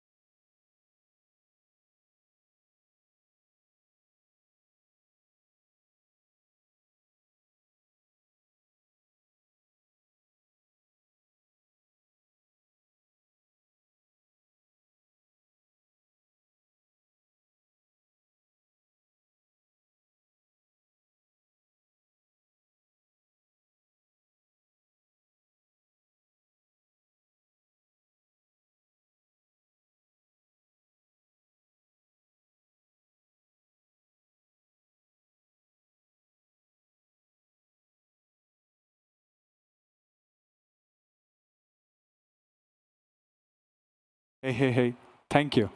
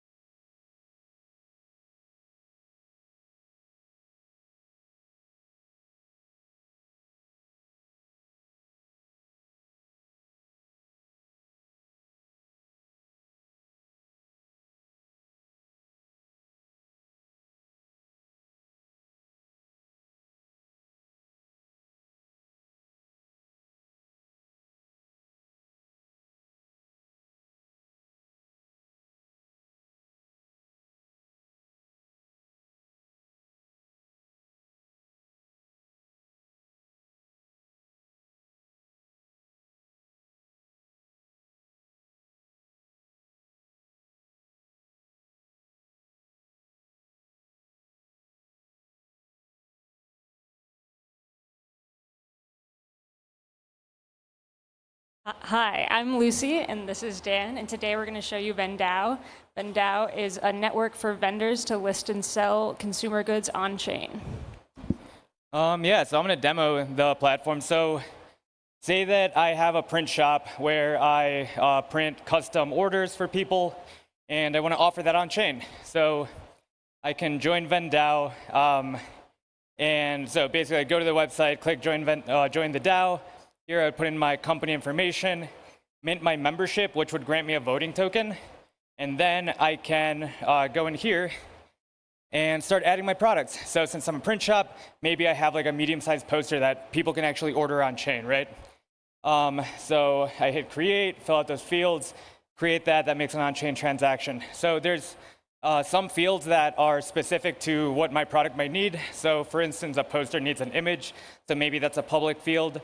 And then there's going to be sensitive data, which we encrypt, but still make that available on chain. I'll touch on that in a little bit. So after that, I show up here in the vendors list with my products, and now say that there's an NFT project out there that wants to make it so that the buyers of the NFT can mint the NFT and then also get that poster shipped to them for through the mail, right? So we can actually do that with VendDAO now that that product is on chain. So essentially here I would put in my address.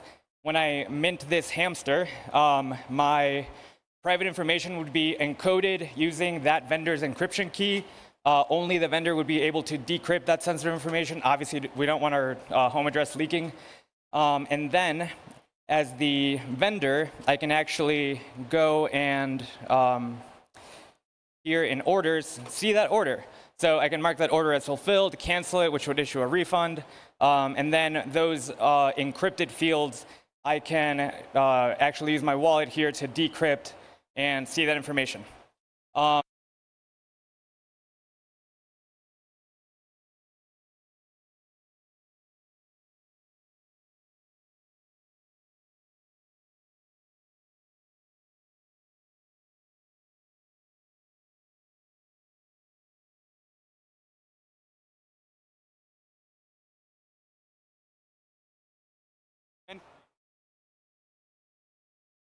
Hey, judges, after every presentation,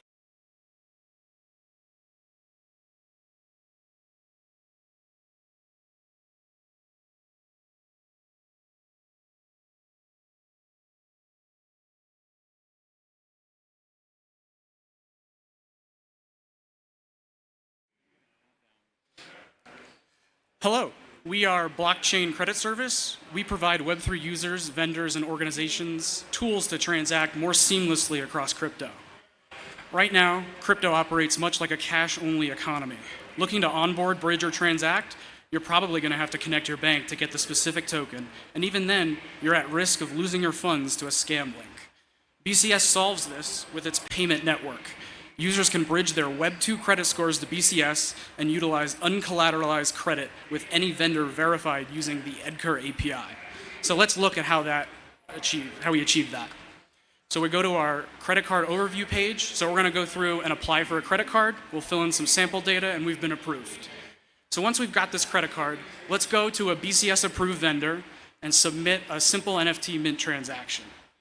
So we'll mint 5 NFTs, and instead of paying with crypto, we'll pay with BCS, log in, select our recipient wallet and the credit card that we want to pay with, submit the transaction, and the payment is processing. And then once this is confirmed, we can go back to our overview page and actually view the blockchain transaction that occurred on BlockScout. So compliance is crucial, and we're a compliance-first architecture. A lot of the nuts and bolts of compliance laws to protect us make sense and can be implemented on the blockchain.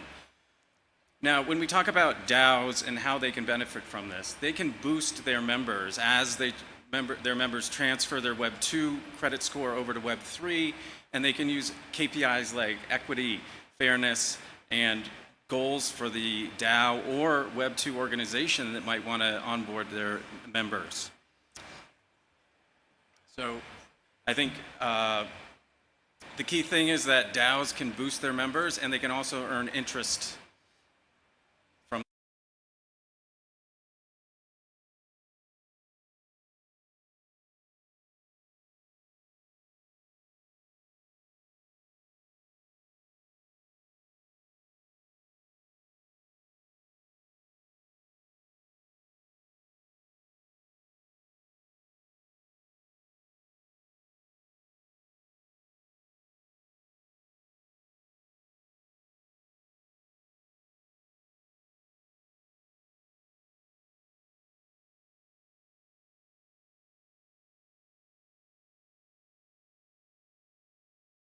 So our project is called Mibu. We built an expressive no-code governance platform that lets digital communities create super flexible governance systems that move beyond your typical one token, one vote model.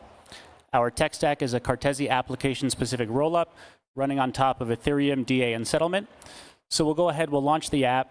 Now, we've run a script that pre-populates some DAOs and governance proposals, but we're going to create live a new proposal here. Our first step is going to be to list our community contract address. We'll give our proposal a title and a description. Next, we're going to set our voting framework. So first, we choose our voting system. It could be ranked choice voting, simple majority, quadratic voting. Next, we'll allocate our voting weight. You can allocate voting weight to any combination of ERC20 tokens, and we can also allocate voting weight to NFTs and POAPs. So let's say, for example, we want to give our core developers some more voting weight on a technical proposal. We're going to give an NFT multiplier to our Git POAP holders. Next, we'll set our policies. This is going to be what you're voting on. So each policy has an associated base layer effect, which is going to be an executable piece of code that gets implemented if that policy wins. Could be a token transfer, smart contract upgrade, any on-chain call. We'll go ahead, we'll submit our proposal. Now let's say as a voter, we want to vote on an existing proposal. Let's go down and we'll vote on the winner of the ETH Denver Grand Prize winner. We can see here our voting card. It shows you which tokens have voting weight. Also shows you based on your individual wallet holdership, what your voting power is. So we go ahead, we vote, ranked choice voting. We're going to rank our choices. We'll cast our vote. And basically, we think the platform's super cool because any digital community can allocate voting weight to basically any metric of participation or contribution that's verifiable on chain. So thank you.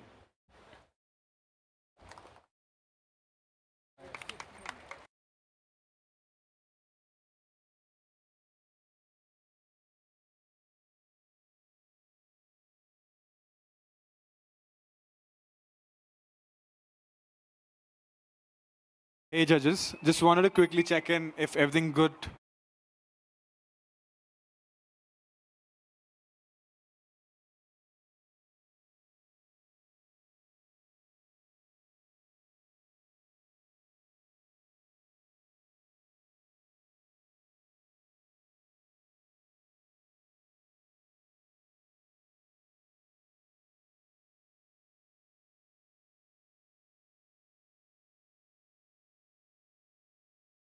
Sekai, an AI-driven interactive story-building platform. So we identified 3 problems. The first is current media incentivizes passive consumption over emotional resonance. Secondly, the creator space is high effort and low ROI. And lastly, user relationships are dominated by spectatorship over collaboration. So our solutions to these problems is 1, community agency through interactivity. 2, democratizing creativity through AIGC. And 3, personalized ownership, experiences through ownership with Web3. So the technologies we leverage are Story Protocol for IP licensing, a FriendTech-inspired social model for incentivized collaboration, AIGC for lowering the barrier to entry for creation, and composable building blocks, web blocks, as the foundation that ties it all.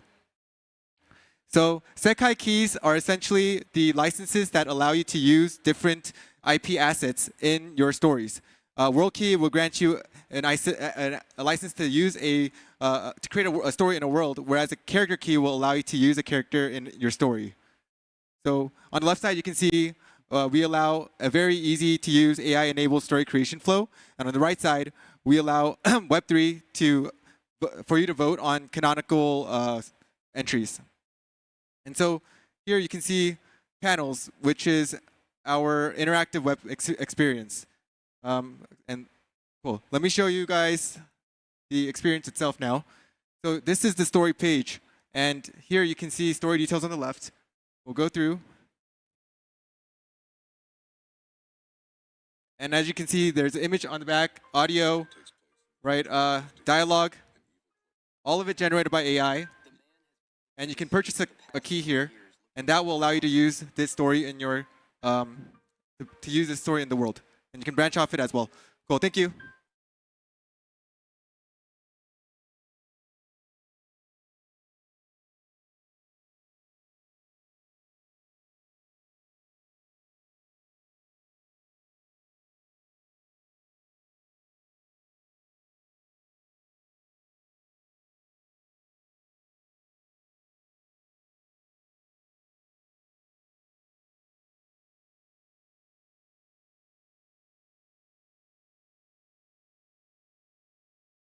Good morning, good morning. So I'll be presenting XMTP Helper, and that's simply just, I'll keep it short and simple.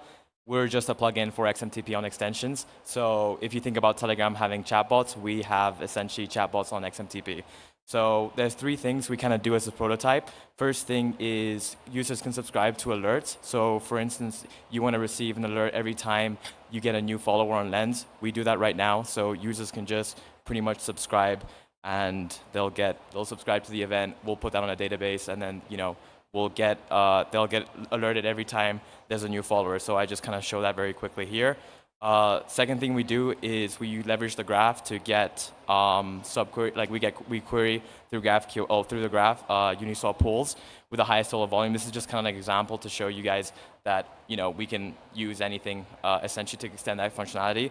And the third one, which I really like, is registering an image as intellectual property. So if we go onto here, you'll see that if we type in the user just presses 3, uploads an image, and you'll get that image, which XMP actually uploads on the IPFS, and then we receive that attachment, mint an NFT, and that mints to us. We register that NFT as intellectual property, and that gets sent back to users. So we do that all from a chatbot, and this is more of a prototype to kind of show you what we can do behind the scenes, but the roadmap would be to create this as like a no-code solution for users to deploy any chatbot they want. So yeah, that's it. That's all on me. Thank you.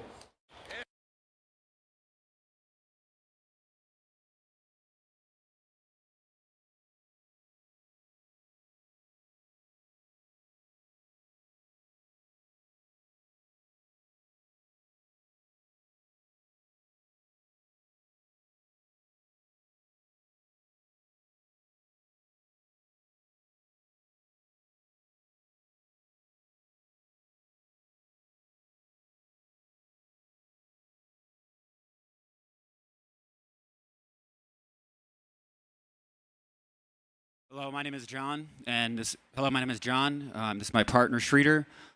We are introducing to you Renaissance DAO. It's a cultural revival committed to transparency, creativity, and community participation.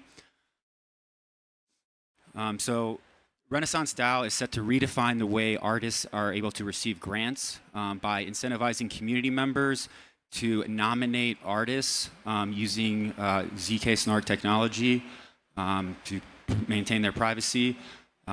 As well as nominate grant writers who are part of the community to help and assist artists write proposals and receive grants, both traditional grants and grants through the DAO as the DAO treasury grows. The voting mechanisms will provide a transparent and equal opportunity for artists to receive grant writing assistance. Community proposals will be collaborated on. We can move on to the actual demo. So here's our demo of the app.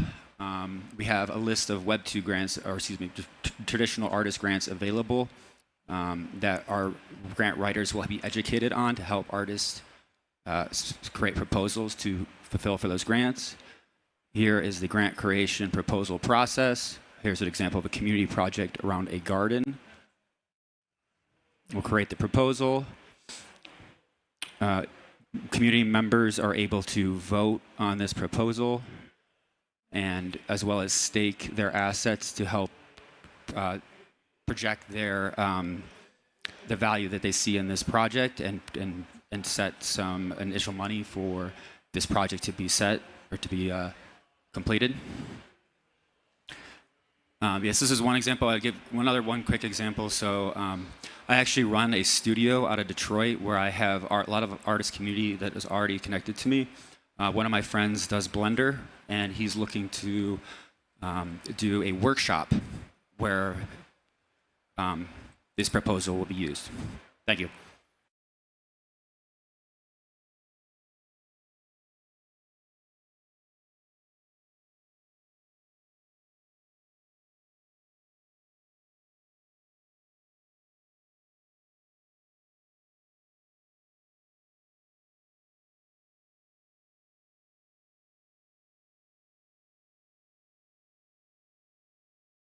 All right, what's going on, Denver? I'm Sven, as is usual. We are incented.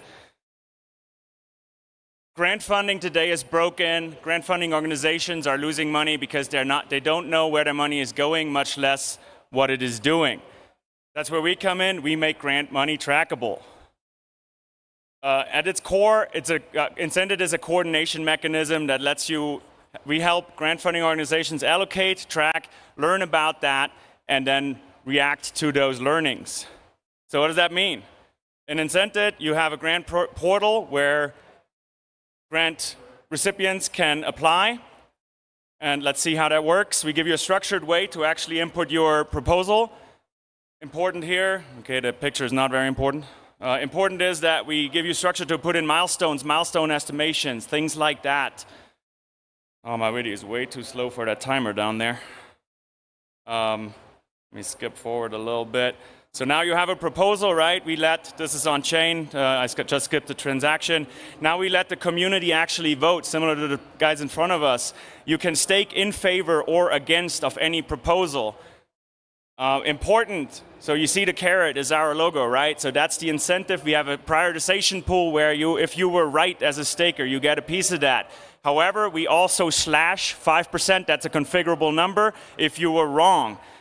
So after this prioritization period is over, we pay our prioritizers and so forth, and we turn those proposals automatically into incented projects with milestones or tasks automatically being turned into building in public kind of tasks, right? Project management. So then we are doing the same prioritization mechanism again for deciding what we should be building at any given point in time, giving a customer feedback loop. We do the same thing again to validate contributions. Thank you.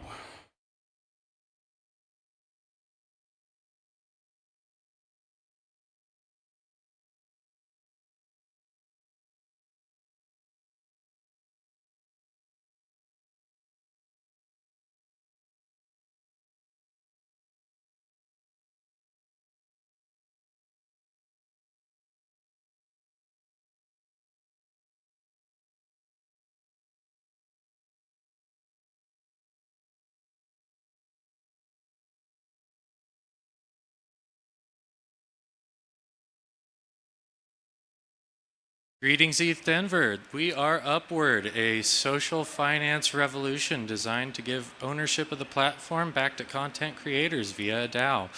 We do not have enough time to cover the tokenomics, so I'll dive right into the core feature. We are aiming at creating a monetization toolbox for the users of the social world, whether they are hosting their content via YouTube or Twitter.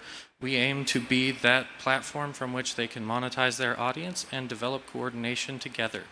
We are aiming at a bonding curve mechanism that the community can choose as they create their accounts, whether that is linear, exponential, or a flat setup, allowing each user to control how accessible their audience is.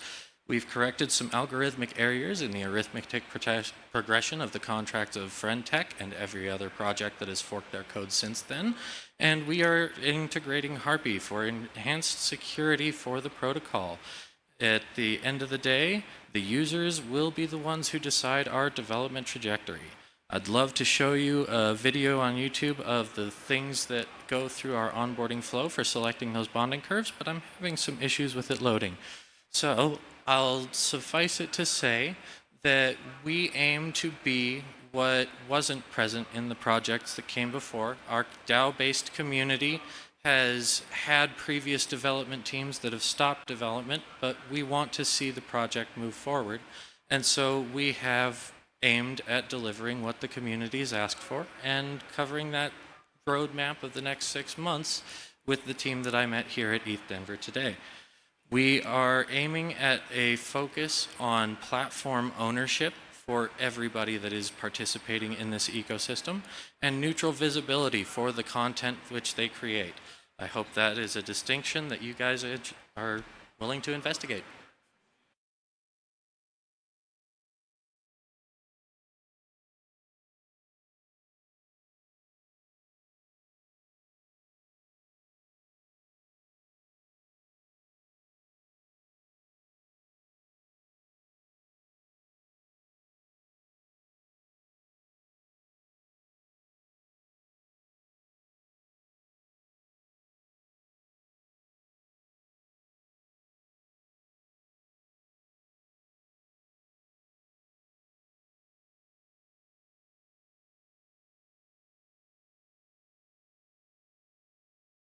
Hello, East Denver. We're here today presenting Snapcaster, Arsh, and my name's Steven. We're super glad to be sharing this with you. One of the things we learned when we launched Collabland DAO last year and their 70,000 member DAO is that one of the hardest things about getting on-chain governance going is participation. A lot of problems around getting people to delegate and properly be able to vote in the on-chain format. So our revelation is that if we meet people where they are, we can engage in ad hoc governance. So we're going to start off with Snapcaster by going to a pinned cast in our channel in Farcast. We're going to create a proposal. We're going to use Farcaster.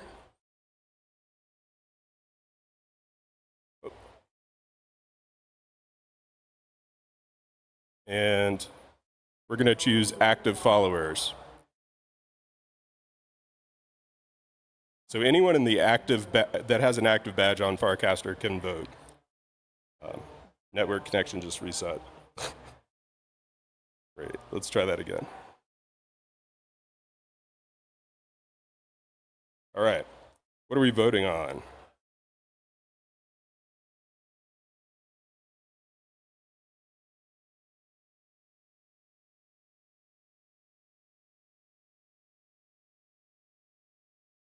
Let's just create a proposal. All right, we can go and grab a share link and immediately put that out for on-chain voting. I'd love to have everybody in the audience go ahead and go over to the ETH Denver channel and let us know what you think.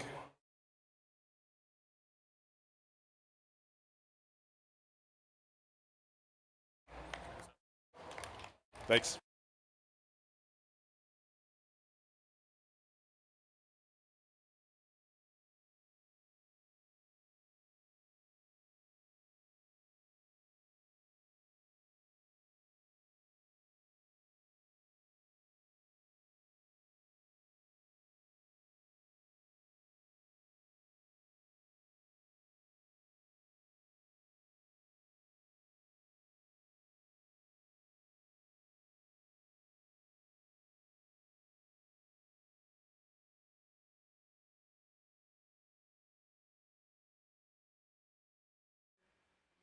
Hello, we are agents with benefits.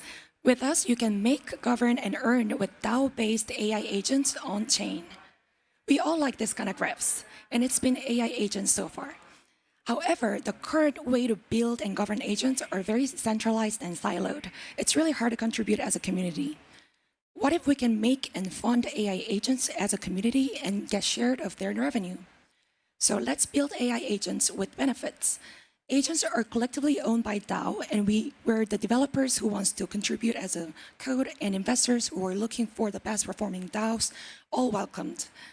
So basically, the DAOs can own and propose an AI agent, including its source code, which is stored safely.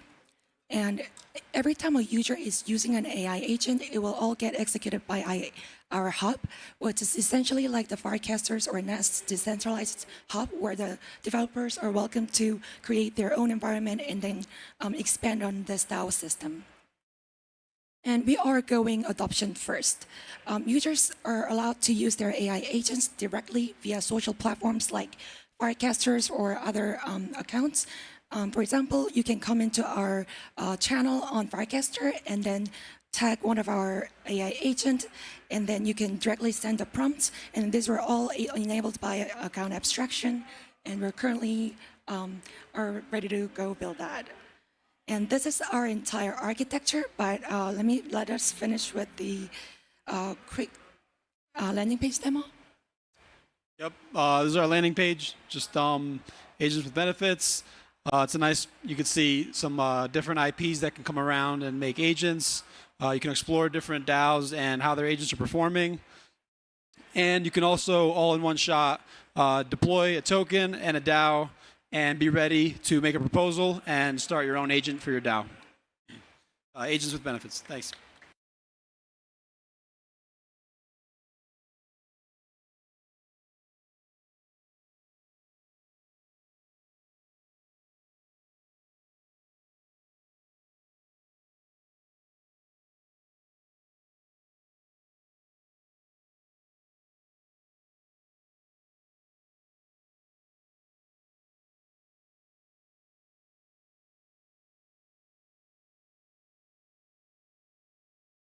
Hey folks, really good set of presentations going on. Just a quick check.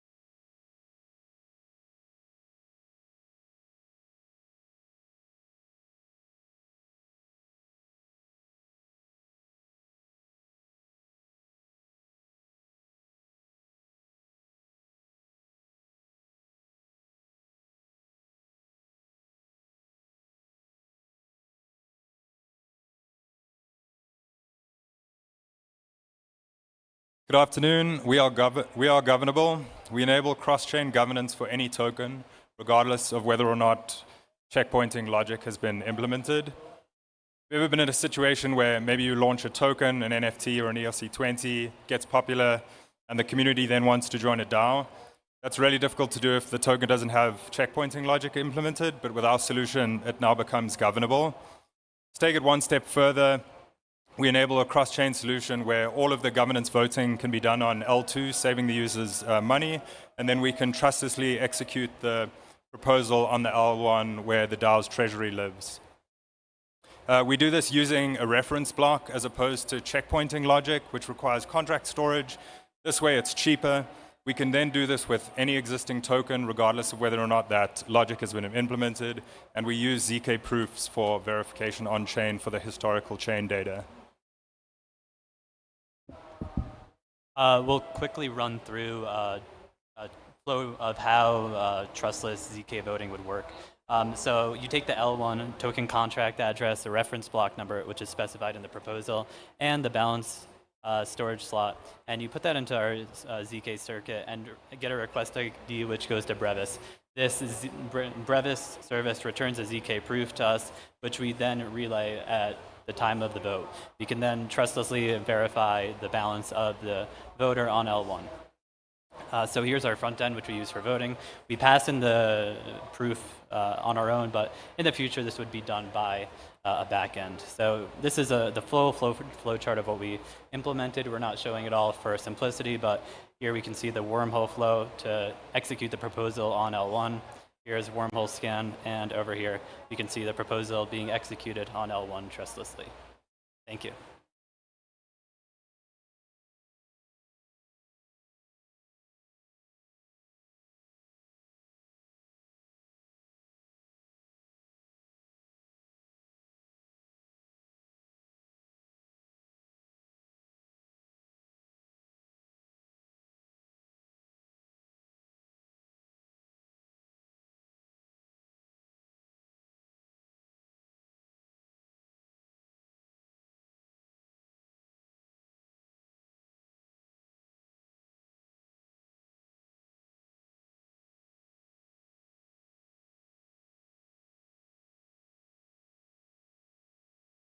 Hey folks, I'm Josh from MetaGov, Balaj, founder of KYC DAO, and we're building a bank for DAOs.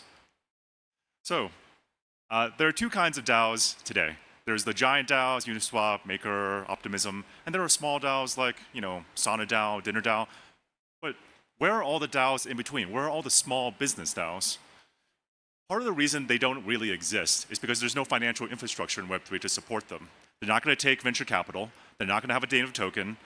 They can take grants, but that's not going to solve their liquidity issues. So what do? Pretty simple. We're going to give them loans. We're going to keep it very simple. We're going to focus on people, not technology. The loans are going to be based on trust and reputation, though no fancy reputation metrics, not yet. And really, we just want to think small and stay focused on the DAO community that exists today and maybe tomorrow.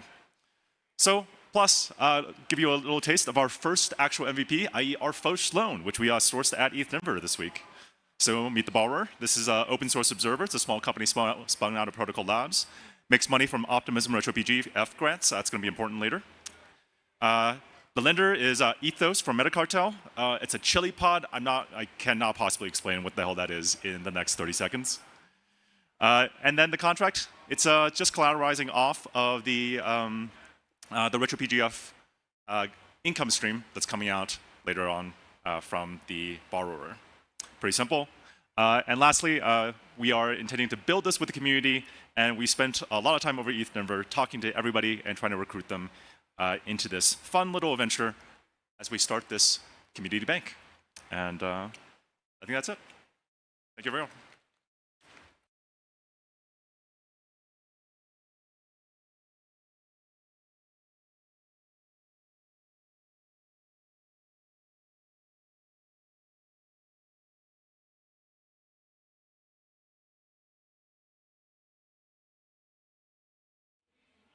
Oh, the name of the project is just a bank for DAOs.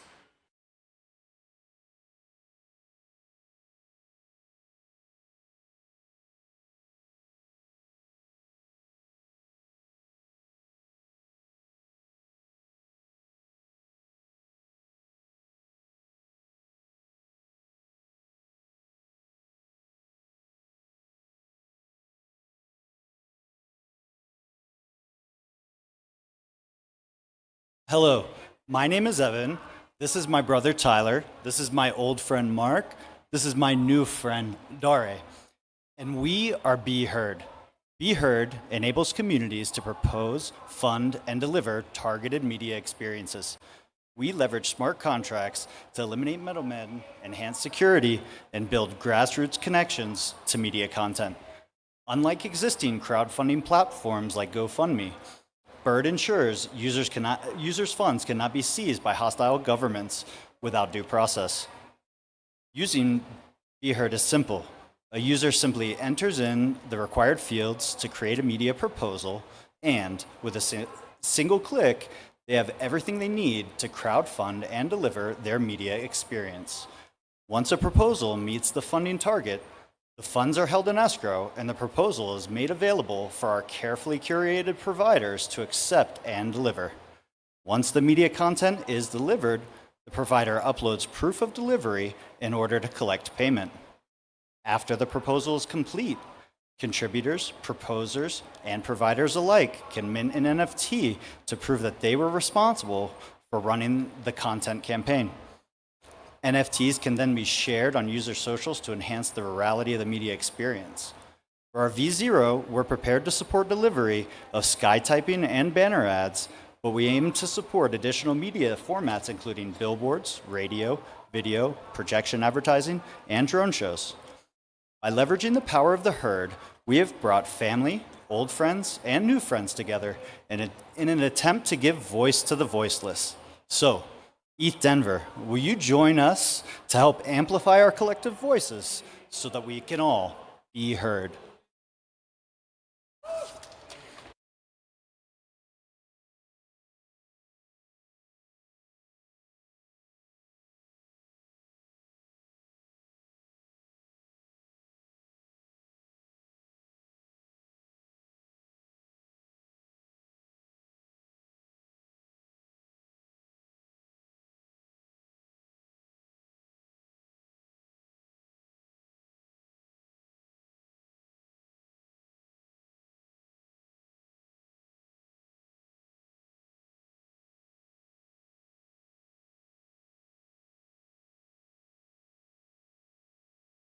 Hello everyone, I'm Luisa. I'll talk about block state. Well, we're from Brazil and we see that people don't have enough money to buy housing in developing countries because it's really expensive and you have to put a lot of money into. So what's the solution? Fractionalization. We're seeing a lot of platforms doing tokenization of real-world assets and houses, but the problem is how to give real ownership of people for people that owns the token. We are using the ERC 404 and the ERC 6551. We're trying to solve that. We basically give that opportunity to, we get the assets and put them to rent. And put them to rent, we go to all of the parts of the money sent back from people that are renting houses and the money sent to the real owners. It's all done on chain, and we have in a totally decentralized way. We see each of these houses and each of these owners as their own DAOs, so they can really have control over the property they have, even if that's a small part. We use the ERC flow for that. We can have both the NFT and the fungible parts that really helps to build the platform. And we have all of this interesting flow here. I'm going to show how our platforms works a little bit. If you're a person that you are renting, you can see that and you can connect your wallet and pay. But if you want to own a home, you are going to see this project that are raising money, and you can just, in a totally decentralized way, put money in this crowdfunding style. And you do all of that on chain. And then you're going to be real owner of that, and you're going to be able to make proposals and changes, and how to make that really work with the people that are renting and give real power to everyone. Thank you.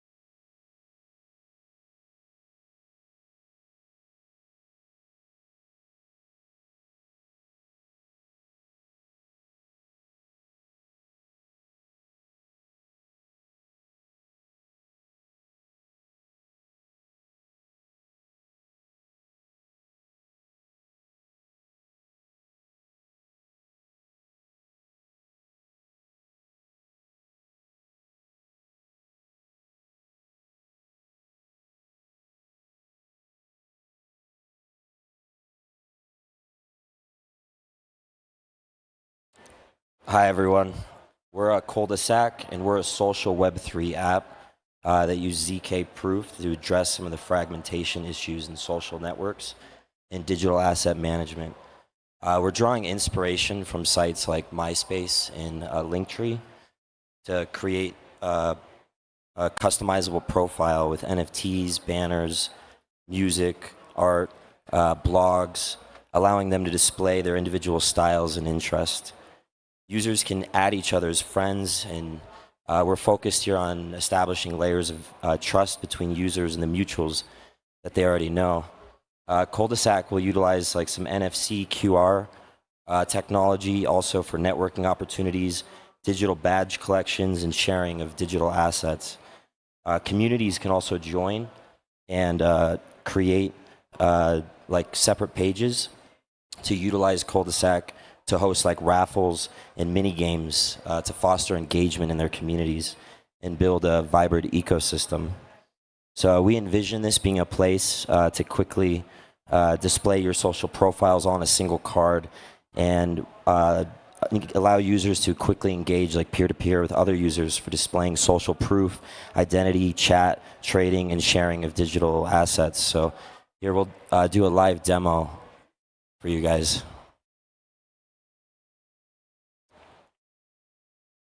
So here you could go to your profile and click edit profile and select NFTs for your banner or profile picture. As well, we took some MySpace stuff with moods and information. You could link your socials. Also, what's different is you could add what we're calling cabinets, and you could have customizable cabinets for clicking IRL events, music players, favorite communities. And then here's the community page as well with games and stuff.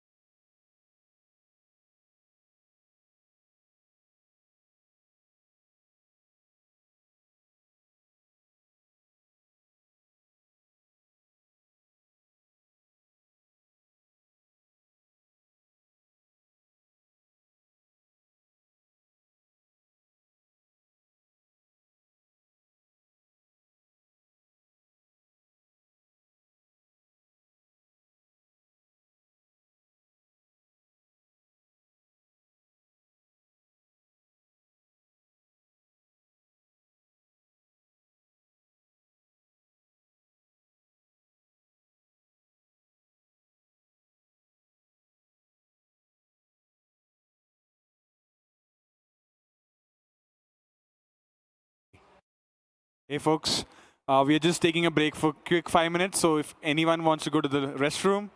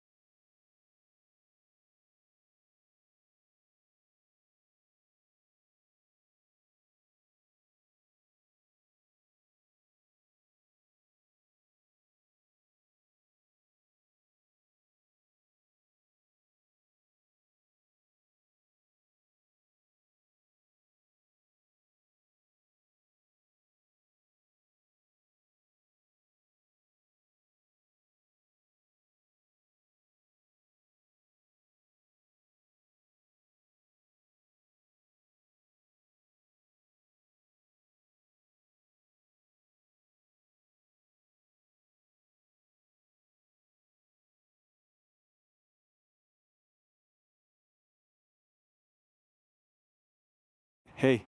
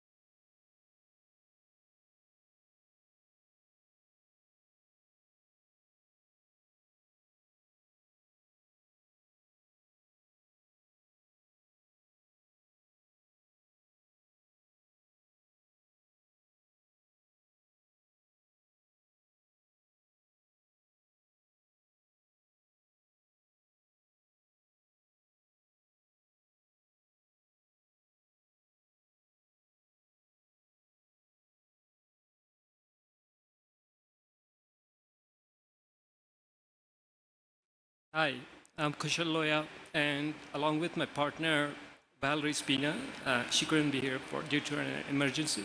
We are residents. We think HOAs is one of the best use cases for being managed as an HOA, as a DAO. And one of the reasons is every homeowner is at a peer. So they should be governing the community in a shared manner. So by organizing it as a DAO, you can actually lower costs and also bring in everybody into governance and participation, making decisions for the community. So that's what drove us to this idea. And we think we are one of the first ones to implement this. And we are trying to also make finances transparent, the voting on proposals, and also allow renter participation. So we hope to bring everybody on board from Web2 land very smoothly. Currently, they use HOA portals. And we are trying to integrate with most of the technologies to just speed up implementation and adoption. So specifically Polygon, where we allow gasless transactions, so homeowners don't have to pay. Keep off-chain data on Chainlink, and use particle art for social art. So it's easier. So I'm going to do a very quick demo. So this is just a partial prototype. You use one of the authentication options, and then you do voting. And that's about it. Thank you.